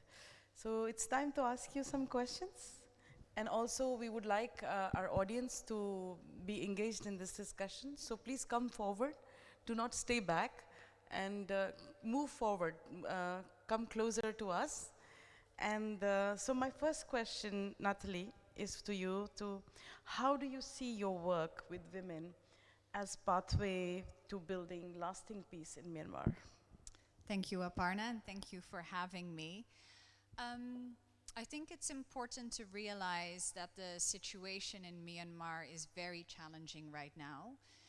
Civil society is being squeezed drastically. There is very little room to talk explicitly about peace, about conflict, about visions of Myanmar and national identity. So we need to find very subtle ways of talking about these issues and to encourage intercultural dialogue, to encourage alternative visions of Myanmar and questions of diversity and unity. So we do this through working with women weavers. You saw in the video that the main aim of the project is to preserve the textile traditions of Myanmar, which are very diverse. And on the surface, this project is very much about vocational training in crafts. But the moment that you scratch the surface, it goes much deeper, because these textile traditions are fundamentally tied to the notion of identity of these ethnic communities. And these ethnic communities especially have been targeted, marginalized by the Myanmar military, but there's also a lot of distrust and fragmentation among the groups, which is the result of historic processes that have been going on for decades. And I think the key to building lasting peace in Myanmar is to rebuild these fractured relationships. And one of the ways in which we are trying to do that is to use cultural heritage, to use traditions, and to bring these to light, to share these with different groups, to empower groups to document their own heritage, to share it with others, so that these sentiments of distrust are can start to crumble, and that new relationships can be forged. And crucially, that we can build or work towards social cohesion and a vision of Myanmar that in essence is pluralistic and diverse, mirrored by the pluralistic and diverse cultural heritage of Myanmar that these women weavers guard. So profound in a way, what to say. There's no but. I just think that the work that you're doing is just extraordinary. And as you point out, that this is about building fractured relationships between people who have stopped trusting each other. So my question to you is, have you developed any indicators, any metrics to see how this change is happening? Although I do realize that this is a slow change you're talking about. So how do you know that by engaging these women weavers in the activities that you're doing, you are building peace? Yeah. Although you did answer some of it already in your... No, we are very much looking at different ways to measure our impact. Some of the indicators that we use very much center on, for example, are women weavers able to practice their craft? Do they have access to a loom? Do they have access to the tools that they need to use the craft?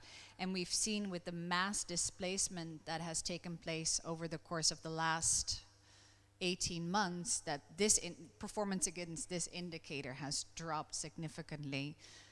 Similarly, with another indicator, women have a safe place to sell their goods and have access to markets. Again, because of the conflict, unfortunately, this is severely diminished. And I think in terms of intercultural dialogue, can we bring people together to talk about and to share their traditions? And can we measure kind of rising levels of awareness of other groups' traditions? Some of these groups have really lived in isolation, which is fostered by this, I would say, general sense of mistrust and distrust.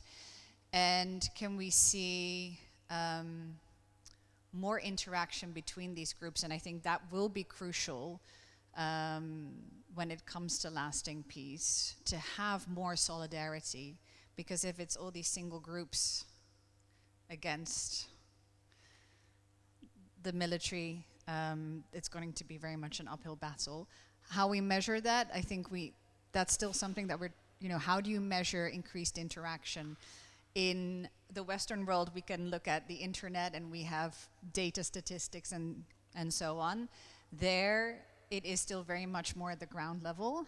And we are actively thinking of developing ways in which we can measure increased interaction and positive interaction above everything. Thank you. That's really, really nice, and we look forward to working with you on that. I think at this point, anybody in the audience would like to know more about, do you hear me? Yeah, do you hear me? Yeah. Okay. So at this point, would anybody in the audience like to ask a question to Natalie about her work in Myanmar with the women weavers and how that is bringing peace? Anyone? Okay. Yes.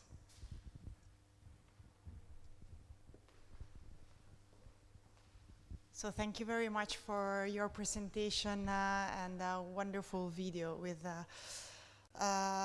very inspiring things going on. So my question is about the development of the tourism economy. And I would like to know if, in your opinion, in this type of context, tourism can be seen as a tool of creating dialogue among people, among travelers and residents, or it's usually seen just as an economic driver, economic force? Thank you. Thank you, and I think that's a really interesting question. Myanmar was a military dictatorship between 1962 and 2015, and the country was completely isolated from the international market, which also meant that there were very few tourists coming to Myanmar. All of a sudden, the country started to open up around 2011, and even more so after the first democratic elections were held in 2015. And the result has been an influx of tourists, foreign investment, and development. And so there was a very clear before the tourists were there and after the tourists were there, which allows us to have quite a clear-cut case study about the influence of tourism on intangible cultural heritage practices such as weaving. Tourism has certainly been a force of good in many ways. It's supported sustainable livelihoods for women. It has provided economic opportunities, as you say, and I do think it has also been, it has created a platform for discussions around the textile traditions of Myanmar, and as a corollary to that, also more interaction between groups. At the same time, in terms of a pure cultural heritage context, tourism can also have a detrimental effect on the preservation of cultural heritage. Tourists often demand cheaply produced, almost I would say, consumer goods, and artisanal textiles, by definition, is not a consumer good. Thankfully, Myanmar was quite late to the whole tourism sector. And so from the onset, there were efforts from NGOs and governments to make sure that the demand from tourism wouldn't translate into exploitative or disauthentic supply chains as it has been elsewhere. So to not repeat the lessons that, to not repeat the mistakes that were made in the past. Unfortunately, right now, what we've seen first with the COVID pandemic and then the coup is that the tourism market has completely disappeared. So all of the gains that were made in the field of tourism, sustainable tourism, and cultural heritage-based tourism have fallen by the wayside. And it's up to organizations like the one that I work for to think how we can still make sure that some of these gains are preserved, and sometimes that means finding different venues for weavers and different avenues for weavers to sell their products and to reach alternative markets. It's a complex question, but I hope it answers.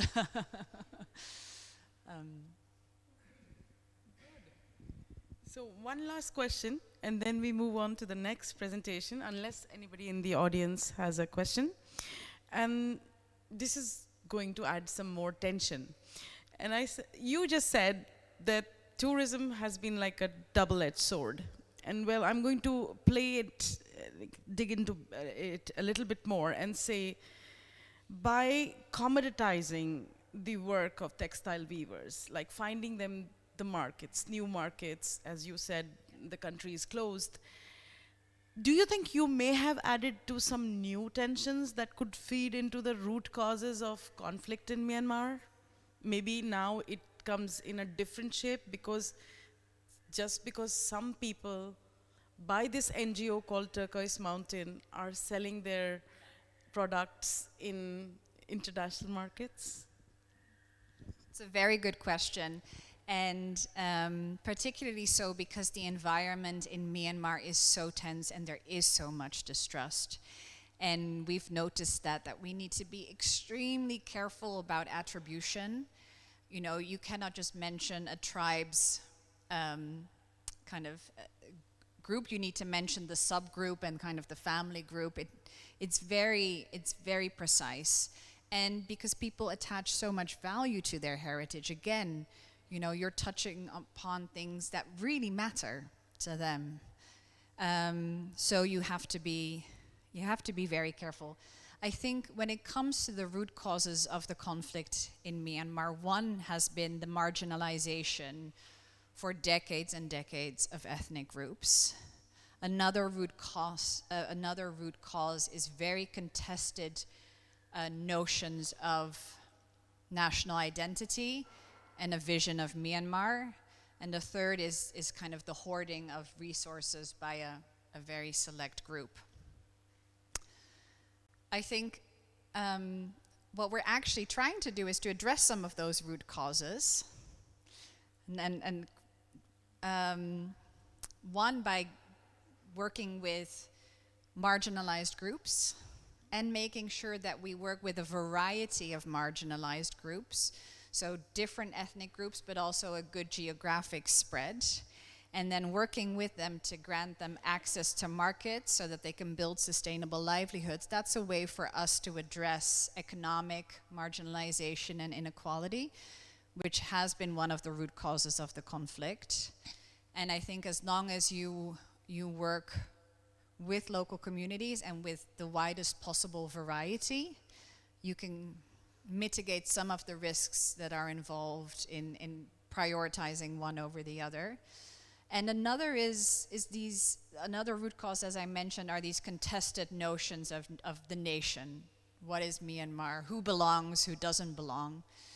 And by sharing these cultural traditions, by highlighting the plurality that is Myanmar, I think we try to encourage a notion of national identity that is equally pluralistic and diverse.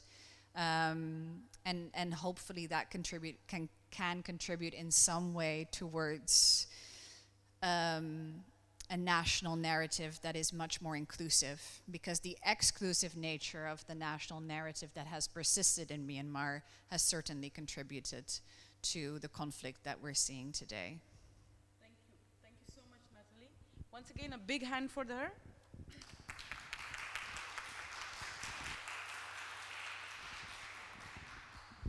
Thank you, Natalie, for that wonderful presentation. Our next speaker is Maria Komsek. She's a PhD candidate at the University of Kent, and her research is focused on cultural heritage policies in the Council of Europe, with a special focus on the role of heritage in developing more equal and peaceful societies. But more importantly, and a topic that she will talk about today, and we will see a presentation, a video from her, is her role in building the regional museum of Gorazde in Bosnia and Herzegovina. So we would request the IT team to play the video, and let's watch the work that she has done.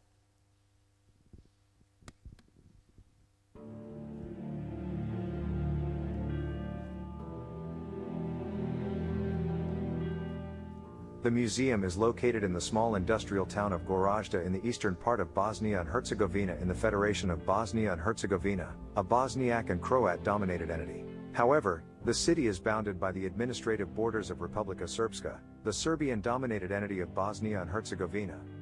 The city's administrative position tells a lot about its place and destiny during the 1992 to 1995 war. The town was besieged by the Serbian army in May 1992. It was also the only Bosniak enclave in this region to survive besiegement, which lasted 1,336 days.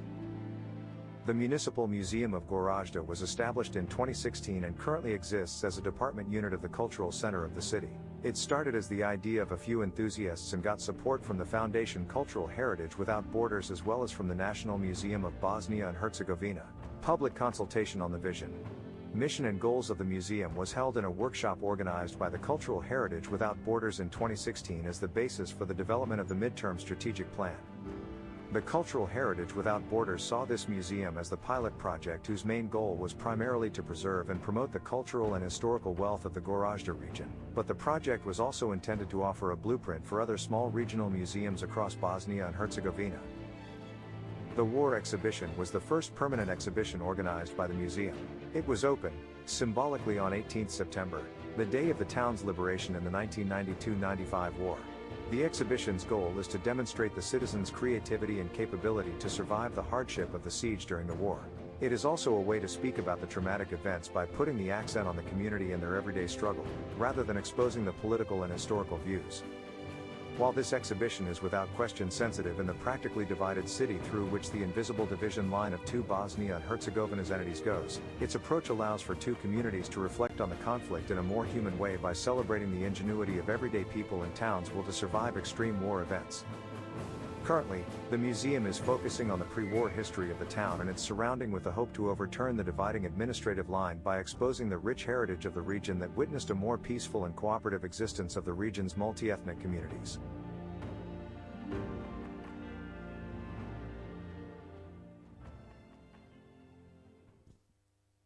Thank you, Maria. That was very interesting.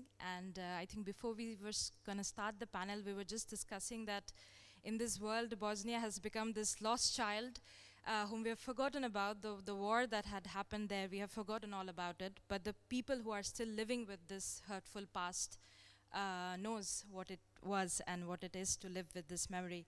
So congratulations on this wonderful work done in the museum, in the War Museum, and for involving the community. And you know, it's such a bottom-up approach where you actually brought in the community to build this exhibition. So my question, the first question for you is, how was this war exhibition impacted the citizens, the visitors, and you know, the people who are living around the exhibition? And I'm sure you must have gotten some feedback from these people. Thank you for having me. Well, I mean, the idea for the museum as such came from the local community, because it has to be said that before war, Gorazde didn't have a museum. So as such, there was a feel that they want to have a space where they would be able to remember what they went through. So there was literally initiative from few enthusiasts who wanted to create this space and to allow the communities to bring the everyday objects that help them to survive this besiegement for almost 4 years, and to show the solidarity and the creativity that they had to come up with just to survive. So I think that's the importance of the museum for the local community, because it was created for them to have a space for dialogue and to heal, I think. That's wonderful. Thank you, Maria. And so this feedback must have been so important to, you know, also assess the success of your project. And we were just talking about indicators of peace and how people on ground are actually the source of this information of how the project have helped them to, you know, heal or to build peace in the society. So you have field tested one of our tools, the ICROM Peace Building Assessment Tool, and you have conducted the conflict analysis through this tool. So firstly, share with the audience what was your experience, what were your findings through this conflict analysis, and then I'll come to my second question.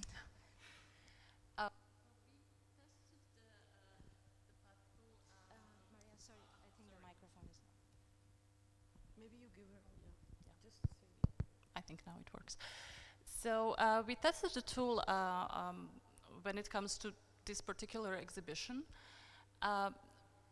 primarily because as you saw in the video, the city is divided. So there is a community that was besieged, but then there is a community also that was enemy in that sense, and now they live one next to each other. And I feel that the exhibition, for as much as it helps for the town people to address what they went through, it also brings a conflict regarding the community that it's automatically portrayed as a whole ethnic group, as portrayed as enemy. So it really is a sensitive place that that needs to be like really carefully interpreted. So I feel that it showed us how the project is well, how to say it? It has a high conflict potential. Yeah, so that's why I think that with the new exhibition going kind of back in time, covering the archaeological sites and Middle Age, it kind of it's much easier to speak about the common history that a community went through rather than this particular exhibition. I feel it's still too painful for both sides. Right. And once you assess these risks, it's easier to revise your project or to upgrade your project in a way that it does not end up contributing to further conflicts. So that brings me to my next question. Have there been, I'm very interested to know, because you said that this was one of the first museums in the region, so have there been other initiatives like this in the area? And do you think it was different from your museum, or it might have had a different impact on the citizens? And what would be your advice in general? Well, I feel maybe your audience or maybe the Sarajevo History Museum has pretty much the same concept of the exhibition, which is Besiege Sarajevo. And as we know, I think that Sarajevo was so much into media and much well known and what they went through, that their exhibition is much more popular in a sense. But the thing is that the difference is that Sarajevo became a touristic destination, where Gorazde is not. I mean, Gorazde is like based in the less developed part of the Bosnia. You will not have tourists there. But in Sarajevo, this exhibition is part of what they call dark tours. Dark tourism is a big thing there. So it's different. I mean, in Gorazde, it's local. It's built because of the locals, because they wanted it to have it. I mean, the initiative in Sarajevo started also for the same reasons. It helped citizens of Sarajevo to address their what they went through. But it also has this. The tourism brings another dynamics to it. So, thank you. That's very well said. I would like to open for questions to the audience, but before that, I think Aparna has a question. So, if the audience has a question, then we would like to go to the audience. Does anybody have question for Maria's the Gorazde Museum initiative? You have, Yui? Okay, go on.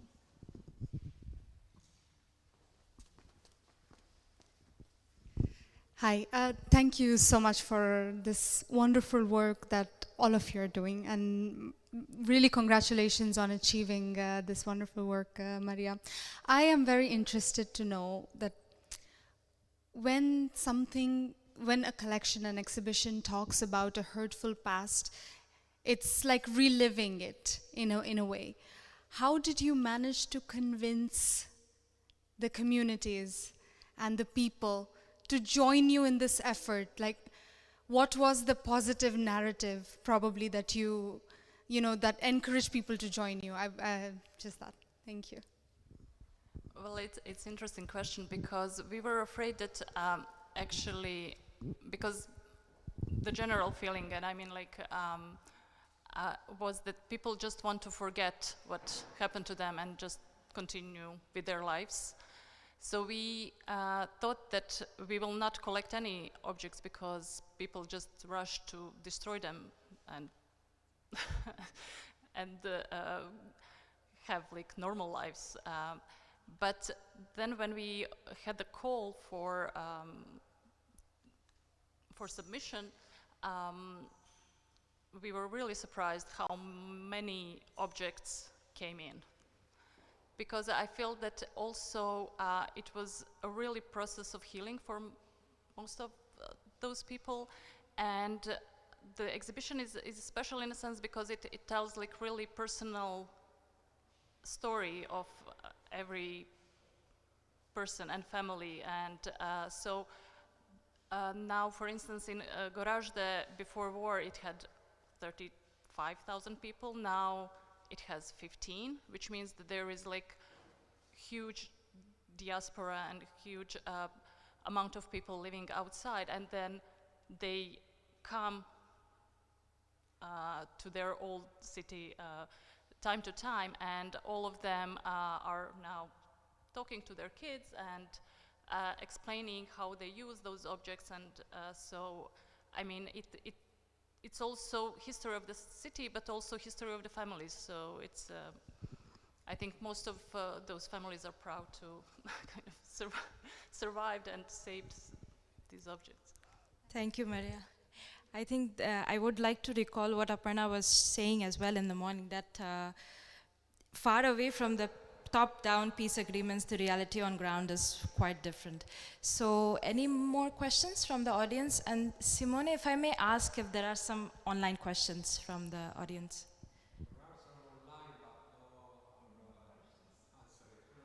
Okay.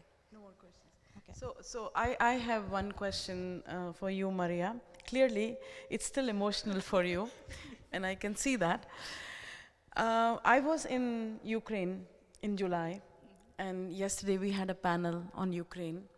And there I met some curators who are working in the Army Museum and the director of the museum, who are collecting right now, as the war is going on, the evidence of Russian occupation.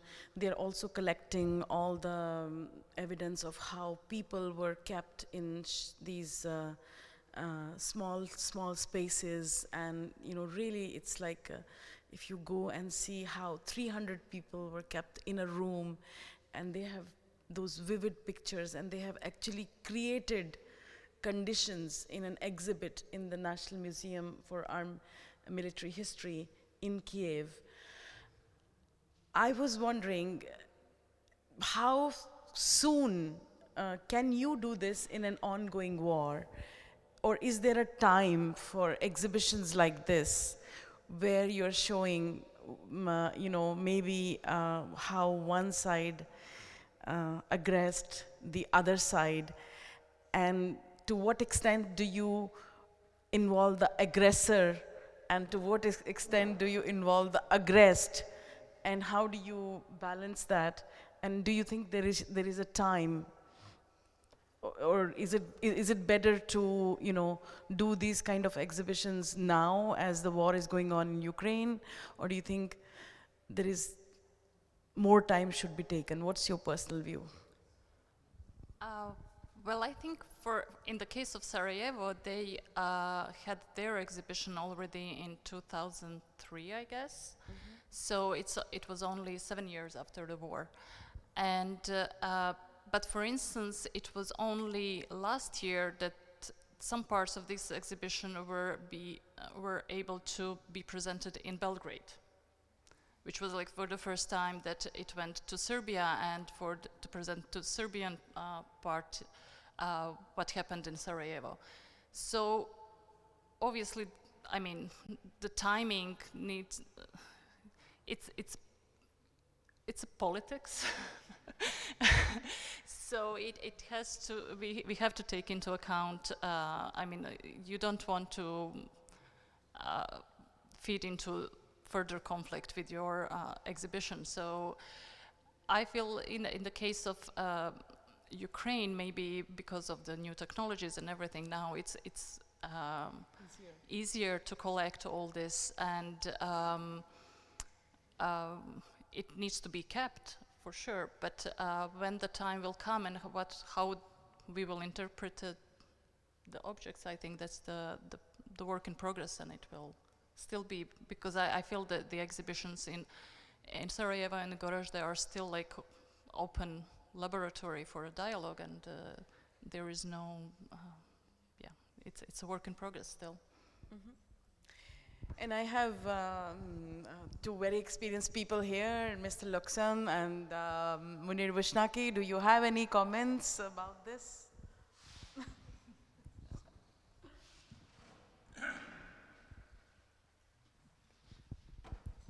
No, I just wanted to share an experience in my country, which is Belgium. At the end of the Second World War, during the winter, there was a last attempt by the Nazi army to go back to Antwerp. And they destroyed a lot of sites in the eastern part of my small country. Just after the war, the people who were living there did set up such a museum. They were collecting evidence of what did happen to them. That was at the end of the 40s. The events took place winter 44, and about 1950, they set up that kind of museum.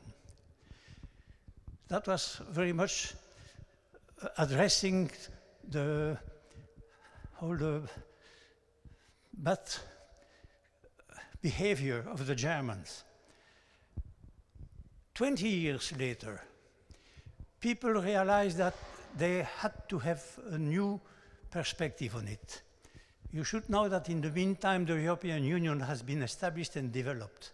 And now we have in Bastogne, which is a highlight of that battle, a museum that is completely different from the previous one, because they took part, they managed to have the point of view of the German, and they realized that in the long term, the Germans were also victims of a dictatorship. So when I listen to you, I have the feeling that you are in the first stage. You need just to express the emotion. But I do hope that in 20 years from now, you would be able to reconsider the whole presentation. And I hope at that time, the opposite members would be part of the story. And that would be, which is not an easy task, but especially when you address the young people, they are much more open to the future and to go forward. This is my reflection when listening to you, and this is what I hope for you. Thank you. Yes, I think that this panel is very important. I want to congratulate my dear colleague and friend. We worked for many years also at ICROM, and I want to congratulate the Del Bianco Foundation for putting one of their motto, culture for dialogue, cultural heritage for dialogue. I think it's a very important topic. I listened, unfortunately we were a bit late, Jean-Louis and myself, to listen totally to Myanmar, but at UNESCO we used also one element of intangible heritage in Myanmar in assisting the handicrafts for lacquers. And this is another important aspect to bring people together to understand the value of these very important handicrafts, which started to be well known by the tourists, and then, as you said very rightly, it stopped. So the topic of cultural heritage and dialogue, cultural heritage, and bringing communities which were, fighting against each other is one of the important topics that UNESCO has developed all along these last 20 years. After all the work, all the wars that we have seen in Africa. I was, for example, in the border between Ethiopia and Eritrea, and one stela was destroyed. We tried to use the restoration of this stela in bringing both workers from Eritrea and from Ethiopia, showing that this was their common heritage. It was really at the border between the two countries. And then when we moved to another very important issue of war and, you know, the battles between communities is first Croatia. I was sent to Vukovar in 1993, February, when the Serbian army was occupying Vukovar. And my role was to speak with the priest who was showing me the church of Vukovar, Orthodox church, and complaining that he did the Christmas under the snow because the roof disappeared because of the bombing. And I asked the priest, what about the Catholic Church? And he said, I don't know. So I wanted to see the Catholic Church. In Vukovar, both the Catholic Church and the Orthodox Church were damaged because it was a fighting. And then, more significantly, Mostar and Sarajevo were very, very strong places of combat and destruction. Each community or each fighters trying to destroy the symbol of the other community. So we have all seen this, and I think your experience in Gorazde is a bit is important because, as you said very rightly, Gorazde is not a place of tourists. When Sarajevo, Mostar are places where tourists were coming, then they stopped, of course, and now there is a reaction, hopefully positive. But I have another experience in Banja Luka. Banja Luka had a church, a mosque, and it was completely destroyed up to the foundations. And I attended meetings with the population. This is again, in this meeting, you are always insisting on the role of the people, not the ministers or, you know, higher authorities, but the people. The people of Banja Luka, they gathered and they started to, you know, bring back all the stones and try to rebuild what was existing.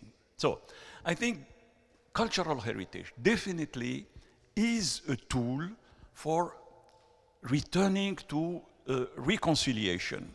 But it needs a lot of time, as Jean-Louis said.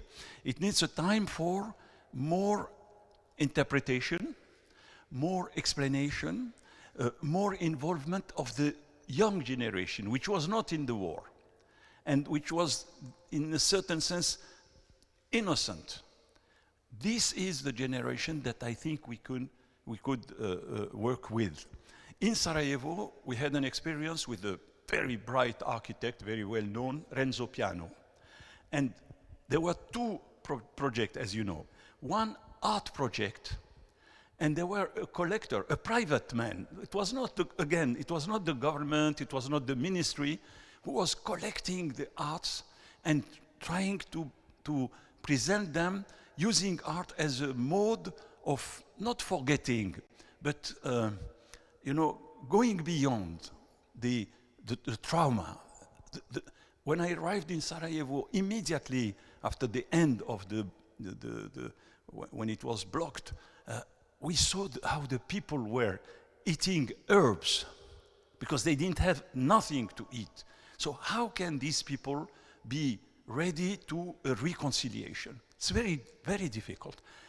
The fact that they had this project of having a museum of art, the fact that, of course, we publicized that one of the major modern architects present with us, preparing a project to create the opening to the museum. I think these are very small steps, but they are significant.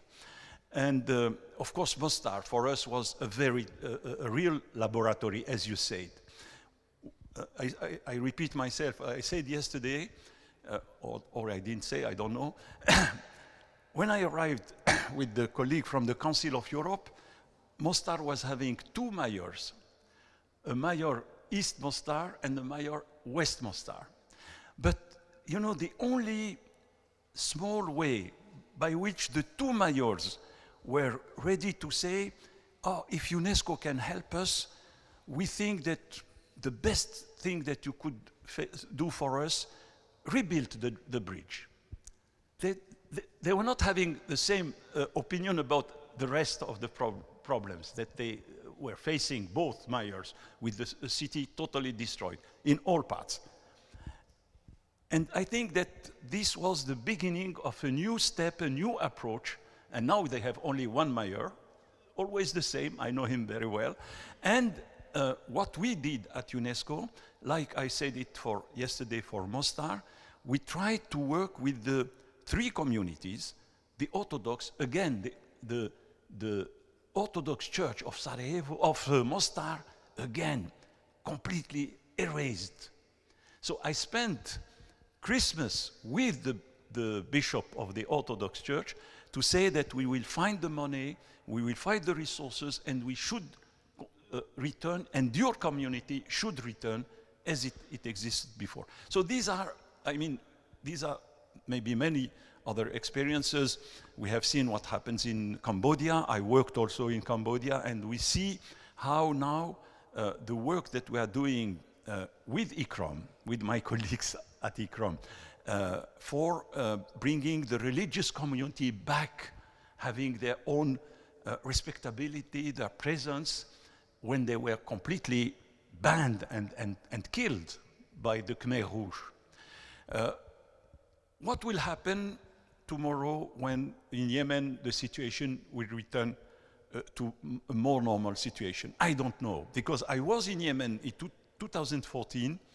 There is a very nice project by the Venice University for the restoration of the ceiling and the paintings of the ceiling of the Great Mosque of Yemen in Sana'a. And I saw people praying, not in the same room, the same space, and I said, what is happening?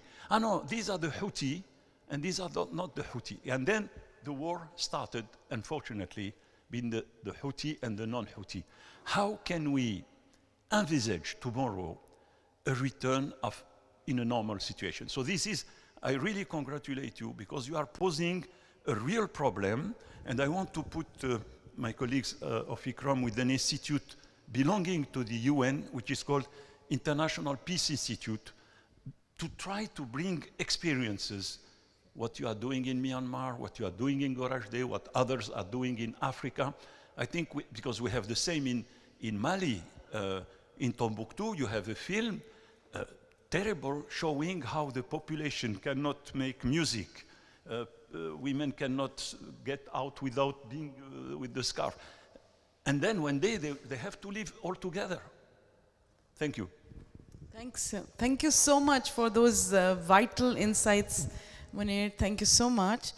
And we move on to our last presentation, but not the least. We are, yes? There is a question online? Oh, that's a good one. We are going to. You have a question online, okay.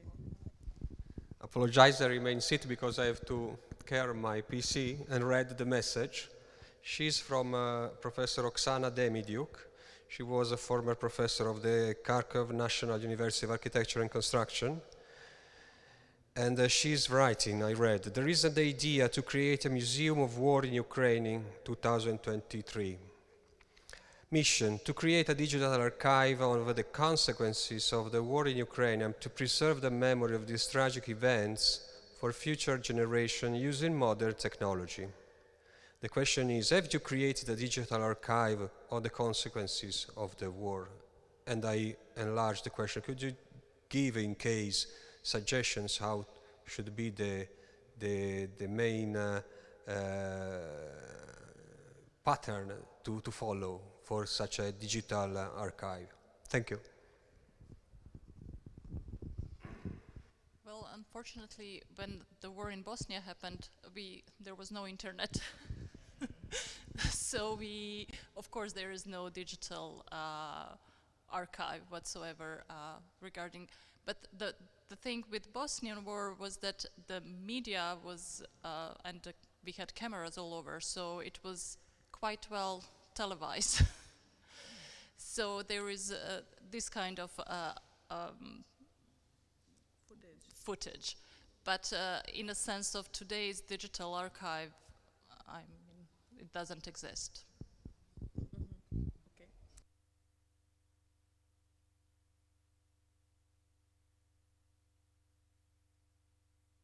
Okay, anyhow, there's another question? Okay. This is an online. Okay. Maybe we can. Yeah. We have to move on. Don't worry, we'll move on. Sorry, there is another question from a colleague of Professor Demiduk. He's Mihailo Averbach, still from Kharkiv. Many Ukrainian cities suffer from shelling. Many objects of architectural and cultural value have been destroyed. Many objects have changed their usual function out of necessity. From the first hour of the war, all metro stations in Kharkiv have been transformed into shelters. Since the beginning of the Russian invasion, more than 100,000 Kharkiv residents live or have lived in the metro. Tell us, please, about the experience of how people lived in your city during the hostilities. Thank you. Well, I mean, there are a few documentaries about the. I'm sorry, I'm going to. I'm really sorry because our last speaker is also has to go. She has to go. So we first, if you don't mind, we interrupt you, and so that she can make a presentation, and. Eva Zaidan, Dr. Eva Zaidan, is a heritage and community development practitioner. She has been patiently waiting for her turn. So we apologize to our colleague online from Ukraine. Very important question. We will not forget it. But we would like Eva Zaidan to present her case from Syria, and over to Eva. Please. Give her a big hand. She's been waiting patiently.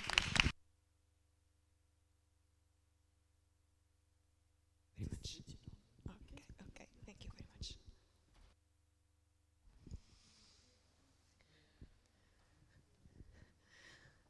Good evening. Thank you for everyone. Thank you, Aparna and Mohana, for this invitation. Sorry to interrupt the question, but my baby is crying outside, so I will try to be quick as soon as possible. So I'm Syrian, and the title of my intervention is Cultural Heritage Between Roots of Crisis and Peace Building. In this presentation, I would like to talk about two main concepts. The first one, living heritage. The second one is plural heritage. By living heritage, I mean how people, the ability of people of readapting, working and reworking, negotiating and renegotiating social values in order to create and develop socioeconomic benefits. By plural heritage, I mean the people, how the perception of people about themselves, what they connect from the past and they bring with them to the present, the greed and the grievances. In my case study inside Syria, it's here, Al-Ghab Plain. It's a fertile depression with a length of 60-70 kilometers and wide of 12-15 kilometers.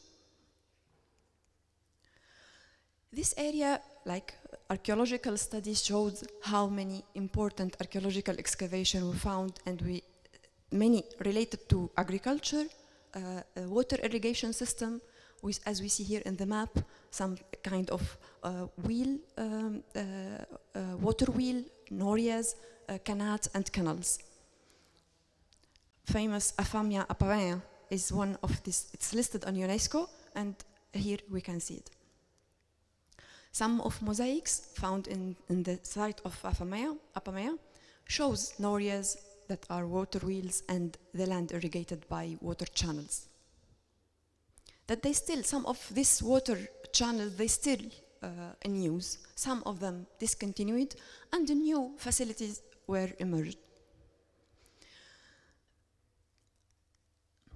I want many technical studies, they talk about that it's very important and rich area, but however, people are poor inside it. And this, they call it paradox. For this reason, I would like to investigate more on this area. And I would like to go back to 150 years ago to show how much is important the context. And it's very related to the present. Many things happened in the past, we see it now in the present. This is Al Ghaba Plain in 1930s. It was developed like in the northern part, it's the swamps full of water. In the south part, it's hill, a good area for agriculture. So main cities and villages were concentrated in the southern area, while the northern area was full of swamps. But for historical, socio-economic and political reason, some marginalized group were forced to left their area and escape to this very difficult natural area to settle. For example, Bedouin, they came from the east and they settled in this swamp area because they escaped from Ottoman and then French mandate. Other, they came from the mountain and they escaped from the lake of resources. They couldn't reach any more resources, so they escaped to the swamp area. And all the people who escape, they start to work in the lands of the owners who settle in the cities in the southern part. Then, in 1950, development plan was developed by the state of Syria, and they start to drain the swamps. And they give, by like law of distribution of the land, they give these lands to the people who were working inside it. So the marginalized people, they start to work on their land, but they have a small size tenure. However, even if it was very important and big project, there are a lot of difficulties. The drainage and maintenance related to the soil because they were using the same drain collector water.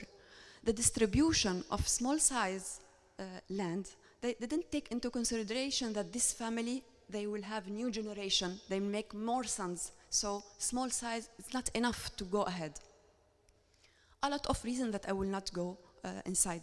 But it's very important to know that this kind of mismanagement, the centralization of Syria, like the centralized capital in Syria, Damascus, they decided everything. They put the irrigation plan, they put how much water there should be for each family, what kind of crops they have to cultivate.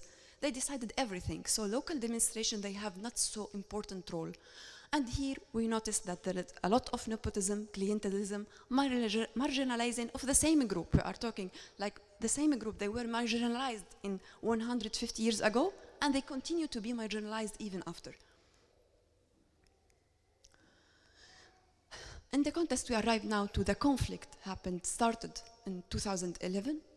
We see that during this year, 10 years right now, more than 10 years, the plain is divided between two conflicted parties, opposition and government. And all the irrigation canals were cut, and there is no water. If in one part they are not working, the other part will stop working. So both communities, all communities, they suffer from the conflict, and they don't have water, which is the main and important aspect to continue their livelihood. I come back now to the main two aspects that I explained before. The first one is living heritage. Here, by living heritage, I mean by my case study that how people, here I show some water channel, they were cut and no one can use it. And during the war, we see how people try to cover the role that state can't cover anymore. They can't provide services. The central government can't provide services for all Syria under the conflict. So they try in this time to take the role of leadership, try to find solution, try to change their relationship with the state. All this doing local negotiation and using their social energy to find solution. The objective is to find solution and make these water channels work again. So they try to work on local resources, know how to manage it collectively and locally. This is living heritage. This is what I meant by living heritage. It's the local practices, the everyday practices to go and negotiate. This is the most important issue, that they were negotiating all. They were negotiating checkpoints, militaries, authorities from both sides. And here they were able to clean it and stop the conflict for a while to clean it. They were able to convince both parties that it's for the benefit for both community is good to work. Mm-hmm. So the vitality of heritage forces us to face practical aspects, including irrigation techniques. So it's about negotiation. It's about governance, understand governance. It's about understand governance from developing agricultural policies to find a way to understand and apply it. Here I move to, and I want to conclude with, to jump to the end with the to plural heritage. We see with the plural heritage what people bring from the past. Here, as we said before, like the people they were marginalized in the past, they continue to be marginalized during the conflict. And many technical studies, they didn't take this into account. And they said that Al-Ghab Plain, it's a homogeneous area. So they have the same condition, the same communities. They are using irrigation channel. They use the same agrarian law. But finally, if we find and think about the past, they are different groups inside the same community. So by plural heritage, I insist about the importance of individual. Not community are not a homogeneous one. Some of them, they have different greed and grievances. I find, here I arrived to conclusion about, the title was like, how we reach the peace. We can't reach the peace if we continue to neglect the area plural and living heritage.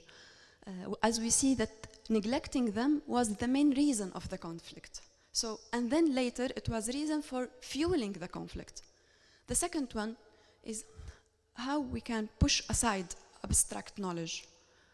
We are attracted by templates, by programs, toolkits, but we forget to see that like these local practices, they generate a new knowledge. How we can bring this new knowledge to the central stage. Thank you.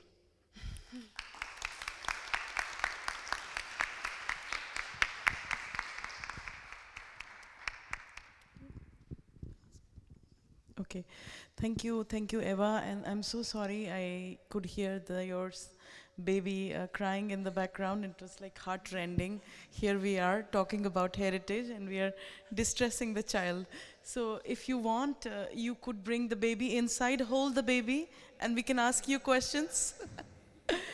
In the meanwhile, as Eva has highlighted, it's the living heritage or intangible heritage, social structures, which are very important for building lasting peace, and often they are ignored in these high level peace deals and peace agreements, and we do not think about how peace will be fostered or renewed on the ground.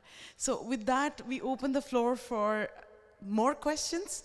And my colleague Mohana and I, we will rotate around with the mic. You have Natalie before you, and you have also Maria. And perhaps, Maria, you could start off with answering our colleagues who are online about the question from Ukraine. Yeah? Oh, okay, Eva is also back. Okay, no problem. Okay. Yeah. Eva can bring the baby. You're searching for the baby now. Okay. So, if I remember correctly, the question from the Ukrainian colleague was how the life was going on in the occupied cities during. So I feel in Sarajevo, especially as a capital, I mean, the people wanted to at least tried to keep the feeling of normal life as much as possible, in a sense that the cultural activities were organized in the basements and in the shelters. There were concerts, there were theater plays. So the culture played really important role in a sense of bringing the normality to the city during this time. So I feel that, yeah, I think that people in Ukraine, will probably do the same in this hard time. It's just to find the way how to, at least to the certain extent, have a feeling of normality.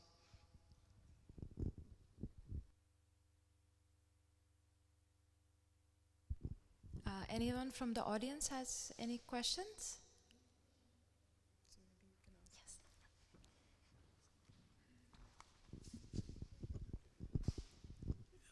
This is not really a question, but just a suggestion. Yesterday, I was asked to make a presentation on sites of memory, especially on sites of recent conflicts, which is very much the situation that you are describing. And I was invited, I believe, because I was a member of the board of an NGO that is called International Coalition of Sites of Conscience. So when you have a trauma like a war, there is some time just for solidarity for the community that has been the victim. But we all understand that we have to try to go forward and to reach a step of negotiation. As I told you, that needs time, but there are also methodologies that could be helpful. This is what the sites of conscience are proposing. I just mentioned it quickly. You could go on the website and have more information. It is an NGO with 350 sites in 60 countries, including examples like the Liberation War Museum in Bangladesh, the Kigali genocide, many sites in connection with the dictatorship in Latin America, and civil rights in the US, just to give an example. There is a methodology that could be helpful, trying to bring people to think, to examine together what are the common interests, and very often they realize that cultural is very essential to it. Not only the cultural heritage from the past, but experience shows that bringing contemporary art in the process can be helpful. Very often artists just are the feeling of the contemporary urgency and necessity, and that could be helpful. I just mentioned it because if you try to be connected, and sometimes it is open to anybody. There is no selection process. The only condition is that you have to accept the methodology and to really want to go beyond the trauma and try to find a negotiation and reconciliation. I think that could help in the process. Thank you. Congratulations for your presentations and congratulations for the organizers. I really believe this is an essential. The other presentations previously were fine, but speaking of peace is really as important as climate change, maybe more important even. Thank you. Thank you, Eva, again. And I have two questions for you. Yes.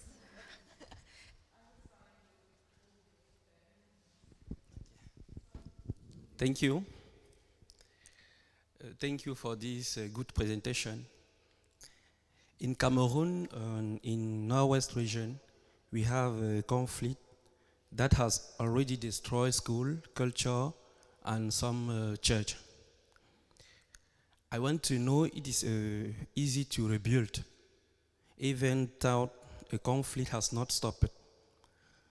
It is okay, we want to know the methodology. Yes, we want to know the methodology. I want to rebuild. Yes, thank you.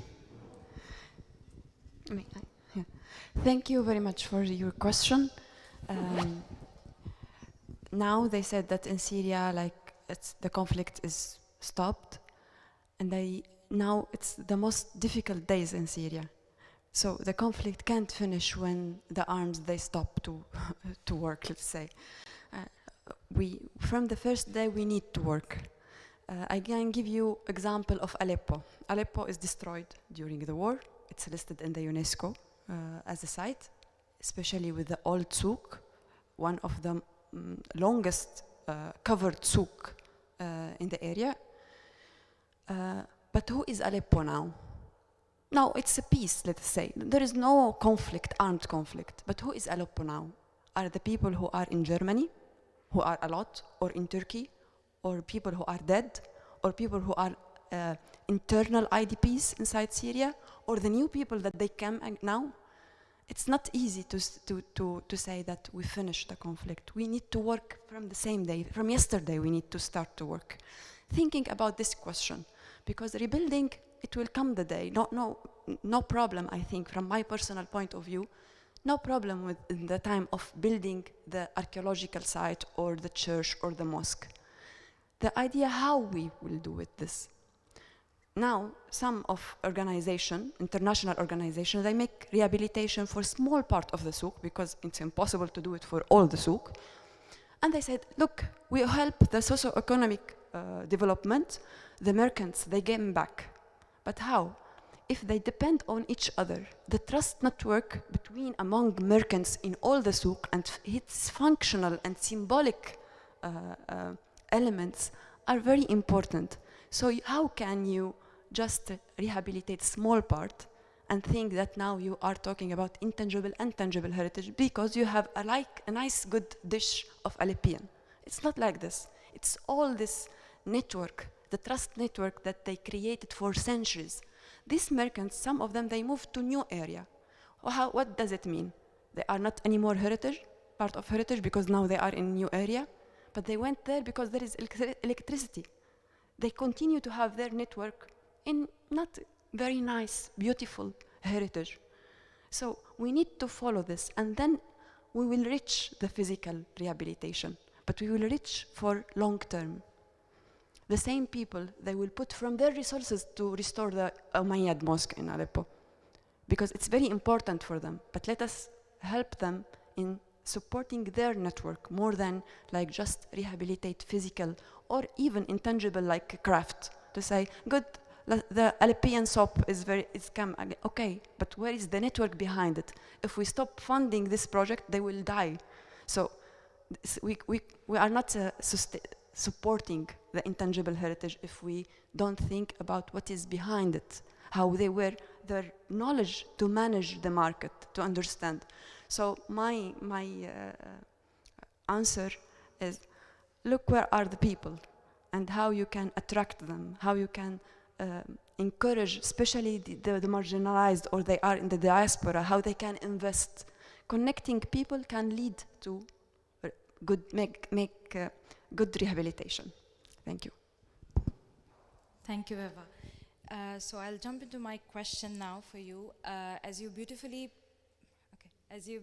explained, and you have a very different perception of heritage and rehabilitation right after war, and just selecting a building which maybe looks important. So, according to you, what are some of the tools that you may use or criterias to prioritize heritage in such cases, where you're not adding to the tensions, but you're actually, initiating or starting to build peace, lasting peace in the community?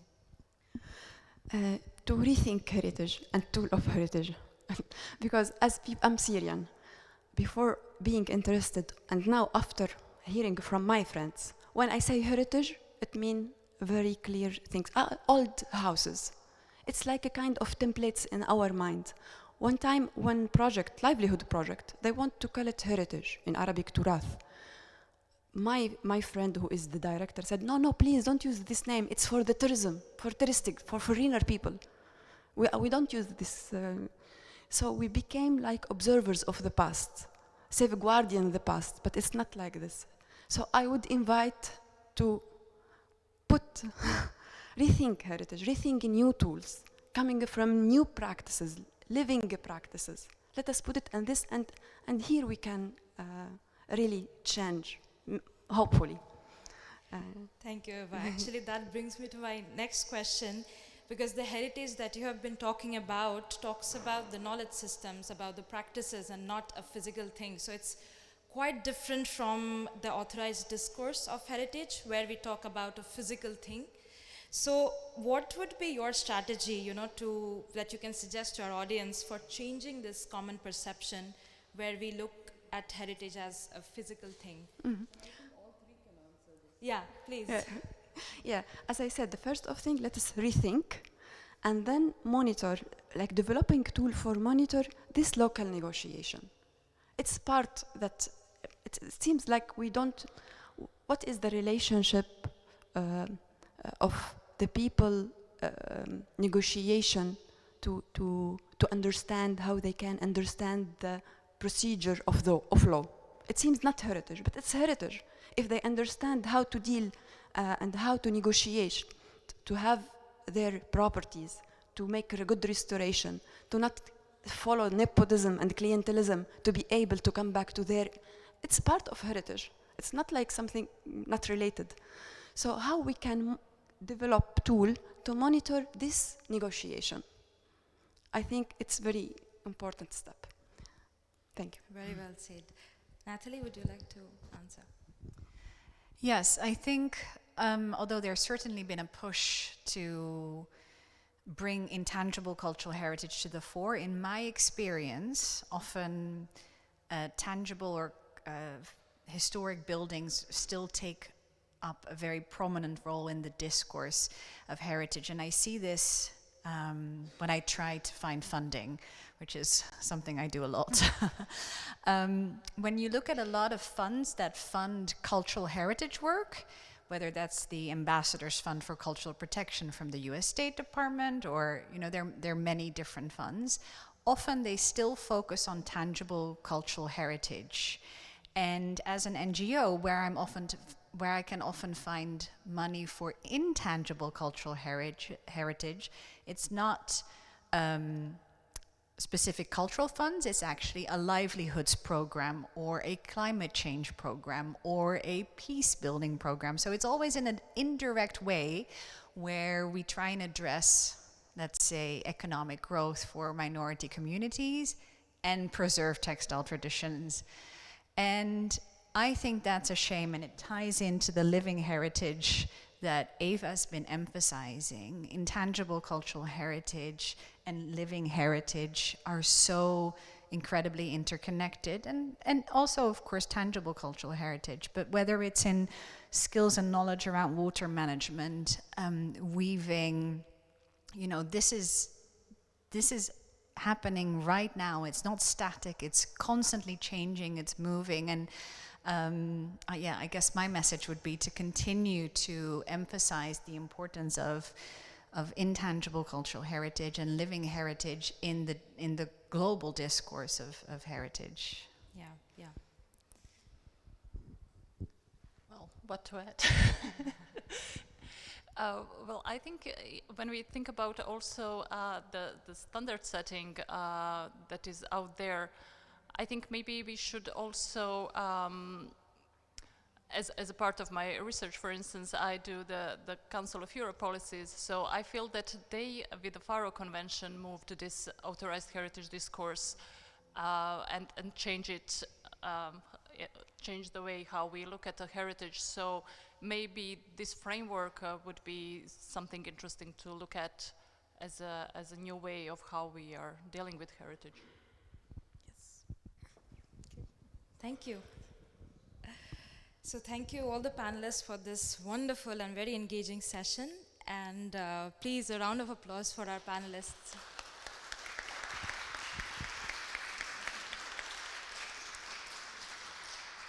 Before we close, may I kindly request the IT team to present the first presentation that we had for this panel again.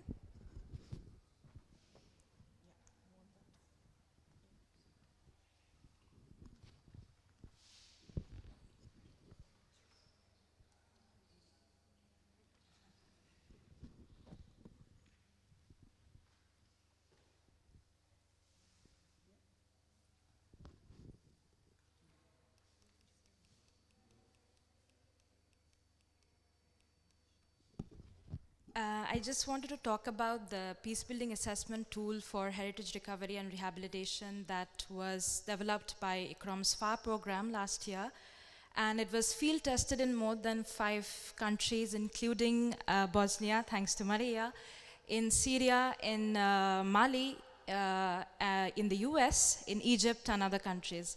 And today in our discussion, we have been talking about this tool quite a lot because it's a tool that we kind of developed to analyze the interplay between heritage and the conflict dynamics in a given context.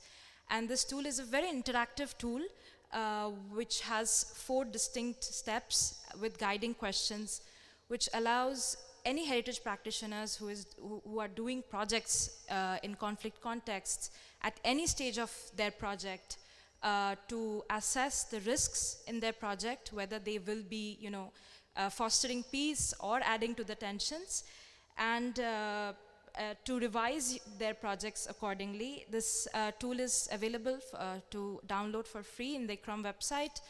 And a second part of this toolkit, this was the first tool of our toolkit, and the second part is on heritage-based indicators for peace. And with this, I would like to invite Aparna to explain more about the upcoming project. Okay, can you show? Yeah. So, very quickly, as this publication will be out this month, it's heritage-based indicators of peace. As I highlighted before, we have collected, we have developed a methodology based on the methodology of Roger McGinty. He's a scholar and also from another scholar from Brandeis University on how communities can help you measure peace and what it looks like to communities. So for people like our colleagues were asking from Cameroon, like for people to be able to do, to go to a shop and buy food without fear of getting killed is peace. Similarly, here are some voices which we have collected, but there are other such indicators. So we have developed a methodology how you can engage your local communities in developing these metrics, these measures, these signs of everyday peace around heritage. And we have also been working with sites of conscience, I must say, and we have been looking at their methodology also.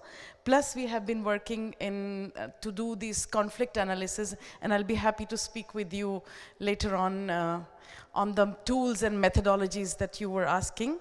But with this, I would like to bring this to a close, but with few key takeaways of today's session. As our panelists have very, eloquently highlighted, as Nathalie said in the beginning, that it's the weavers who are marginalized, and it's working with these marginalized communities in Myanmar is giving that space for dialogue. So clearly we see that heritage allows you that space for dialogue, and it widens that space, which is somewhat positive space. It helps to create, and I'm not saying that heritage alone is the sign of peace, but along other confidence building measures, heritage is an important ingredient of peace. Then, as Maria said, in your story, as you highlighted how truth-telling, how coming together and after telling the story of what happened, who aggressed, who was the aggressor, and as Mr. Luxem pointed out, and developing perspective on it after a longer period, and also looking at it in a generation past view and looking at it through an intergenerational perspective is very important. So involving the young is very important. And the last but not the least, what Eva said, our focus around wars in Syria, Iraq, Yemen has been very much on built heritage. And also, as has been pointed out, donors are also focusing on built heritage because it shows that something has, you know, and we don't blame them. And we are not saying that built heritage is not important, but we are realizing and increasingly realizing that intangible heritage or social structures or the people, the cultural bearers, the people who bear the culture and who are displaced are equally important. So we have to bring back those displaced communities.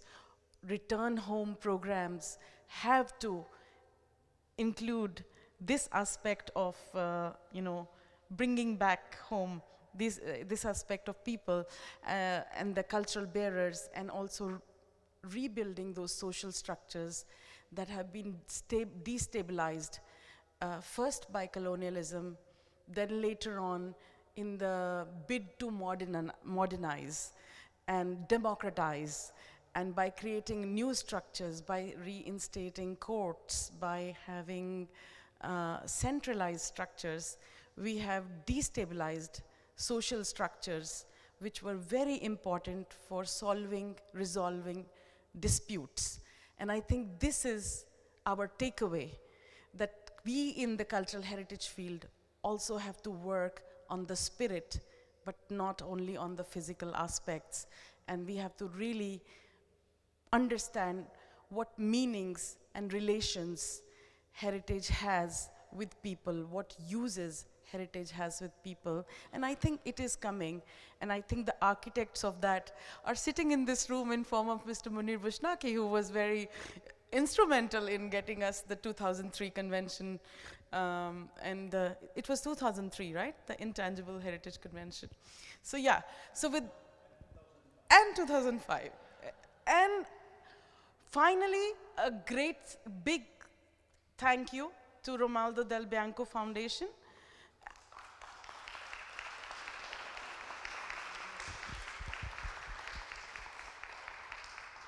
Peace, Pace, Shanti, Haiva. Thank you so much, Luogi Parlanti.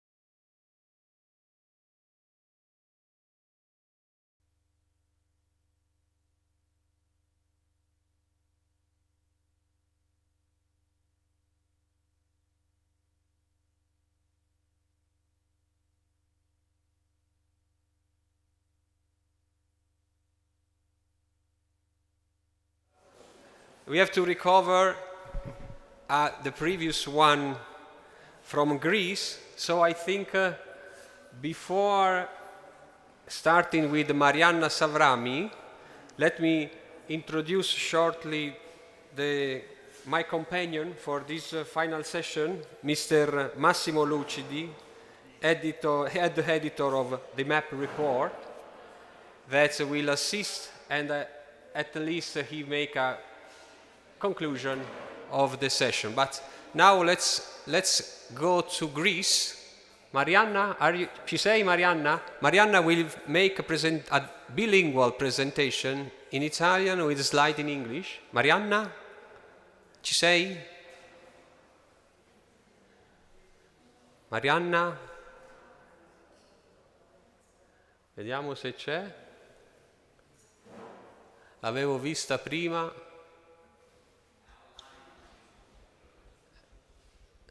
È online? Vediamo se questa volta riusciamo. Marianna? Here you are, eccola! Sì. Bene Marianna, Mi sento. prego, puoi mandare... Buonasera a tutti. Buonasera Marianna, benvenuta. Sono sicuro che adesso tutto è pronto per la tua presentazione. La presentazione che voglio ricordare riguarda Messolonghi City Cultural Center in Greece. So the floor is yours.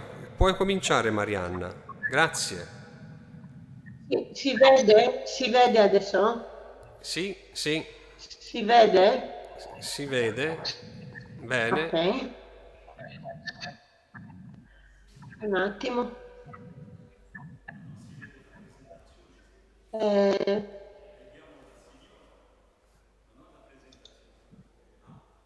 Ecco, perfetto.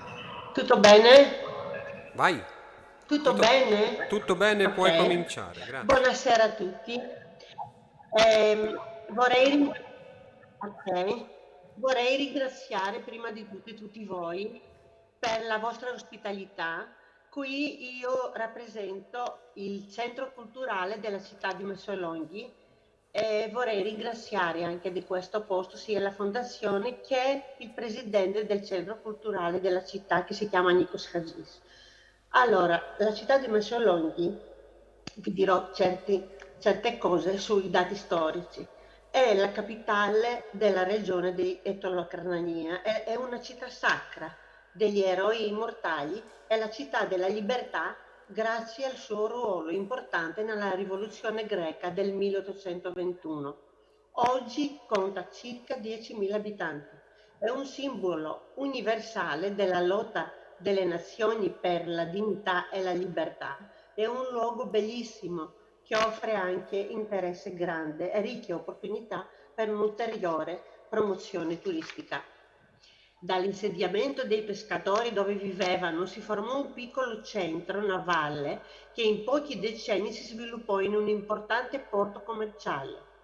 In seguito la zona prese il nome di Mezzo Laghi, da dove proviene il suo nome in greco Messolonghi.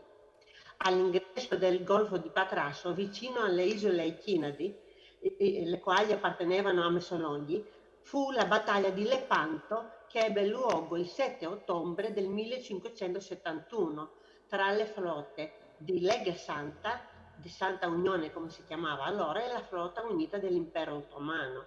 Il nome della battaglia navale deriva dalla posizione, cioè nel Golfo, in cui si svolge la battaglia navale e perché poi l'intero Golfo fu chiamato dai veneziani Golfo di Lepanto. La città sacra, certe immagini e poi la sua laguna e i suoi musei. Il suo museo archeologico e la sua pinacoteca che parleremo adesso. Il suo museo archeologico è stato inaugurato nel dicembre del 2021, è molto nuovo. Nella sua mostra permanente si presentano più di 1200 oggetti che coprono cronologicamente i periodi della preistoria alla tarda epoca romana e provengono dalla regione questa. La Pinacoteca del Comune di Messolonghi è un museo di storia d'arte, è il secondo luogo interessante da visitare. È situato nel centro della città e si trova in un edificio che nel tempo era il municipio. Qui vediamo una ricca collezione di dipinti di artisti greci e stranieri ispirati alla lotta dell'Exodus di Messolonghi. Nel museo c'è pure una sala dedicata esclusivamente a Lord Byron, con dipinti ad olio, lettere, ritratti del poeta, le persone che ha incontrato lui e i luoghi che ha visitato durante il suo soggiorno in Grecia e che ha invocato nelle sue poesie, oggetti personali sue e copie di lettere specificamente legate ai suoi sforzi filellenici. Esiste un altro centro d'arte che si chiama di Exodus. Questo museo è un edificio storico che ospita conferenze, mostre, pittura, scultura, incisioni, fotografie, videoarte, eccetera. Un altro museo è quello del Sale, che si trova nell'isola di Turlida. In questo museo, unico nel suo genere in tutta la Grecia, il visitatore ha l'opportunità di imparare tutto ciò che riguarda il sale dalla sua prima apparizione sul pianeta fino ad oggi. Siti archeologici. L'antica Plevrona. Nel nord-est di Messolonghi ci sono le rovine di Plevrona. È una città che è menzionata nelle opere di Omero. Partecipò alla guerra di Troia e fu distrutta. La nuova città, che fu costruita sulle rovine di quella vecchia, era una delle più importanti della regione e aveva 30 torri e 7 porte.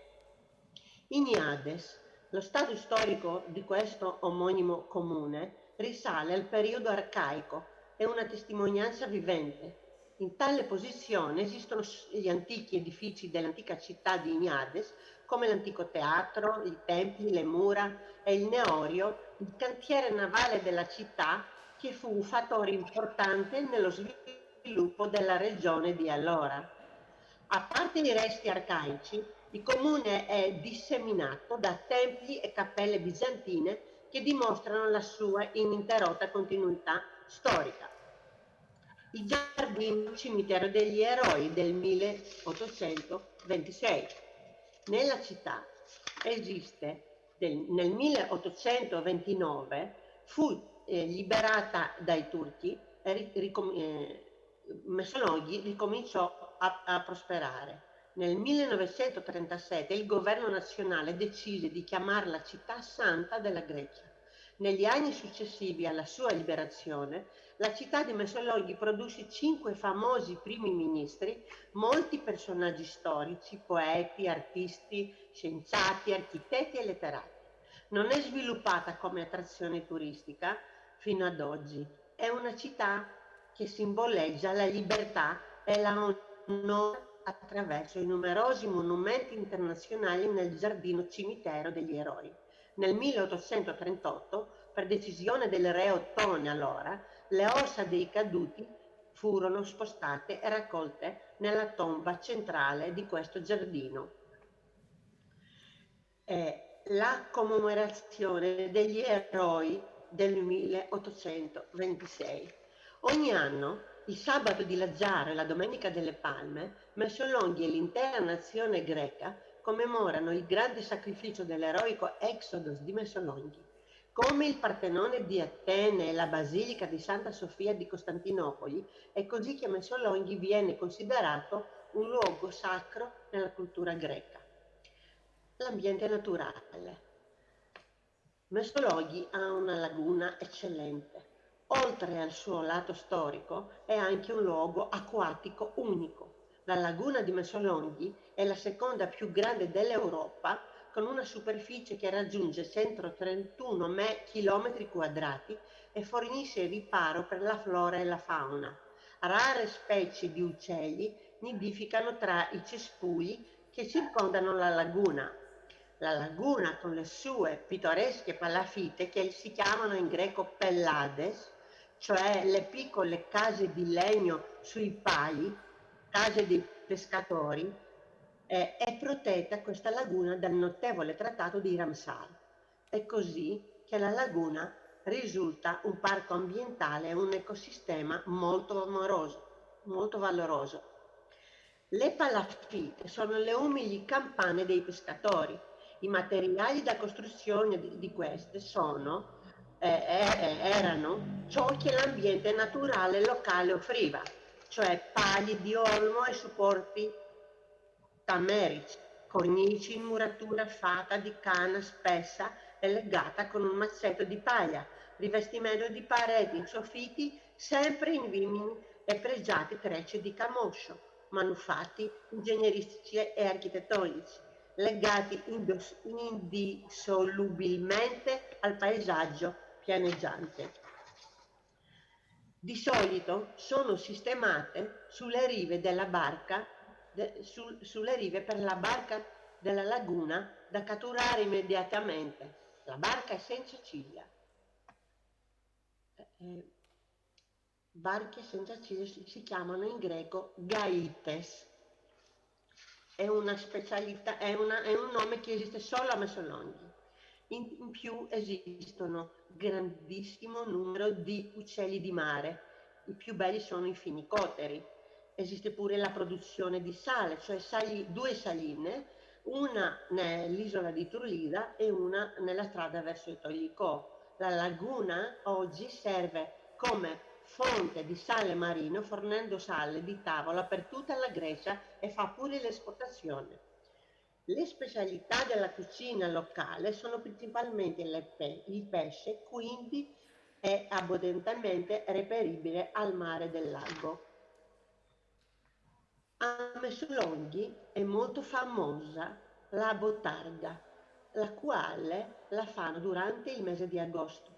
In più esiste una distilleria tradizionale dal 1700 dei fratelli Trichenè. Era una famiglia che si trasferì a Messolonghi dall'isola di Cefalonia. La sua unica dote allora era una ricetta di uso, cioè un tipo di anice. Il luogo di ritrovo originale è adottato della vecchia banca oggi in marmo che assegna ancora in rilievo di bicchieri. Le isole della laguna. La nostra laguna ha tantissime isole. La migliore è una che si chiama Turlida ed è un isolotto abitato della laguna. La struttura è posizionata a 5 km dal centro città a sud di Messolonghi. Una magnifica strada di 5 km che sporge nel mare si conduce al golfo di Patrasso con la bellissima spiaggia di Turlida, di quest'isola. Gli ospiti possono combinare sia nuoto che pesca. L'isola di Klisova è l'isola che svolge un ruolo molto storico e importante nella resistenza della città di Messolonghi contro i turchi. Qui esistono pure i bagni di fango. Chi soffre da alcune malattie beneficia nelle acque termali ricche di minerali a questa piccola isola storica. L'isola della Madonna di Finicà. È un isolotto dove era la destinazione preferita per il riposo di Lord Byron durante il suo soggiorno nella città. Qui esiste una cappella della Madonna che si chiama Madonna Finicchiotissa, che fu costruita nel 1804 sul sito di un precedente basilica paleocristiana. L'isola di Vassiladi o San Sostis o San Salvatore. Vassiladi è una piccola città, è una piccola isola disabitata all'ingresso della laguna di Messolonghi e su di essa è stata costruita una cappella, la cappella di San Sostis o San Salvatore in italiano. San Salvatore è anche il nostro santo patrono della laguna di Messolonghi. È pure il santo protettore della città di Trieste, in Italia, perché tanti triestini una volta commercianti sono arrivati qui. Gli abitanti della zona costruirono nel 1860 questa storica cappella in onore del loro santo.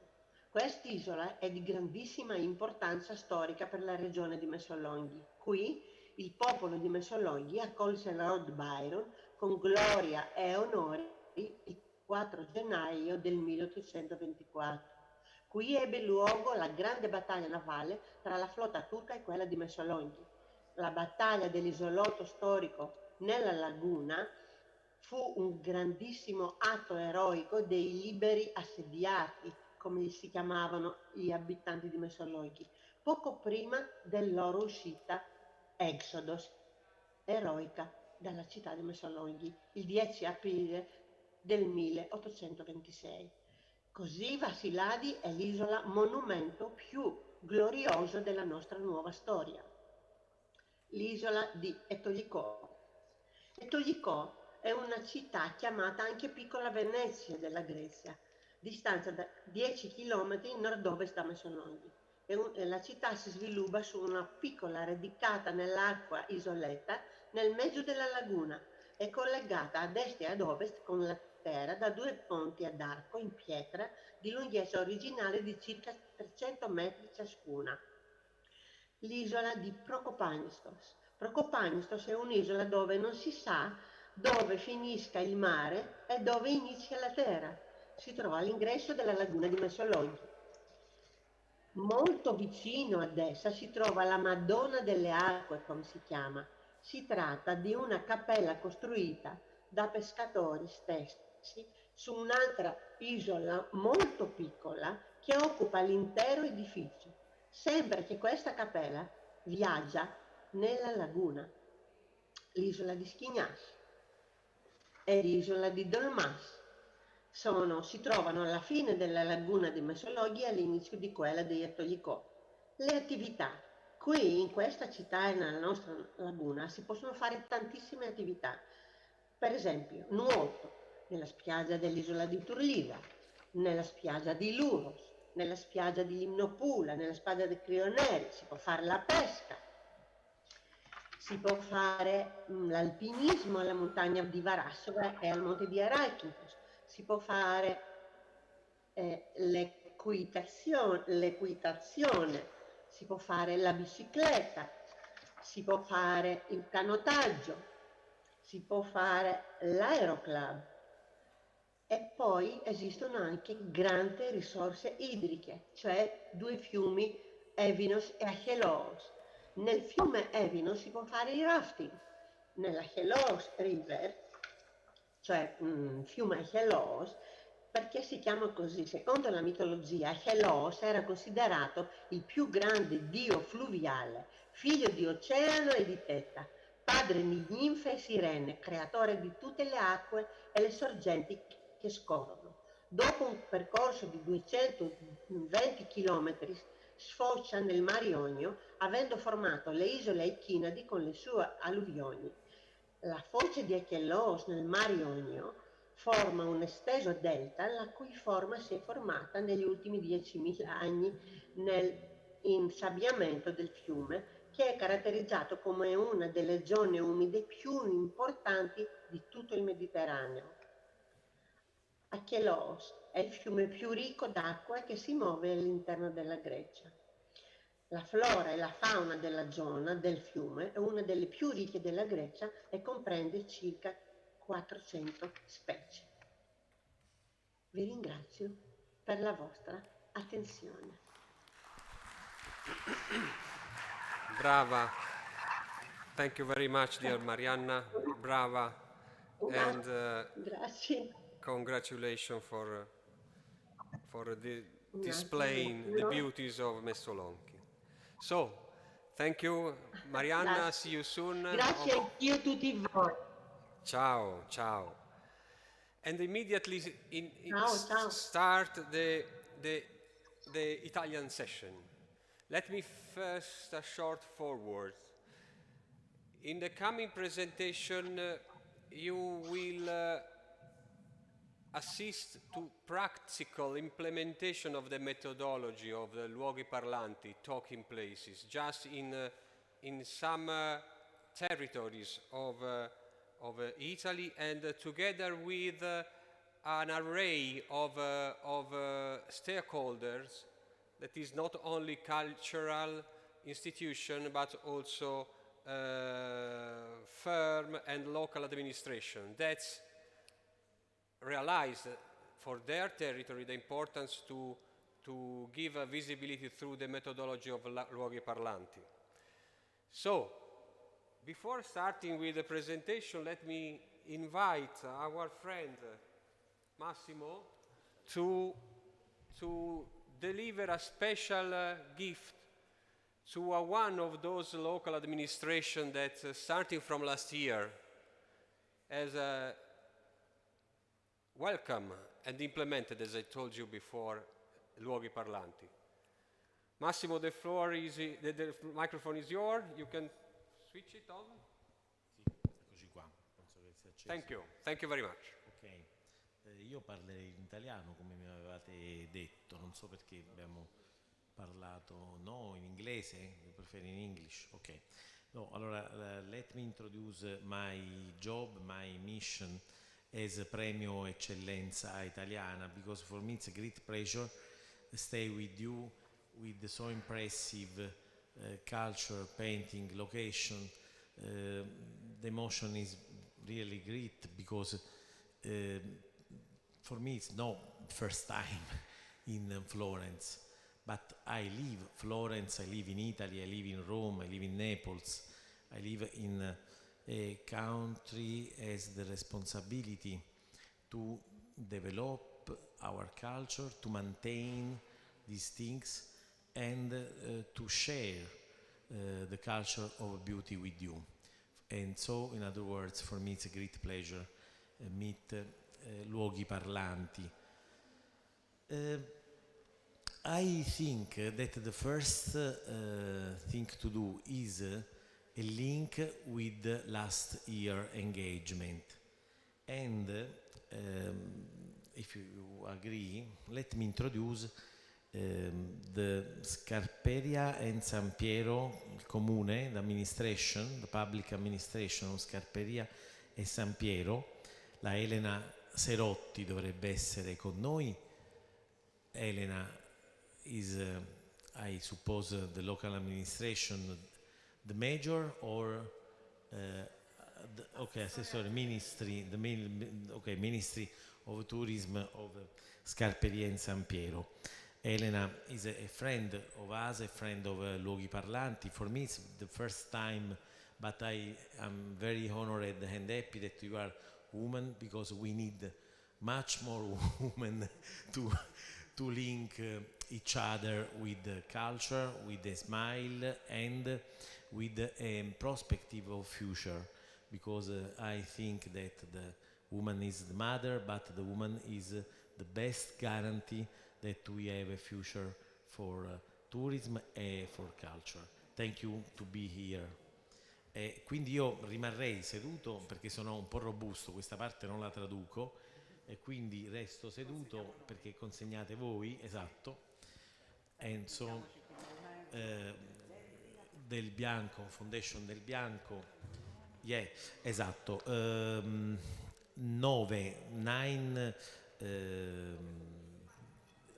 prize for Unione Comuni del Mugello, 9 prize for them. 9 local administration is a good sign to cooperation, to work together. Thank you so much. Thank you so much, Elena.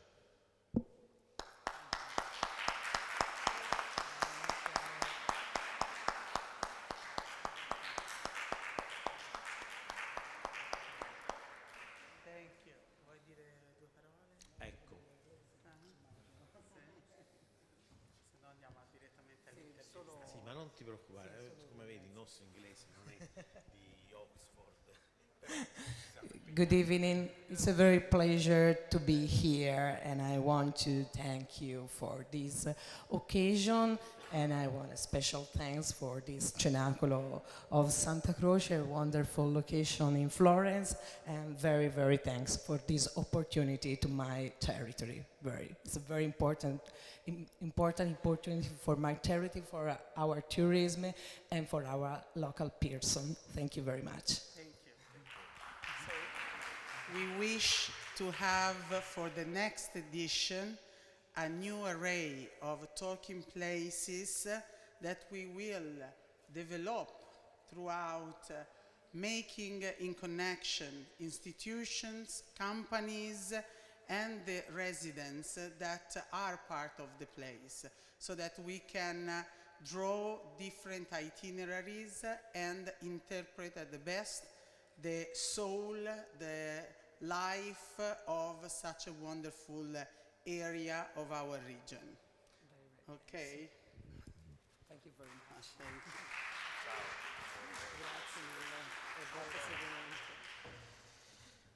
And so, it's a great sign that just one local administration take 9 prizes for a community, for a important and local land.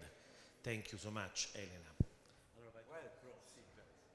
Well, now we start with the presentation, and I am glad to invite on the stage Professor Emma Mandelli from the Accademia Casentinese that, as I told you before, Accademia Casentinese was another local cultural institution that follow the methodology of luoghi parlanti, talking places.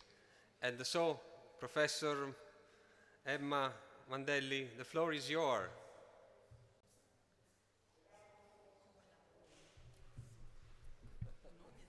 In inglese. La macchinetta? Sì.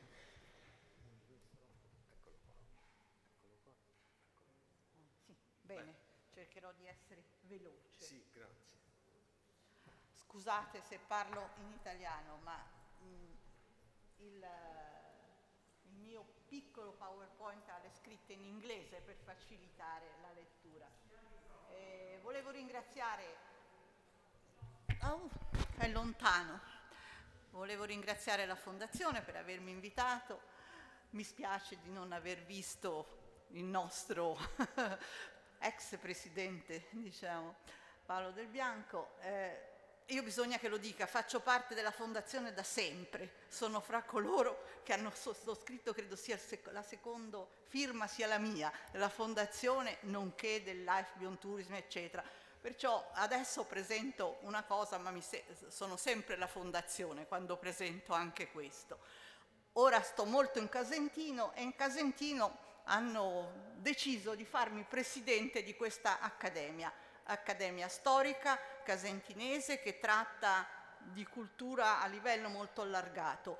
Il Casentino è una valle particolare, storica, e non sto certo a raccontarvi tutte le particolarità di questo territorio toscano bellissimo, con delle caratteristiche poi particolari, e anche per la sua, vediamo va avanti così, per la sua struttura di valle, che fa sì che nasca dal Falterona, dai monti, con l'Arno, il grande fiume della Toscana, che viene giù fino ad Arezzo e segue naturalmente tutta la valle, che è piena di testimonianze storiche, beni culturali. È una valle particolarmente ricca, ha turismo ma relativo, anche perché ha un po' una cattiva collocazione a livello di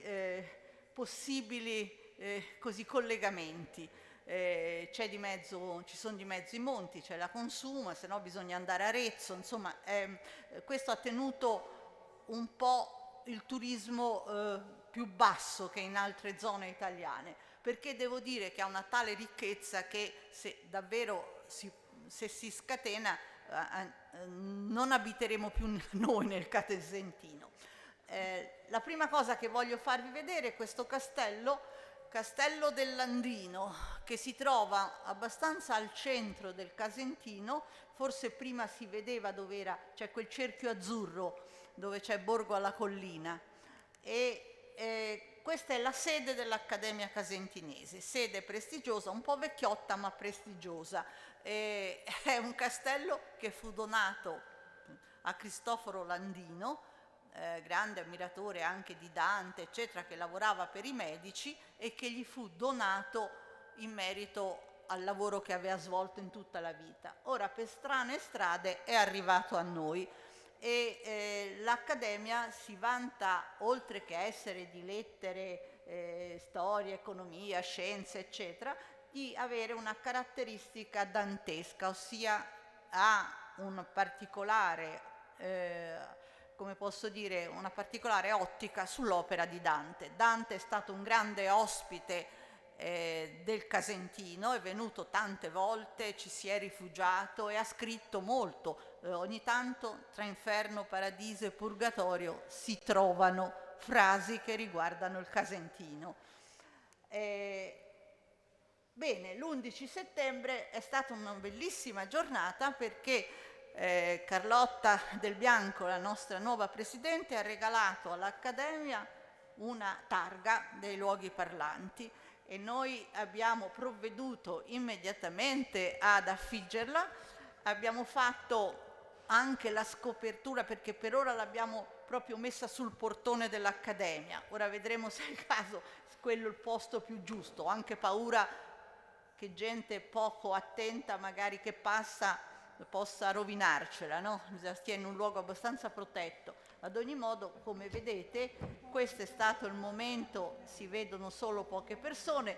Il signore, naturalmente, è il sindaco di Borgo alla Collina, che è venuto, un ingegner Fani, c'è Carlotta, poi ci sono anch'io, poi davanti c'erano le persone che assistevano a questa cerimonia semplicissima ma molto sentita, devo dire. Ed è la prima targa del Casentino questa, e questo è importante, è perché ce l'ha l'Accademia appunto ed è nel centro di questa valle.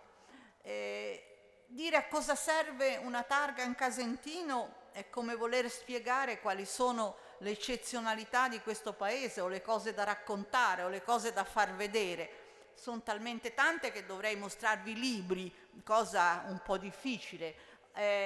Ho cercato di far capire che esistono, almeno dividendoli così in gruppi in maniera molto semplice, tutta una serie di cose, da quelle che sono semplicemente monumenti, come anche le foreste casentinesi, che ormai sono World Heritage, i castelli, i monasteri, eccetera, a quella che invece sono la storia di questo paese, del territorio, delle sue guerre, dei passaggi importantissimi, le famose guerre tra Arezzo e Firenze, che hanno dato vita poi ai rapporti anche con l'Emilia Romagna. Il Casentino era molto ambito per questo, perché era un luogo dal quale si poteva andare in Emilia Romagna, si poteva passare di qua e di là, e se lo contendevano Arezzo naturalmente e Firenze. Una cosa buffa, metà dei casentinesi si sentono fiorentini, perché arrivano fino a un certo punto, l'altra metà si sente aretina. Insomma, io trovo che la valle ha una sua identità che poi in realtà è tutta sua, non è né fiorentina né aretina, ha delle cose che riguardano questi luoghi. Poi ha delle particolarità come posso dire, di artigianato, di tradizioni, anche di tradizioni orali. Non crediate, questo è un paese dove la gente, per esempio, andava a veglia, me l'hanno raccontato. Sapete cosa vuol dire a veglia? Si trovavano davanti al fuoco la sera in una delle case, perché non c'era la televisione ovviamente, non c'erano tutte queste cose, e venivano fatti racconti, venivano ricordate tante cose, e di questi ci sono anche libri e figure molto particolari.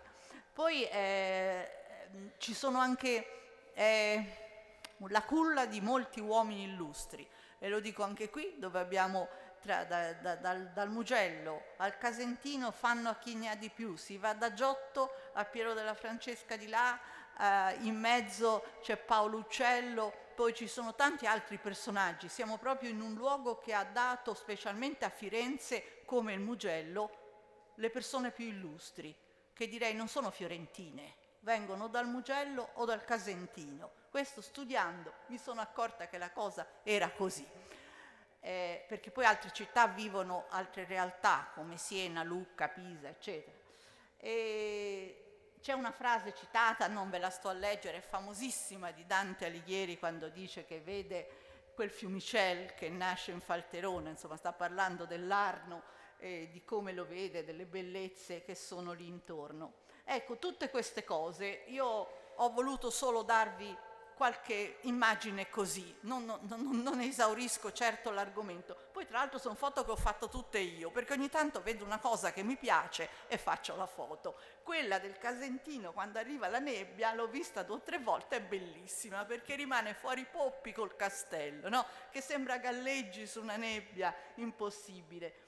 Oppure Poppi visto con una certa angolatura il castello, che poi non è castello, è il palazzo del castellare, tutti dicono il castello, ma non è il castello, è il palazzo. Castelli ne ha tanti poi, e sopra una vista proprio da Poppi. Quell'altra invece da casa mia, c'era la nebbia, oppure la neve, oppure i papaveri, perché le vede tutte queste stagioni il Casentino, le vede bene anche perché è una valle ma non è tanto stretta, è abbastanza larga e ha tanti percorsi. Prima non li ho nominati, ma secondo me sono, insieme all'Arno, che è la prima ossatura di questa valle, sono l'ossatura storica di questo paese, perché attraverso questi percorsi noi riscopriamo tutta la storia, cominciando dagli Etruschi, arrivando poi fino a quelli medievali, a quelli rinascimentali, eccetera, i percorsi utili, quelli del legno che dovevano andare in Arno e dall'Arno arrivare a Firenze. Voi sapete che tutta la carpenteria fiorentina di legno veniva dal Casentino,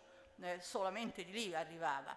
E poi tante altre cose che venivano prodotte e che attraverso questi percorsi nel passare degli anni, più alti, più bassi, eccetera. E che cosa c'è intorno a questi percorsi che possiamo vedere? Queste sono tracce e memorie ritrovabili. Ci sono i percorsi religiosi, ci sono i percorsi naturali nel verde, eccetera, ci sono questi percorsi storici e secondo me è veramente importante partire da loro per capire questo paesaggio.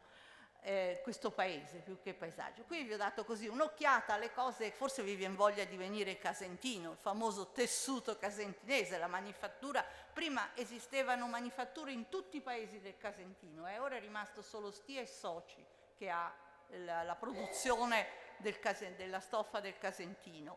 Poi c'è, non possiamo dimenticare il food, come si dice ora sempre, del Casentino. Il Casentino ha dei prodotti naturali favolosi, siccome c'ha la pastorizia, c'ha i formaggi, c'ha funghi a non finire, perché è un paese dove si va a funghi. Poi c'ha tutti gli animali così, prosciutti, cose, insomma, parlare di mangiare mi fa un po' ridere, però i tortelli di patate di cetica naturalmente, del Casentino sono famose e credo più agli stranieri che agli italiani che arrivano e le cercano sempre. Però ha anche altre cose, per esempio a Camaldoli come a Vallombrosa troviamo una farmacia fornitissima di particolari prodotti farmaceutici, liquori, eccetera, molto importanti anche. Poi troviamo 2 cose, una a Stia, che esiste la scuola per la forgiatura del ferro e il ferro battuto, di cui si fa anche un festival, e l'altra è la lavorazione della pietra, che sembra pietra serena ma non è pietra serena, è un po' più bruttina, è quella dell'Appennino, appartiene allo stesso tipo di pietra ma non è proprio la stessa cosa, e di cui c'è anche un museo e è a Strada. Dopodiché però il fiore all'occhiello del Casentino naturalistico sono le sue foreste, il suo paesaggio, e voi lì vedete illustrata una cartina particolare che fa vedere dei posti particolari dove proprio io li ho chiamati identitari, perché sono posti che ti fanno capire queste foreste bellissime, quelle più scure e quelle più chiare, perché hanno un tipo di alberi che lasciano passare il sole, altri no. Chi c'è stato penso se le ricordi, con certi percorsi bellissimi, con delle sorprese direi, perché come quell'albero là a destra, guardate, queste sono foto sempre amatoriali, fatte da me e da mio figlio, che quando viene va in giro e fotografa. E poi ci sono i luoghi dove ci si può fermare, perché le foreste fanno capo al monastero poi. Da una parte ci sono le vallombrosane e dall'altra ci sono quelle legate a Camaldoli. E questi sono i monasteri. Vi ho detto i principali, ne ha altri. Non ho messo quello femminile, ma non perché io sia contro quelli femminili, ma perché non ce la facevo a metterli tutti. Questa c'è Vallombrosa, Camaldoli Monastero e Camaldoli Ermitage. Camaldoli Ermitage con tutte le casine, lì dove è vissuto, va detto il nome perché per la fondazione è importante, San Romualdo, perché è il capostipite di questa storia del monastero di Camaldoli. E poi la Verna. La Verna è famosa in tutto il mondo, il Sasso di San Francesco credo che lo conoscano fin dall'altra parte del mondo, che è un posto, peccato sia diventato veramente un po' turistico la Verna, molto più degli altri, perché ci si arriva per una strada più facile, arrivando da Arezzo. Sicché ha un po' quelle cose che a me piacciono poco, perché il luogo è particolarissimo e ci hanno fatto dei concerti e delle rappresentazioni, vi assicuro, quasi commoventi da come sono belle, da come sono anche sentite.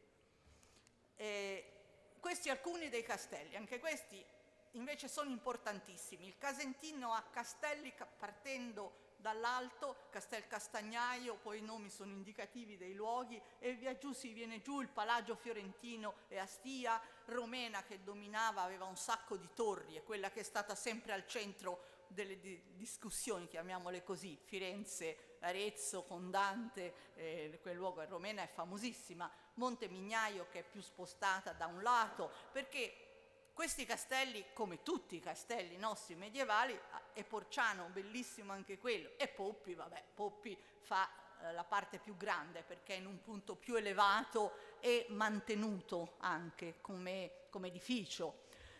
Cosa avevano questi castelli? Avevano la possibilità di comunicare visivamente da uno all'altro, perciò i castelli erano la rete del Casentino. Si sa dei castelli che delle notizie, e non c'entra il Casentino solo, date a Firenze, non so quando fecero non so quale papa, nel giro di 3-4 ore era arrivata la notizia da Roma ai paesi su, attraverso i castelli, attraverso quelle, facevano le luci, attraverso proprio i merli del castello potevano fare in maniera da comunicare facilmente, anche se c'erano nemici, qualsiasi cosa veniva comunicata, però si comunicavano anche le notizie, ognuno ha la sua comunicazione, noi abbiamo internet, loro avevano i castelli con questo sistema. Ebbene, questa rete a me ispira molto, perché lo dico? Perché spero molto che arrivati abbiamo la nostra targa, abbiamo da fare un programma a questo punto, perché la targa una volta messa lì non dice nulla, è interattiva, lei ha delle possibilità enormi, però dobbiamo fargliele venire fuori. Allora, una delle cose sicure è che mi piacerebbe, là c'è una cosa del Settecento dove si vede Borgo alla Collina dove sta l'Accademia, è una cresta e c'ha il Solano da una parte che è un fiume piccolo e dall'altra c'ha l'Arno, che potrebbe diventare un momento di comunicazione, di passeggiata, di camminata verso altre zone del Casentino. Questa è una mia idea di come animare la targa, ma l'altra cosa che vorrei, e sicuramente andiamo incontro, è che si andasse avanti con le targhe in maniera che il Casentino ricostruisse in qualche modo la sua rete. Siamo su una rete diversa, sempre una rete di comunicazione dove i nodi sono i punti principali, le cose più belle, le cose più piene di storia, di sapore, che noi abbiamo talmente forti, talmente grosse che manco si raccontano più, perché sono loro. C'è poco da fare, è come raccontare Firenze. Si finisce per fare delle cartoline invece che fare Firenze. E questo è anche il Casentino. Vi assicuro che è una valle, io non sono casentinese, ma conoscendola è una valle. L'unico peccato? Le industrie che hanno fatto lungo l'Arno. Ecco, lo devo dire, perché uno quando viene rimane male, che le vede. Non ho altro da dire, Bene. vedo che mi Bene, sollecita. bene, thank Poi you. devo partire perché per arrivare in Casentino ora ci metto 2 ore. A long trip is waiting for you. 2 ore. Thank you. Bene, Thank grazie, you very much, grazie infinite. Professor Mamandelli. And as you anticipated, here you are,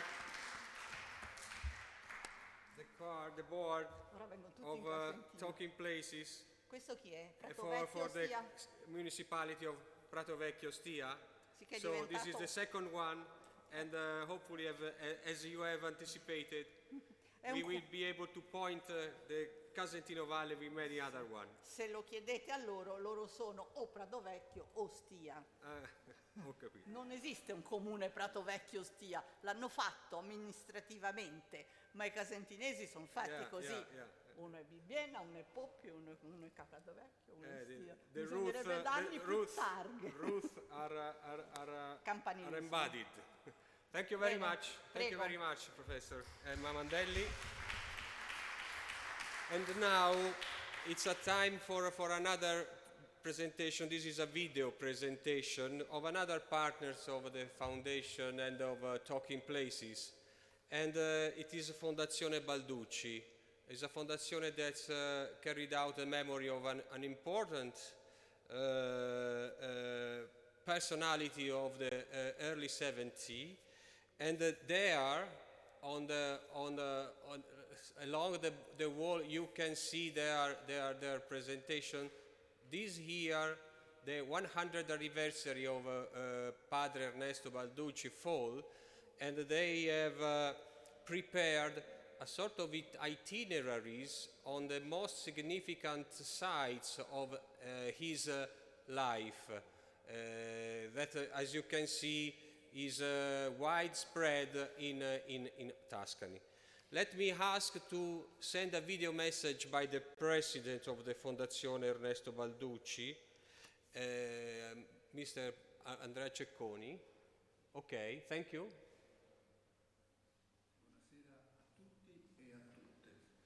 Ringrazio gli amici della Fondazione del Bianco e il suo presidente, l'amico carissimo Paolo, per avermi invitato al Festival della Diversità delle espressioni culturali dal titolo Il mondo a Firenze.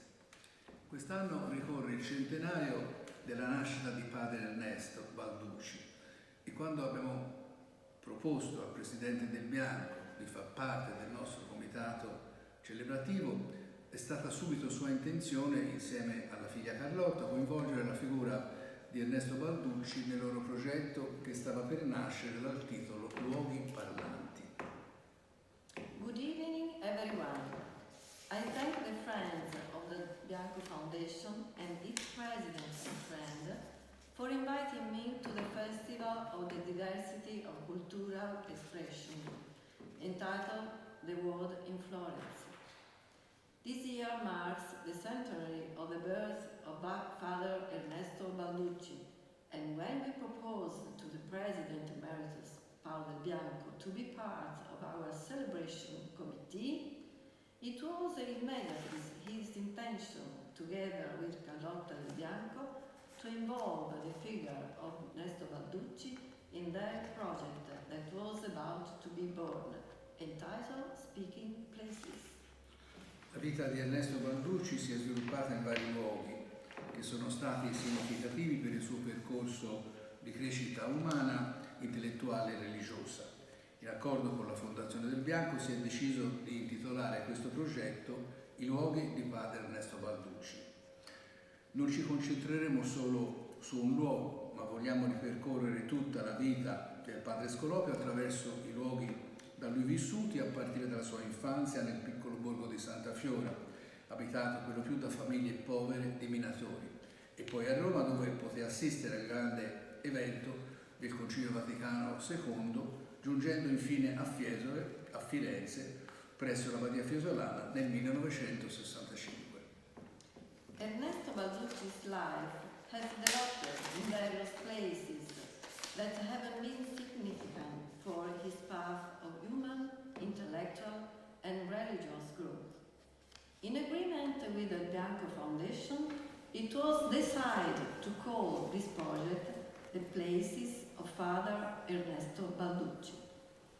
We will not focus focus only one place, but we want to retrace the entire life of Balducci through the places he lived, starting from his childhood in the small village of Santa Fiora, inhabited mostly by poor families of miners, and then to Rome, where he could witness to the great event of Second Vatican Council, and finally arriving in Fiesole, Florence, in 1965 at Badia Fiesolana.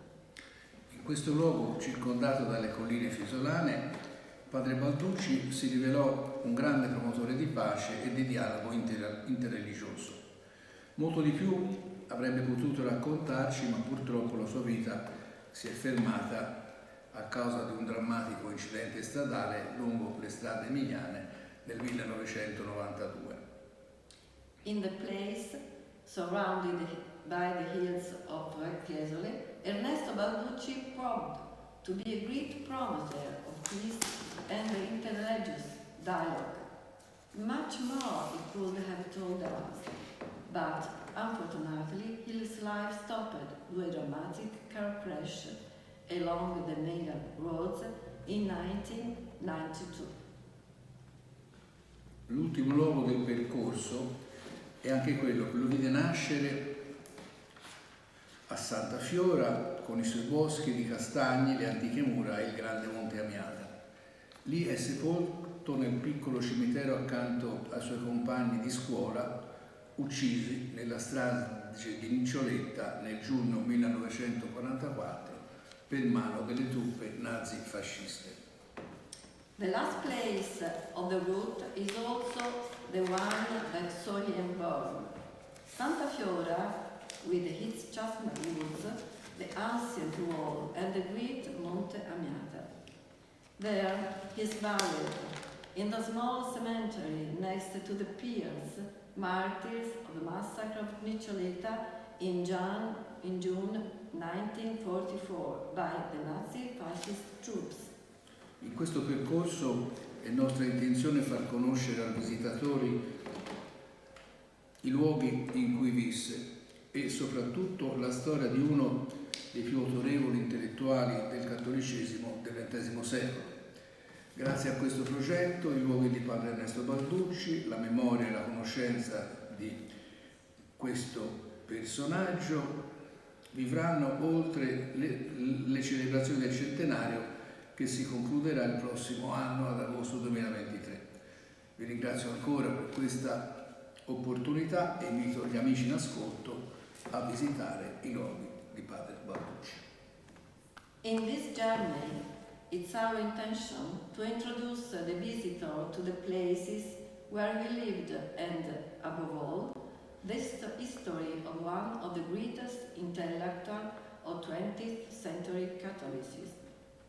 Thanks to this project, the places of Father Ernesto Balducci, the memory and the knowledge of this personality will live beyond the celebration of the centenary, which will end next year in August 2023. I thank you again for this opportunity and I invite my listening friends to visit places of Father Ernesto Balducci. Thank you very much. And of course, also for Fondazione Ernesto Balducci, we have prepared the board of talking places that will be displayed according to the explanations that you will see in the poster at the left side of the room. Let's now go on with the following presentation by Il Mandorlo Farm, and they will present the project The Enticement of Alta Versilia Enhanced by Talking Places. And first, there will be a greeting message by the Deputy Mayor for Culture of the Serravezza Municipality, Mrs. Vanessa Bertonelli. So please, can you send the video, and I invite Maria Cristina Hamel later to make her presentation. Thank you. Maestra Bertonelli, assessore alla cultura e alla scuola superiore del comune di Seravezza.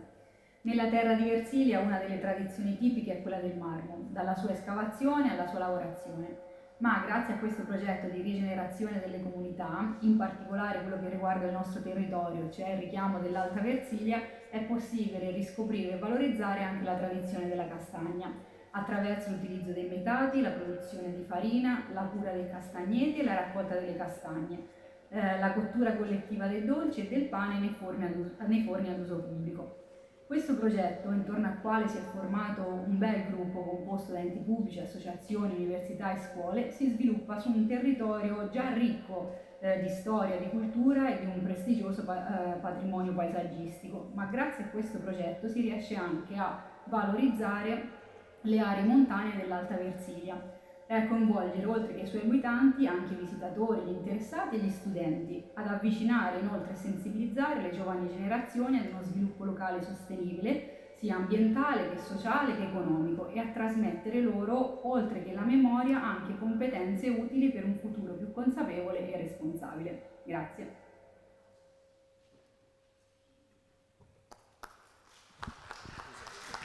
Thank you very much. Thank you very much. And now, Miss Maria Cristina, the floor is yours. Good evening to everybody, and thanks a lot to Fondazione Dal Bianco for involving us and to expose our very particular project, which is called Richiamo Alta Versilia, which means the call of High Versilia, and gathers about 24 partners of many different kinds of proveniences, as farms, school, even university, and also the project of making communication about our territory. May I present myself? I am Maria Cristina Hamel. I am together with my husband Cesare Castelli. We are, our farm is called Il Mandorlo. But we are in our region is in the very north of Tuscany, between the seaside and high mountains, the Apuan Alps. So we go from the sea level to about 1,600 meters, and Alta Versilia is situated at about 350-500 meters. It's the hillside of these places. There are many small towns that are involved in this project, like their names are Giustaniana, Basati, Minazzana, Azzano, Fabiano, and Retignano. They all gather around the municipality of Seravezza, which is well known for its beautiful Palazzo Mediceo, which was made in 1560 by the family of the Medici to enhance the project of architecture and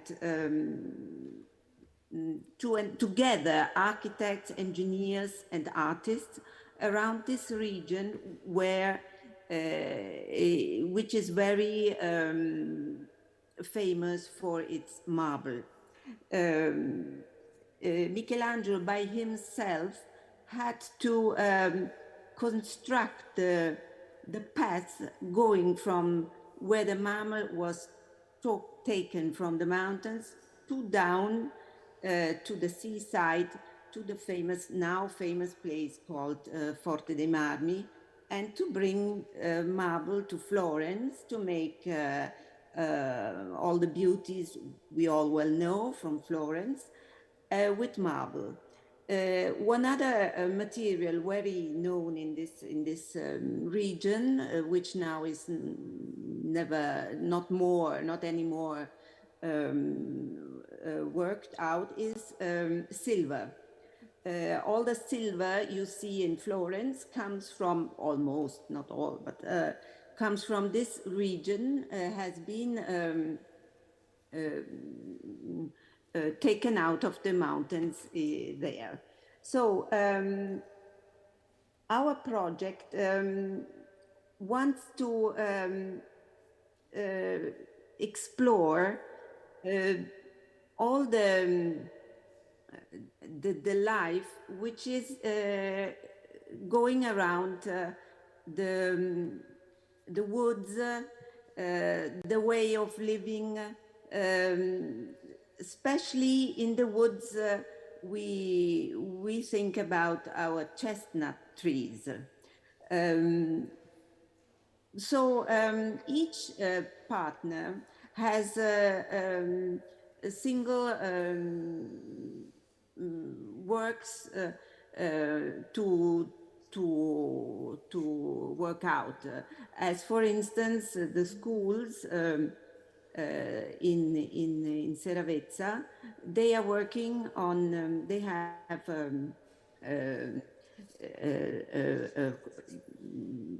They work for making a machine to work out the chestnuts, and they are also marble processing, and we work together to find out what are the programs we could make for the future. For instance, we want to have sharing. We want to share common goods that have to be renovated, like wood burning ovens for all kind of bread or cakes, and also the small stone houses called metati, which in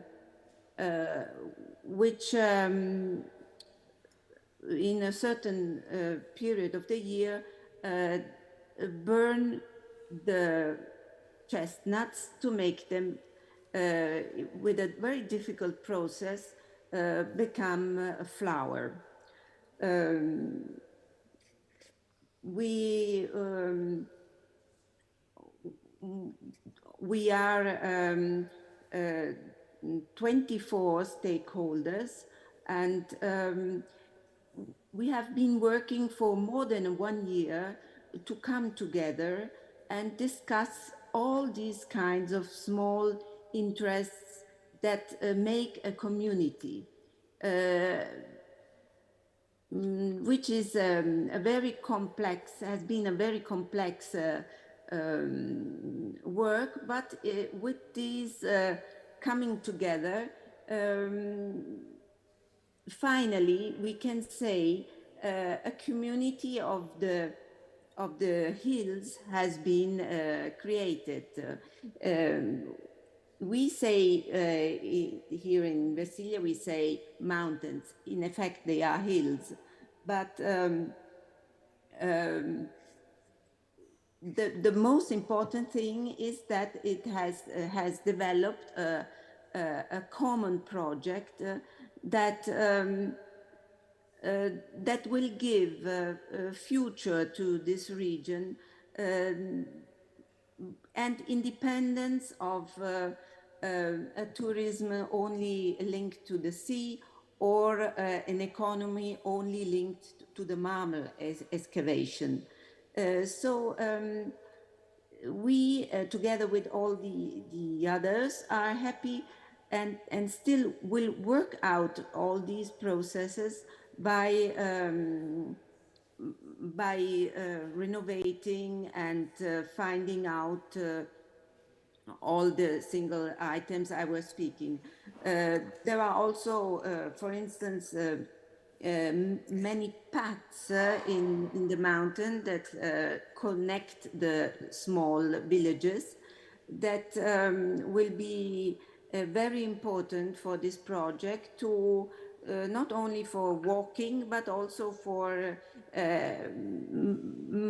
effectively connecting one to each other using using them, restoring them in the where it needs to have been done, and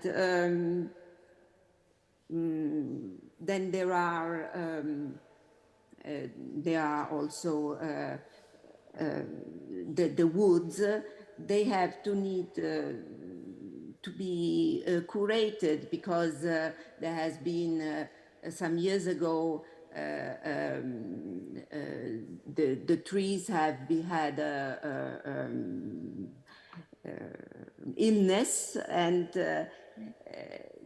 many they have to be curated to be productive. Otherwise, you cannot gather enough chestnuts for the needs or for working out a good quality of flowers. So there are many many different kinds of activities that can be worked out.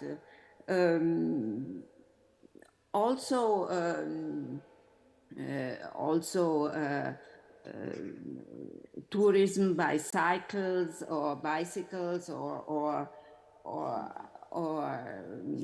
all the communication one has to do to make people walk into the landscape, because the paths are there, but they are not they have no signs you can follow. So it's like going to in a quite harsh and wild situation, and have to work out all kind of cultures that bring it nearer to people that not only live there, but surely when they come there like it very much. There are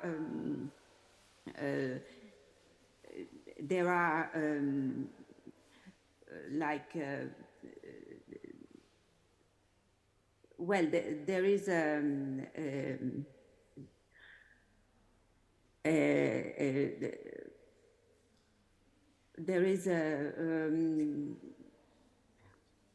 there are many things that have to be done. Okay, so I am glad to have exposed. I hope this project and we are very eager to make it work out. Thank you very much. Thank you very much, Madam Maria Cristina Hamel. Thank you for your presentation and for presenting the charming area of Alta Versilia, where in the sooner future we count to implement our Talking Places project. And now let me introduce another implementation that makes us really proud, because it's based here in Florence with the help of one of the most active private associations protecting the enormous Florentine heritage. And so I'm delighted to invite Mr. Lorenzo Manzani from the Amici dei Musei Fiorentini e dei Monumenti Association in Florence, Talking Tabernacoli, the first serial implementation of the Talking Places project in Florence.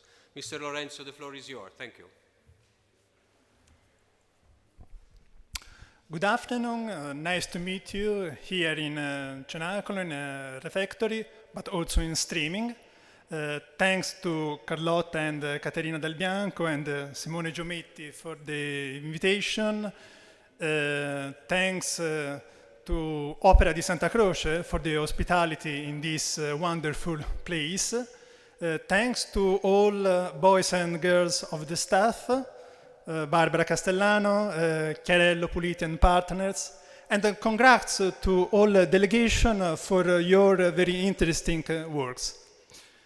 I'm Lorenzo Manzani, I'm Florentine, I'm a member of Comitato per il decoro ed il restauro dei tabernacoli, a special committee inside Amici dei Musei e dei Monumenti Fiorentini Association, who works about roads tabernacles, tabernacles along the streets of Florence, but also in the other municipality around Florence. How we come si fa per scorrere? The next one? Ah, ok.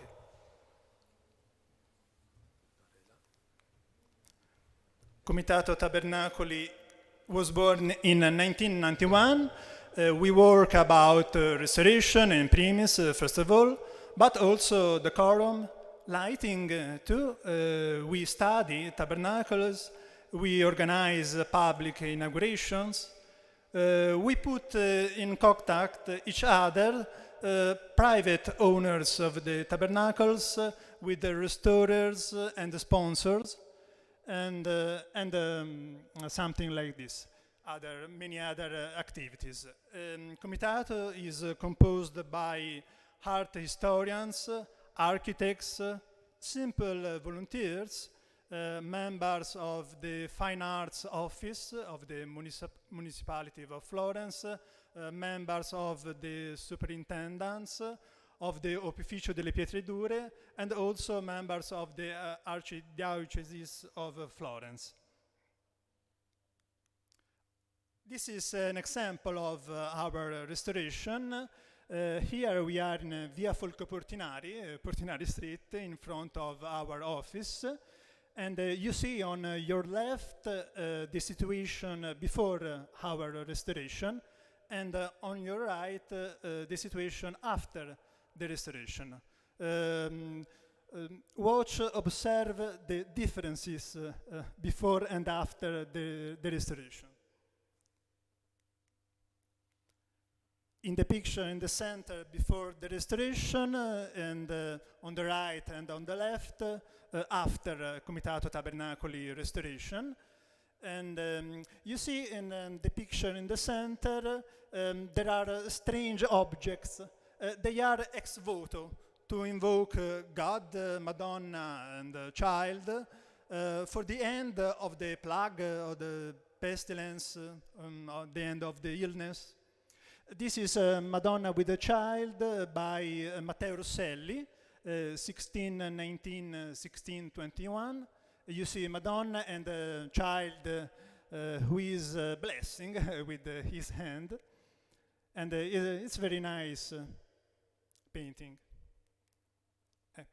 Via Folco Portinari. Folco Portinari was Beatrice's father.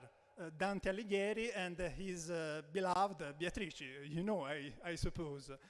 Folco Portinari was a rich banker. At the end of his life, he decided to found a hospital, which named San Matteo Hospital.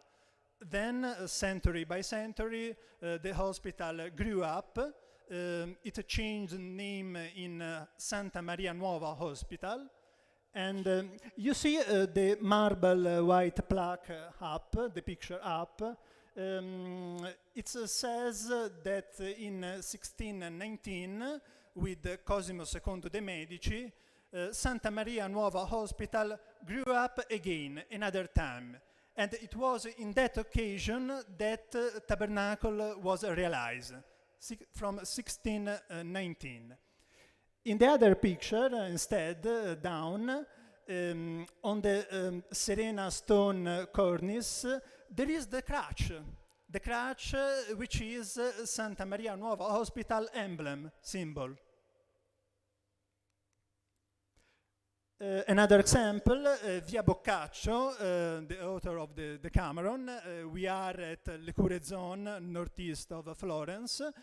This sandstone tabernacle was commissioned by the Grand Duchess Cristina di Lorena, who was Ferdinando I de' Medici's wife.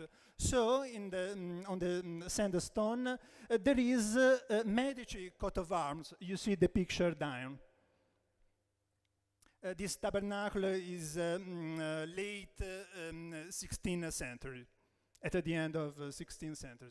Another example here is Via Sant'Agostino, near Holy Spirit Church and Convent, Santo Spirito, in Oltrarno zone. This tabernacle is in Via Sant'Agostino. It was commissioned by Augustinians of Holy Spirit Convent.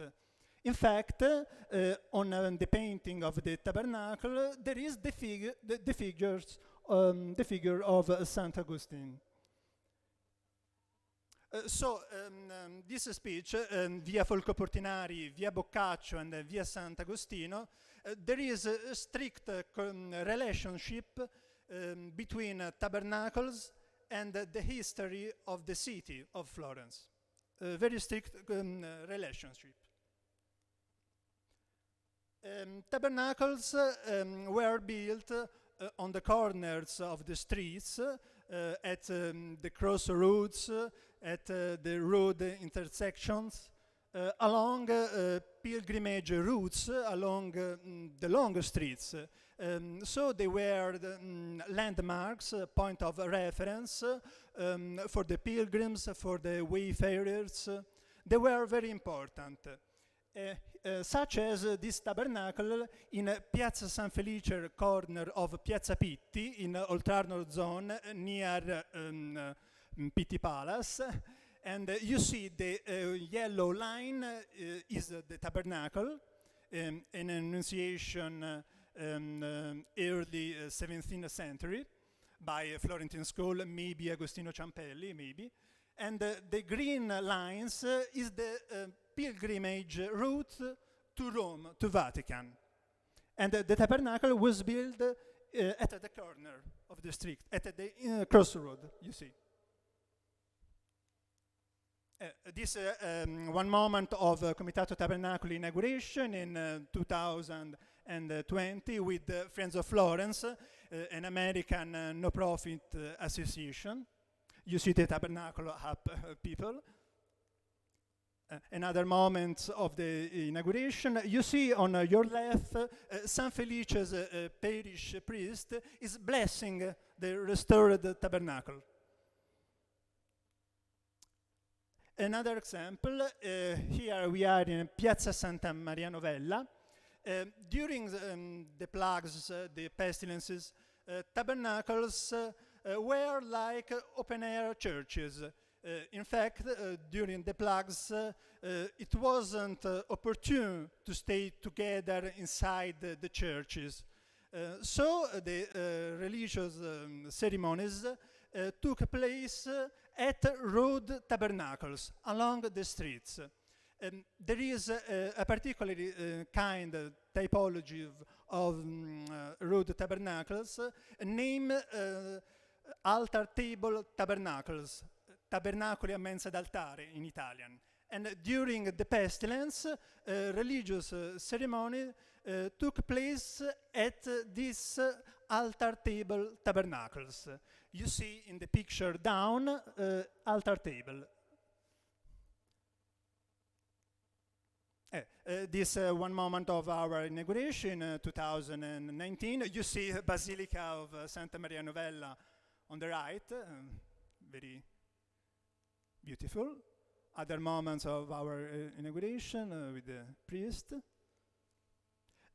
Here we are in Via delle Brache, corner of Via de' Neri, near Santa Croce, so not far from here. And you see the difference between before the restoration on your left and after our restoration on your right. We cleaned not only the tabernacle, but also all the wall of this historic palace.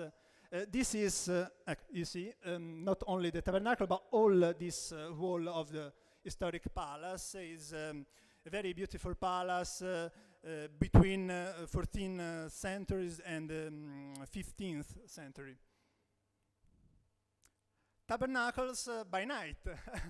In the evening, in the night, tabernacles illuminated are very suggestive, very amazing here in Via delle Brache. In fact, we Comitato Tabernacoli collabs with Firenze Smart, which is the public society who works about public lighting, illumination in Florence, of the city of Florence. Here is in Via Panicale, near San Lawrence. You see on the right during in the evening, in the night, with the lighting. Via Chiara, corner of Via Panicale, in front of Mercato Centrale, always in San Lorenzo area. This is a very important tabernacle, tabernacle of Santa Maria della Tromba, in front of San Michele. This also is an altar table tabernacle, with a lighting during the evening, in the night.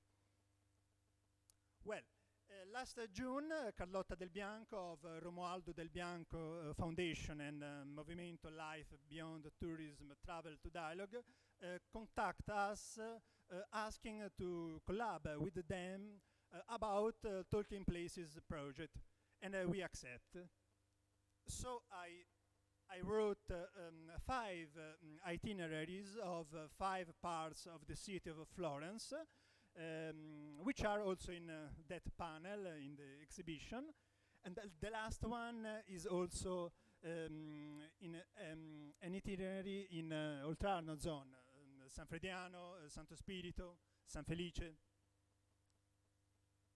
Then I gathered all our historic information from our Comitato Tabernacoli publication. I took lots of photos, pictures, and I passed all these things to Movimento Life Beyond the Tourism, and Movimento Life has digitized all these things. In September, there was a first presentation of Talking Tabernacles during the festival of the Florentine Cultural Associations. These are some moments of the press conference in Palazzo Coppini. And I personally put a QR code for a smartphone. You see on the picture on your right. I put QR code on the Comitato Tabernacoli's plaque. Here in Via Taddea, corner of Via De Ginori, near Palazzo Medici Riccardi, near San Lorenzo Basilica. And in the picture on your right, I am putting a QR code on brass plaque. Comitato Tabernacoli, at the end of each restoration, put a brass plaque next to the tabernacle with the main historic information, name of the artist, religious subject, Madonna with the Child, Annunciation, Crucifixion, and so on. The date, name of the sponsor, the year of the restoration. And now, with the Talking Places project, if you scan with your smartphone QR code, you have historic informations and 3 pictures for each tabernacle. This project is not only along the street, but also on a website, luoghiparlanti.com. You see in the picture down the map of Florence with 37 talking tabernacles. In the picture up Via Taddea's tabernacle, and then historic information, and 3 pictures for each tabernacle. one moment of our past inauguration, 2019. This is a crucifixion by Giovanni Antonio Sogliani, early 16th century. This is Via Panicale in front of Sant'Ursula, always near San Lorenzo. On the left, I am put QR code, and on the right, I'm trying with my smartphone to scan QR code. This is Madonna of Carmel, because this tabernacle is on the wall of an ancient Carmelite convent. There is a strict relationship between tabernacles and the history of the city. Do you remember? Via Panicale 2. In Via Panicale there are 2 tabernacles.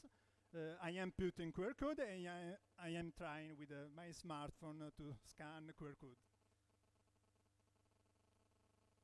Madonna with the Child, a copy from Sandro Botticelli. The original of Botticelli is in the Uffizi Gallery. You see down the brass plaque of Comitato Tabernacoli with the QR code of Talking Places of Movimento Life Beyond Tourism. Via Chiara, corner of Via Panicale. This is Maholica of 18th century. We will see better. This tabernacle, there are 2 parts of this tabernacle, up and down.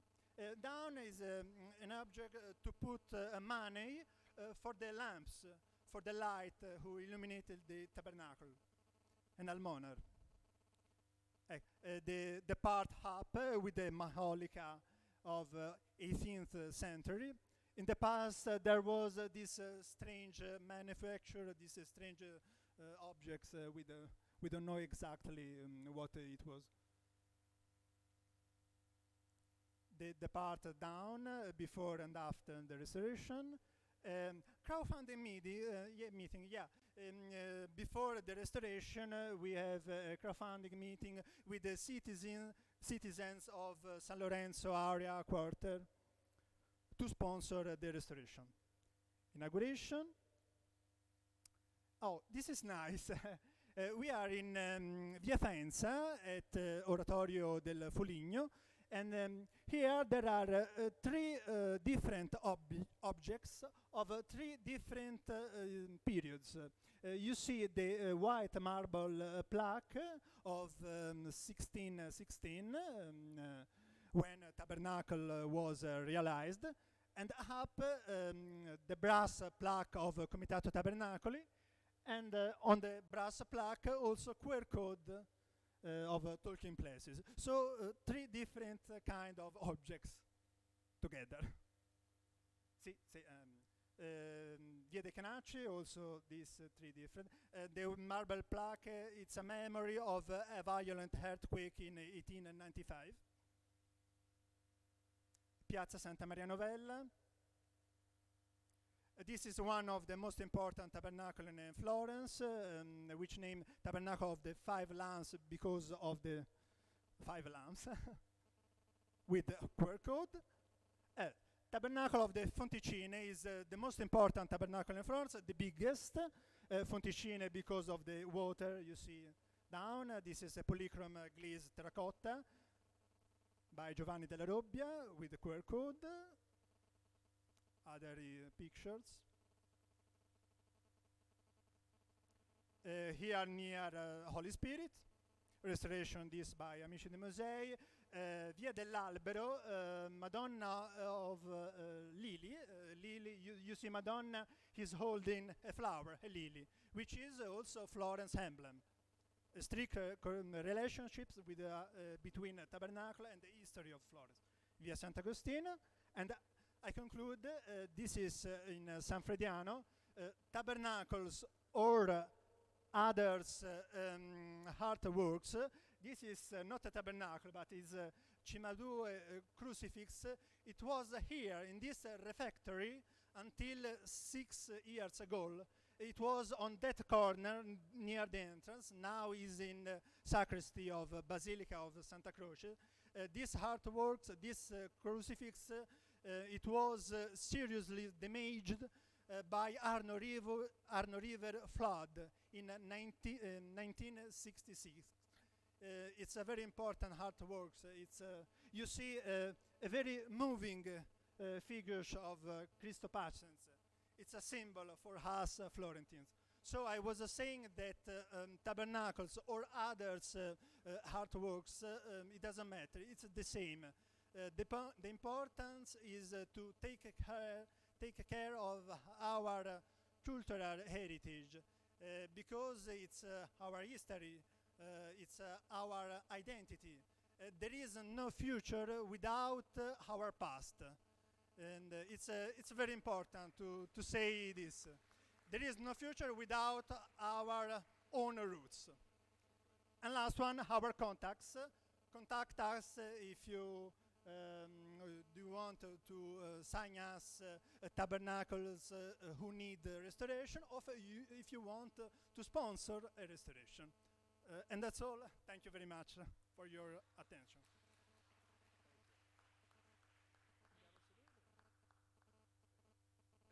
Thank you very much. And now let's immediately start with another important partners whose support and involvement in the projects of Talking Places has been really important, and I'm really happy to share with you the presentation by Valerio Duchini from the B&B Hotels Italy, Slovenia and Hungary, because it is also an example of how a cultural activity can merge perfectly with the entrepreneurship and create together an important combination to valorize both the place where the economic activity is carried out and the economic activity itself. So let's show the video of the CEO of B&B Hotels Italy, Slovenia and Hungary, Valerio Duchini, and thank them very much. Good morning, I'm Valerio Duchini and I'm the President and CEO of B&B Hotels Italy and Balkanic area. And first of all, before to speak about the super project Luoghi Parlanti, I would like to thank you so much, our friend Paolo Del Bianco, Carlotta Del Bianco, President of Libing of Tourism, and Caterina and Corinna, because without them was not possible to make this fantastic marriage in which the two mission, the two vision of B&B Hotels from one side and Life Beyond Tourism from the other side had in mind and the right to put on the table exactly what is our scope, our mission and our vision related to the project Luoghi Parlanti. Before to enter in details about Luoghi Parlanti, two simple words concerning B&B Hotels. Just some data. We sell more than 50,000 rooms, and we are able to guest more than 10 million customers. And I give you an insight, we will close this year near 1 billion euro in turnover. And the size of the company, the size of the network is near 700 hotels. It's more than 650 because we open one hotel or two hotels per day. So at the end, we are the third largest company, hotel company in Europe, and we would like to grow up day by day. Just something concerning B&B Hotel history. B&B Hotel was founded by Monsieur Branelec in 1989. Monsieur Branelec founded the company in Brest because he was born also in Brest, also himself, and opened the first two hotels, one in Brest and second in Saint-Malo. And the other one, and the other during the other years, the company will live a lot of growing, starting also from the 2003 in which we entered in the private equity process. At the end today, our main shareholder is Goldman Sachs, and also the other one is a private Denmark fund. As said before, we have more than 650 hotels, we are near to 700. And in Italy, we have 60 hotels, and with 60 hotels, we are one of the most important company in the hospitality business, in the hospitality world. Especially because the Italian market is so fragmented, in which with our 60 hotels, we are leader of the market. Our mission, I take some seconds to give you the possibility to read it carefully. We would like to give and to offer to our customer the best value for money hospitality experience for all the customers. What means this? For the travelers of today, for the travelers tomorrow, for the customers that travel for business, for customers that travel for leisure. Our value proposition, we give to the customer and give the possibility to customer to be safe, to be flexible. Our hotels are with a smart design, not only in the rooms but also in the lobby. And one of the most important value in B&B is to be really ESG compliant. And also innovation is a must. Innovation in terms of user-friendly is a must in B&B hotels. So, after some wording about B&B hotels, the project. The project is a perfect marriage between, from one side, live beyond tourism, and from the other side, B&B hotels. And there is a perfect marriage with a perfect common mission, building an alternative travel itinerary, exploring territories and making dialogue trips possible while respecting local culture and heritage. From one side, we have the community, we have the culture and local heritage. And from the other side, we have the hotel that is inside of the community, because it's the hotel of the culture, it's the hotel of the city, it's the hotel of the all stakeholders, in which the king is exactly the customer.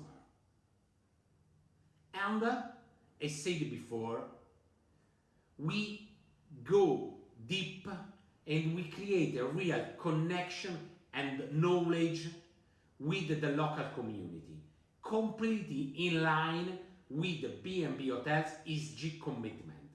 Because for B&B Hotels and for Live Beyond Tourism, ESG is not only a marketing tool. ESG is a real part of B&B Hotels and Live Beyond Tourism DNA.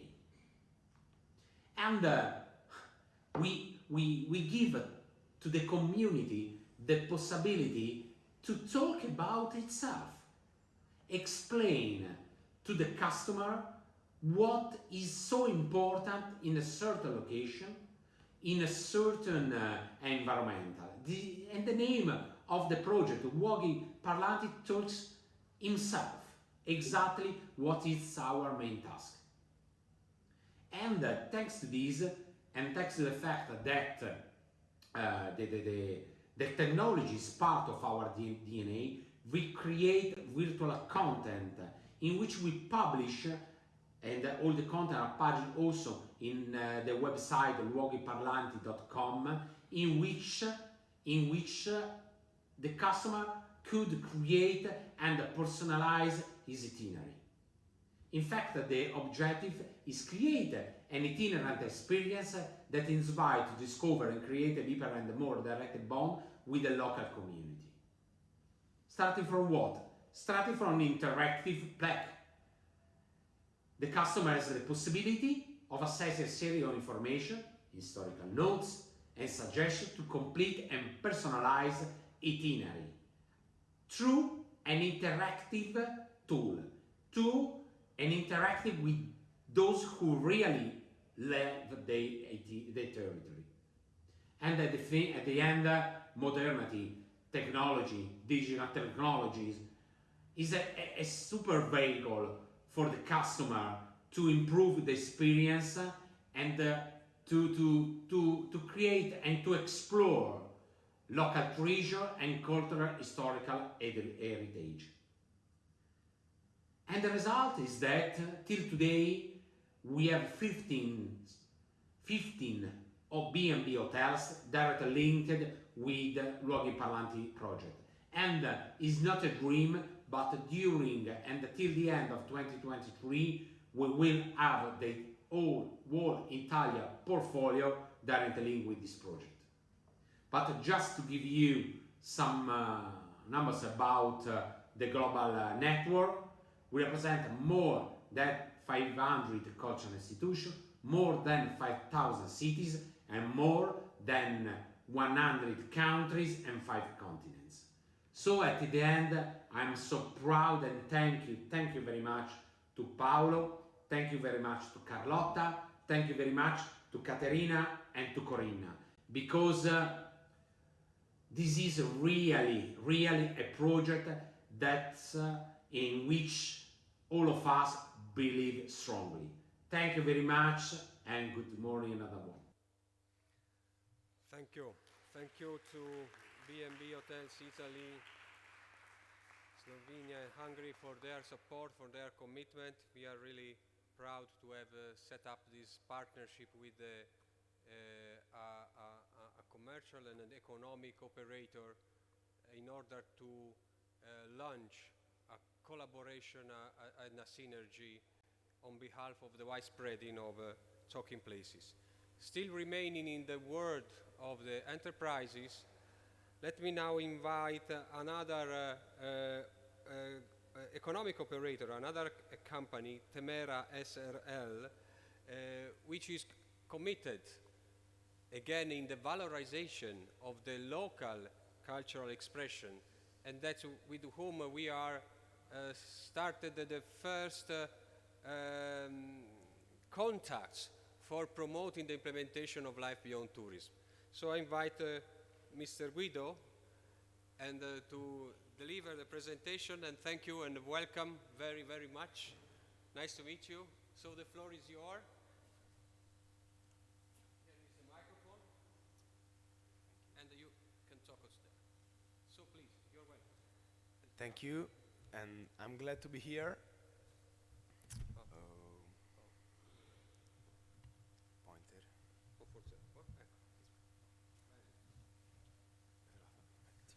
Okay, so I would like to introduce also my colleague Davide Battaglia, that is the head of communication. So he has in charge the beginning of the presentation, in which he is going to explain what's doing Temera and what's our purpose and what's our market. And after I can also explain you why we are choosing to be part of the Talking Places. So please, Davide. Thank you, Guido. Good evening, everyone. And as Guido said, I'm responsible for communication at Temera. My name is Davide. And I will briefly introduce you to the company. Temera is a technology company best known for being a center of excellence, supporting businesses through the development of solutions, technology solutions that are based on the innovative use of IoT technologies like RFID and blockchain. Basically, what we do is help fashion and luxury companies enhancing their competitiveness by solving matters related to the optimizations of processes. For example, processes that are related to production, to marketing, and so on and so forth. The company, as for today, counts more than 100 employees, international ones, and operates worldwide thanks to its offices in Milan, of course, in Florence. We are based in Mugello, in London, Paris, and New York. And we are operating worldwide since because of the presence of these offices, but also thanks to the partners that we chose, such as Zebra and Deloitte, for an example. What was set as a mission that we saw before was established by our two founders, and nowadays it is a reality. And that small also that you saw there became a driving leitmotif for research and development that we did throughout the years. But what I just said and what I just portrayed as a reality hasn't always been so flourishing and so easy. So this history of success, of course, it took sacrifices and also hard work. So the two visionaries and innovators that founded the company are Arcangelo Donofrio and Francesco Pieri, that established this joint venture in 2009. And as you can see, in just 12 years, we reached 20 million of revenue, and we established ourselves as the prime system and business integrator for fashion and luxury market. And I do believe that these names prove it. Those are the clients that we work for.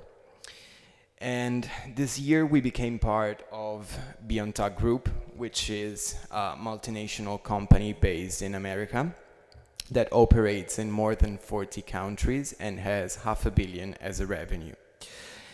And this was a crucial step for us, just to broaden our views to external markets and international companies and countries. The context in which we are operating is a changeling one. So today companies are facing priorities such as sustainability and deep client interaction, traceability, omnichannel strategies, and the control of the second-hand market. And a technology that we are able to use, which is blockchain, has also become a topic of discussion itself, and it's the technology that enables the verification of the sustainability performance and the ownership of products. So Temera, as an innovative company, is able to give solution to these questions that are urgent matter for the fashion system. So our traceability platform is able to grant the collection of data from each and every step of the way. So we are able to tell customers what are the efforts of the companies in themes such as sustainability and traceability. But we are also able to track everything that goes down from raw material to the customers and to the stores. But please let our Chief Marketing Officer, Guido Mengoni, better explain what the key factor of our success is and why we chose to believe in this project. Thank you.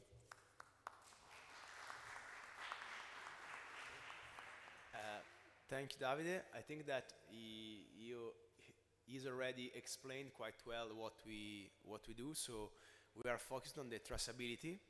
So from the raw materials to the supply chain to the distribution of the product. And so we are also interested in collaborate with Talking Places because they are trying to create a similar solution. I mean that they are trying to collect in just one experience why you have to choose a place. So from the origins, so from the historical places, historical moments of that places like in Mugello, for example, or Casentino, as explained before, but also the Florentine area. You can start from the historical places, passing through the experiences that you can live right now. So what's happened, all the news in Florence, all the possibility related to the contemporary museum, etc., until experiences related to the work life of the people. So you can also join some places because it's full of opportunity talking about working experience. So we would like to share our possibility with talking places in order to promote and help also Mugello especially to be more interesting for the people that can choose to visit or to live in that specific area. So as we are helping brands to give a digital voice to their products, we can also try to help the people, providing a digital voice to the places to be more interesting for the audience. So the idea is to provide the T-Journey, that it's one of our solution that enables brands and places, in this case, to get in touch with the final consumer. So in this way, through a digital experience, you can discover and find all the information behind that specific site or area. So we have already launched or helped in this project Francesca, that it's in the audience, and we would like to try to help the organization in the promotion of their activities. Thank you.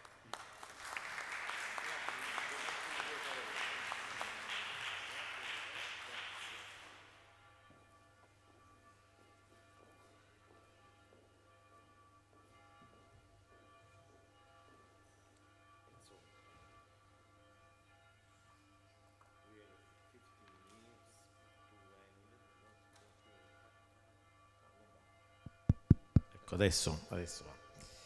We have 50 minutes to finish this meeting, international meeting, and the conclusion of Guido Mengoni is my conclusion, because I think that it's a content revenge day today, because for me it was really interesting listening many different stories along the hill, the way of Tuscany, in Messolonghi in Greece, and at the final an innovation story.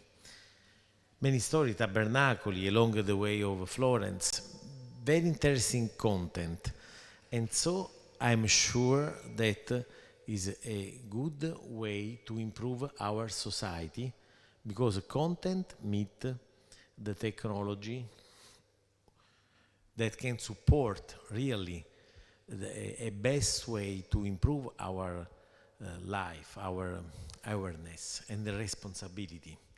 Many of you talk about ESGs, environmental, sustainability, governance, the mean of our world that we have to build together. And for this reason, I spent this afternoon with you with a great pleasure, because my engagement for the mapreport.com, please write in your mobile, and you can verify that the mapreport.com is a cross-medial platform in which we have a paper journal, a internet journal, and a TV channel.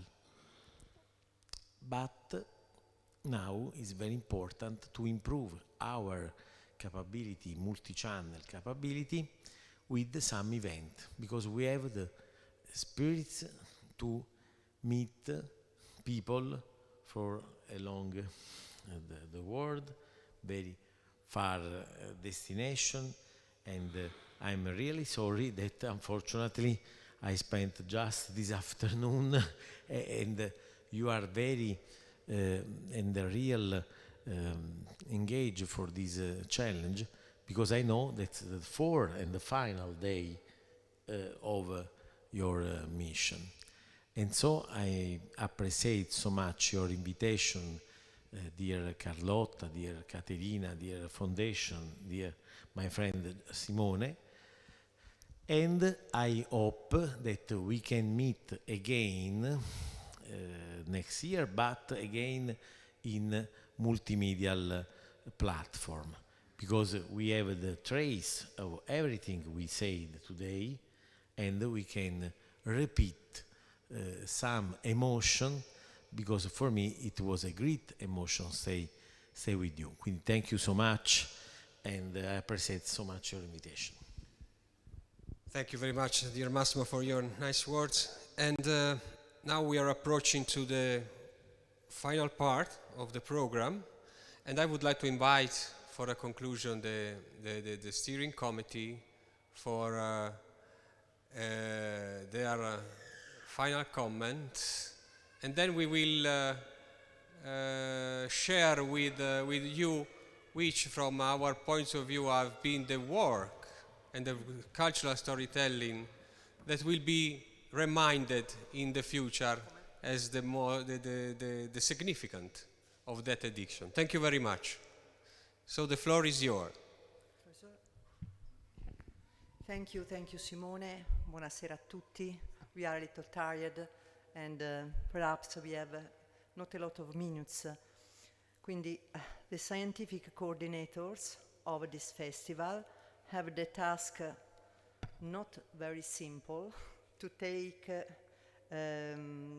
of attempting conclusions of this very rich festival with a plurality of activities and voices.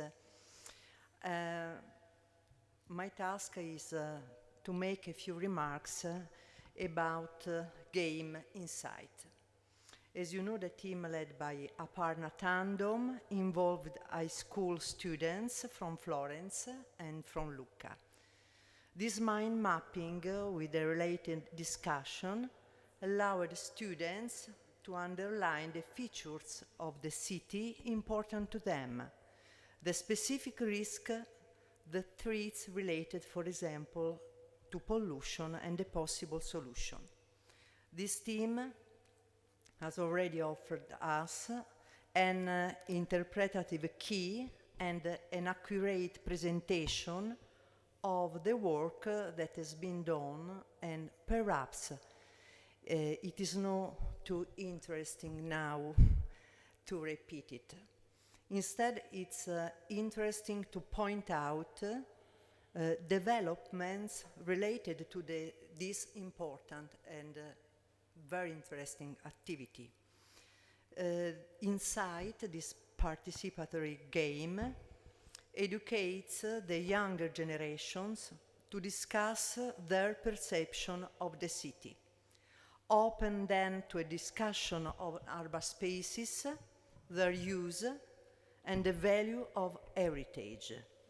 It has been said in the course of this festival that heritage is a process of cultural construction. If this is so, and it is so, this participatory game educates the younger generations to feel part of this process, to a different awareness of the city. Imagine further developments, especially for the part related to the risk perception. Insight, in my opinion, encourages an increasingly urgent confrontation between genders, even within classrooms. Urban spaces are not used in the same way by boys and girls, and the perception of risk and safety issues is not at all the same.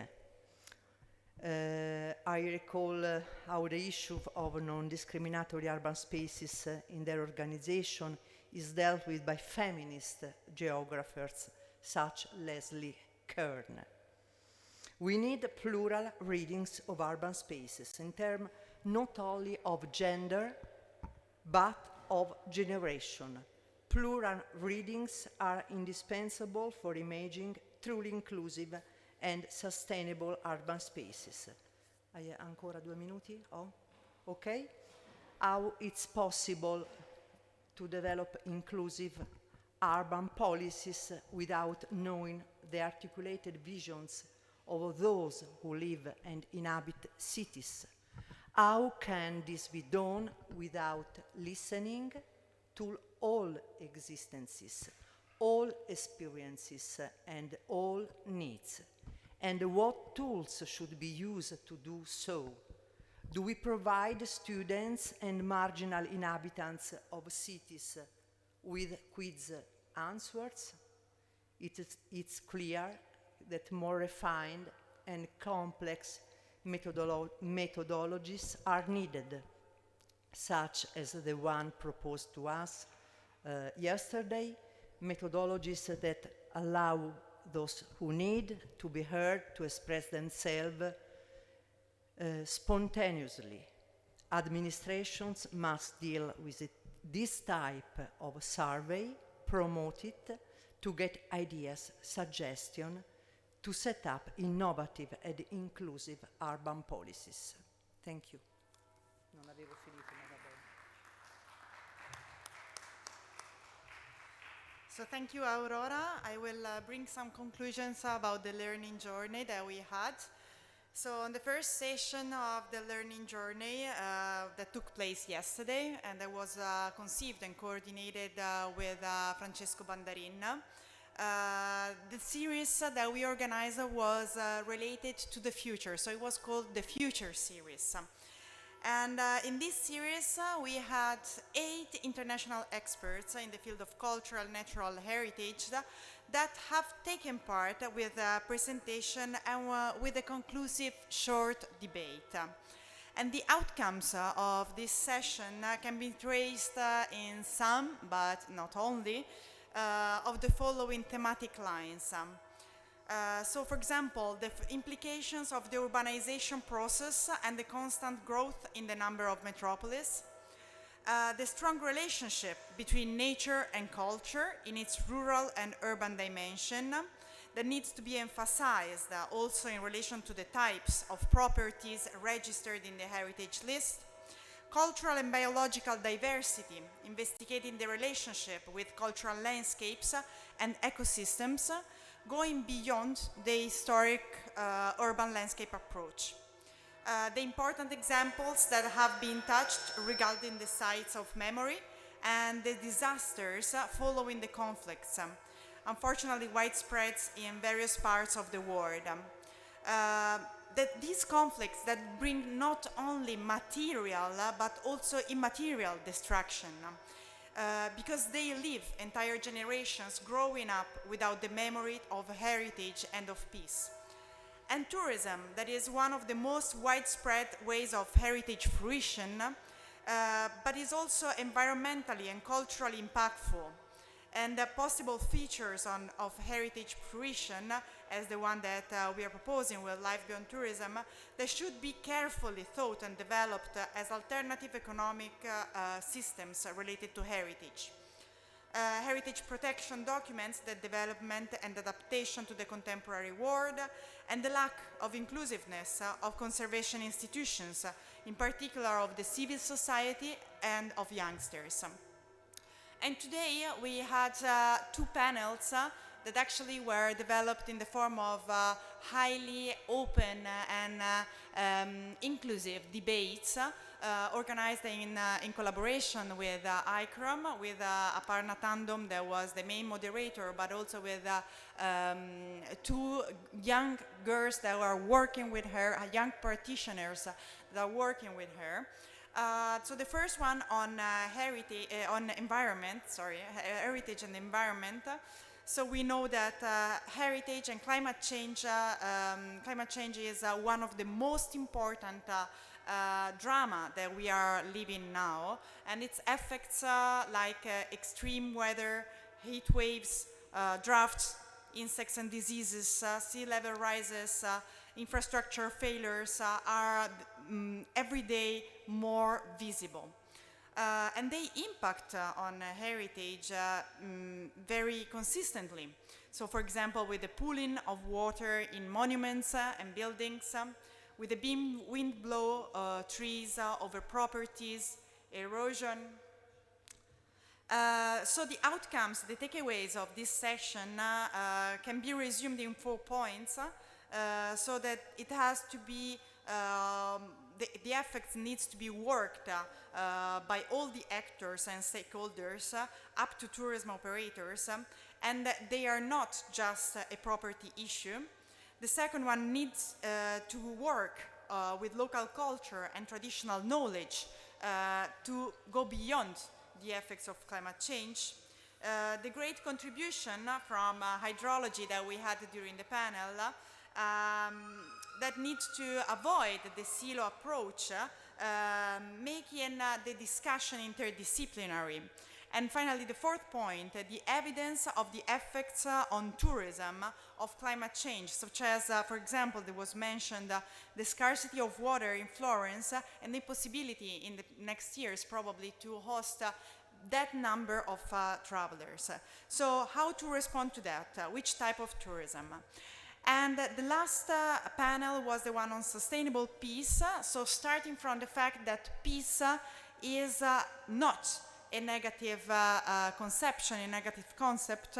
So it's not the state with no violence or with no wars, but it is a positive state in which people are able to adjust the conflict without violence. And in this framework, there were 3 case studies that were presented, the one on Myanmar, the second one of Bosnia, and the third one of Syria. And finally, the takeaways are that peace is lived and sustained locally, involving local communities and their memories, identities, freedoms for culture and religion. Secondly, the need of time for peace building and for having an intergenerational perspective. Time is needed to elaborate all the process of war. Thirdly and lastly, peace cannot be taken for granted, and it is something that is practiced every day, and therefore the social structures that help in solving local conflicts or disputes are needed and should be diffused locally and even in a traditional form. So thank you. I will pass the word to the cultural storytelling. Thank you. The rich program of contributions for cultural storytelling offered us the opportunity to deepen our knowledge of the territories and cultures that took part in this festival, strengthening the basis for a dialogue of mutual understanding and therefore peace. We listened to and admired the territories of countries from 5 different continents. Special mention should be made of the contribution from Ukraine with a dramatic report of the loss of heritage suffered during the 2 world wars that is fiercely coming back into focus today with the international crisis, which is manifesting its most dramatic aspects on Ukrainian territory. We focused our conclusions on the key words that emerged and highlight common elements among different cultures in their approach to heritage. Belonging. Every people feels a strong desire to tell and make understood their history and culture, places of major interest and traditions. Environment. Among the places that constitute heritage, territories with a high landscape and naturalistic value recurrently appear. These places are exposed to risks associated with pollution and climate change, demonstrating a fragility that only in relatively recent times we learn to understand. Traditions. Many traditions have sprung up over time for the purpose of raising awareness of the most valuable aspects of places and the importance of preserving territories from a naturalistic point of view for reasons ultimately connected to our very existence. Stratification. The heritage has been enriched over time by a process of stratification in which new cultural elements have gradually been superimposed on the pre-existing heritage. Roots. It emerges that the destruction or loss of heritage also constitutes a loss in terms of understanding our current identity, which cross-culturally we learn to read from the historical analysis of our territory. Contaminations. History has taught us that the cross-cultural contaminations have led to new cultural expressions, including artistic and architectural expressions, which still constitute heritage today. Where, however, a culture has erased pre-existing heritage, there has been a loss of roots, sometimes impossible to recover. Linkage. Nature, history, folklore and traditions, religion, entrepreneurship or craftsmanship, and tourism are closely intertwined. If heritage is the result of all these elements, only an integrated analysis, taking into account how these elements have influenced each other, can allow us to understand the roots of what is valuable today and consequently learn to protect it properly and give it new life. It is encouraging to observe that the process of patrimonialization is gaining importance in all participating countries. The awareness-raising action of institutions and organizations working for the protection of heritage, of so many civil society associations, of international and deeply motivated realities such as the Romualdo Del Bianco Foundation, is leading to a progressive awareness of the importance of building and protective and authentic heritage. A goal possible only with collaboration and respect among different countries and cultures in order to avoid destruction and irreparable losses. Thank you. Thank you, Giorgio. Thank you, Aurora. Thank you, Corinna. These three members of the scientific coordination team were very important in all the path of the festival. So as I said at the beginning, this is just a milestone in our program. So we are just continuing our work and we are going onward. Now, because we are in such a wonderful premise and you all know that we are almost to display this beautiful refectory for hosting the concerts of the Philharmonic of Krakow, we have very few minutes to close our live streaming. But I would like to outline what came out from these 2 days in terms of, let's say, votes and awarding of the presentations, of the posters, of the work that just in these 2 days has been presented. But the presentation is just the last step. So we know all the work, all the effort that stands beyond. So I would like to announce the three, let's say the three categories of our award mentions that received the mention for the best posters, for the smartest presentation, and for the cultural storytelling that best meets the foundation's ethos, Life Beyond Tourism. And as always, it's not very easy, but the feedback came almost from different channels. And for the best posters, we had to list three choices because they were almost ex aequos. And I would like to announce the first in line, the third in line is Greece with Thessaloniki City Cultural Center. Then second, Nanhua University from Taiwan. And first, the Comunidad Urbaine de Bertoua, Cameroon.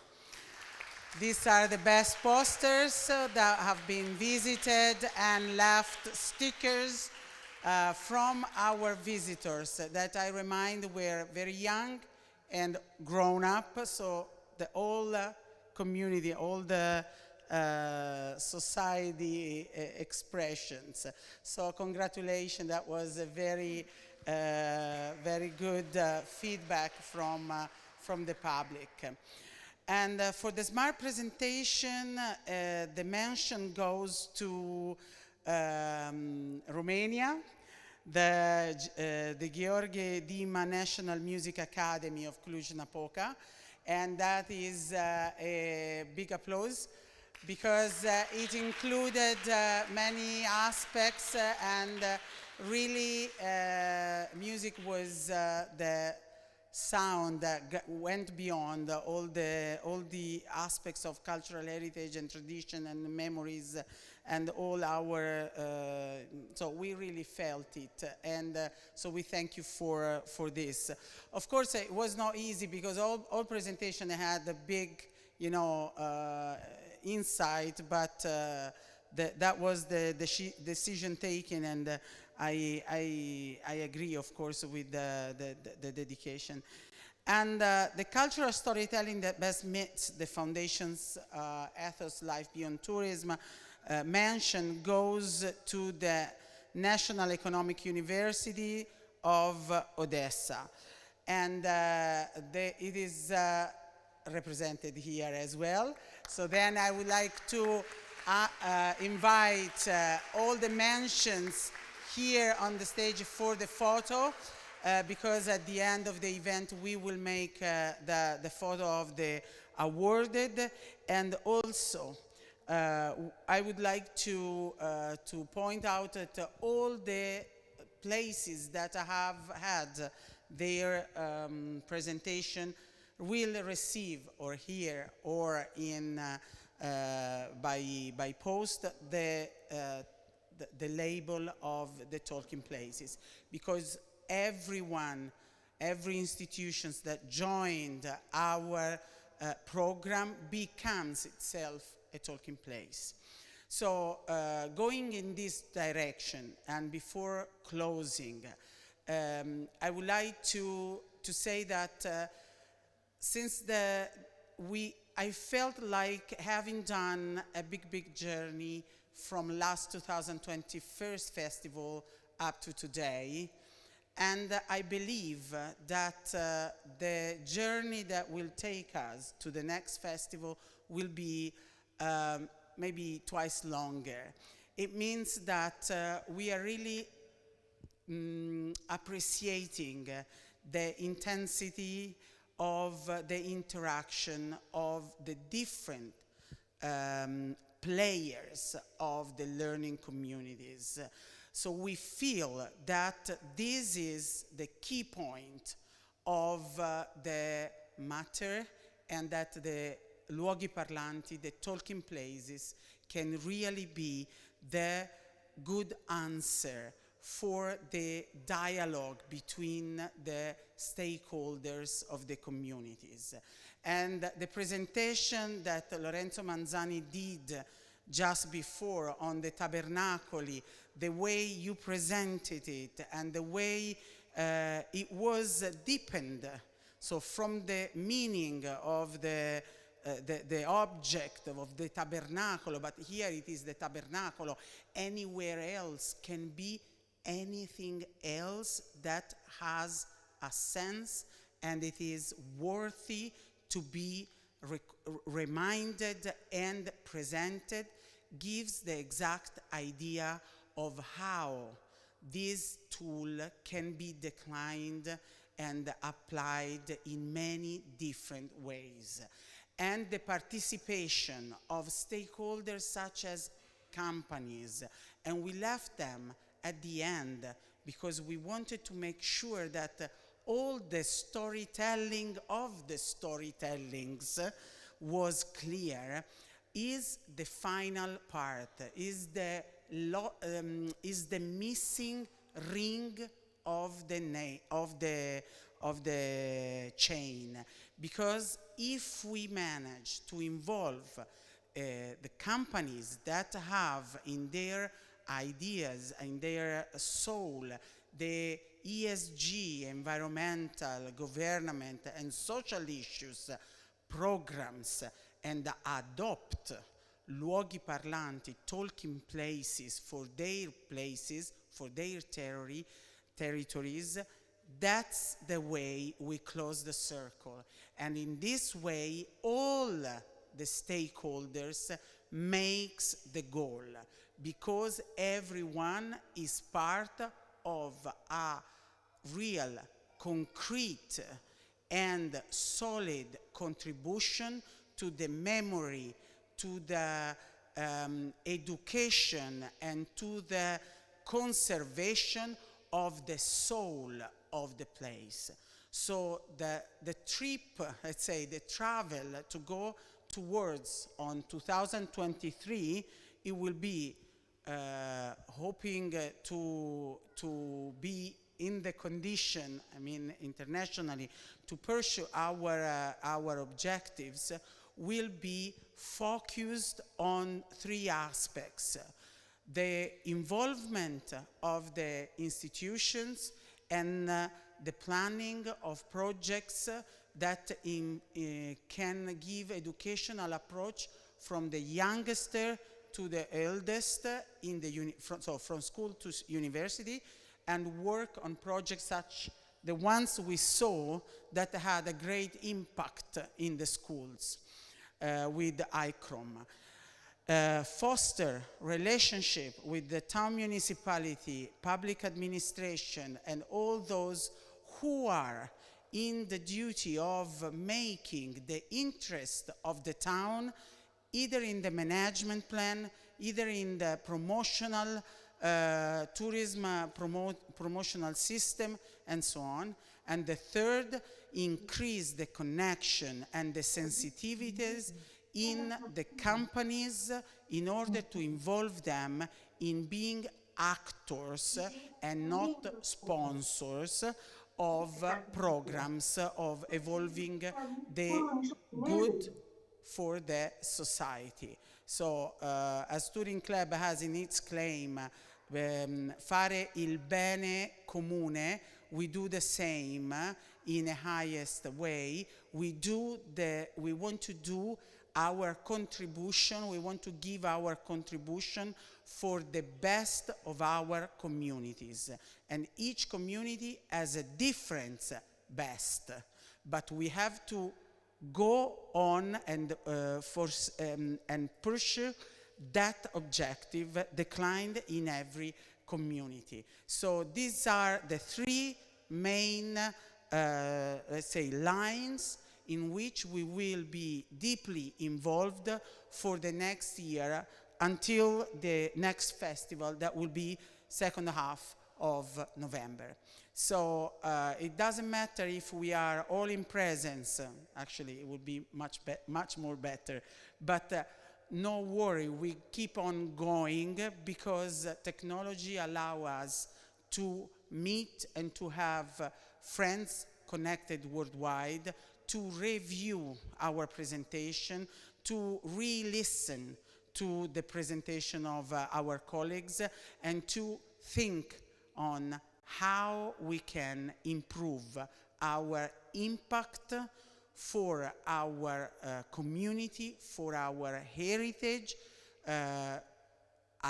aiming at building dialogue and peace for our world. So I thank all you being here in presence in Florence, here either following us on the live streaming, and we will continue together in this long path that will take us for many years engaged and busy together. Thank you very much.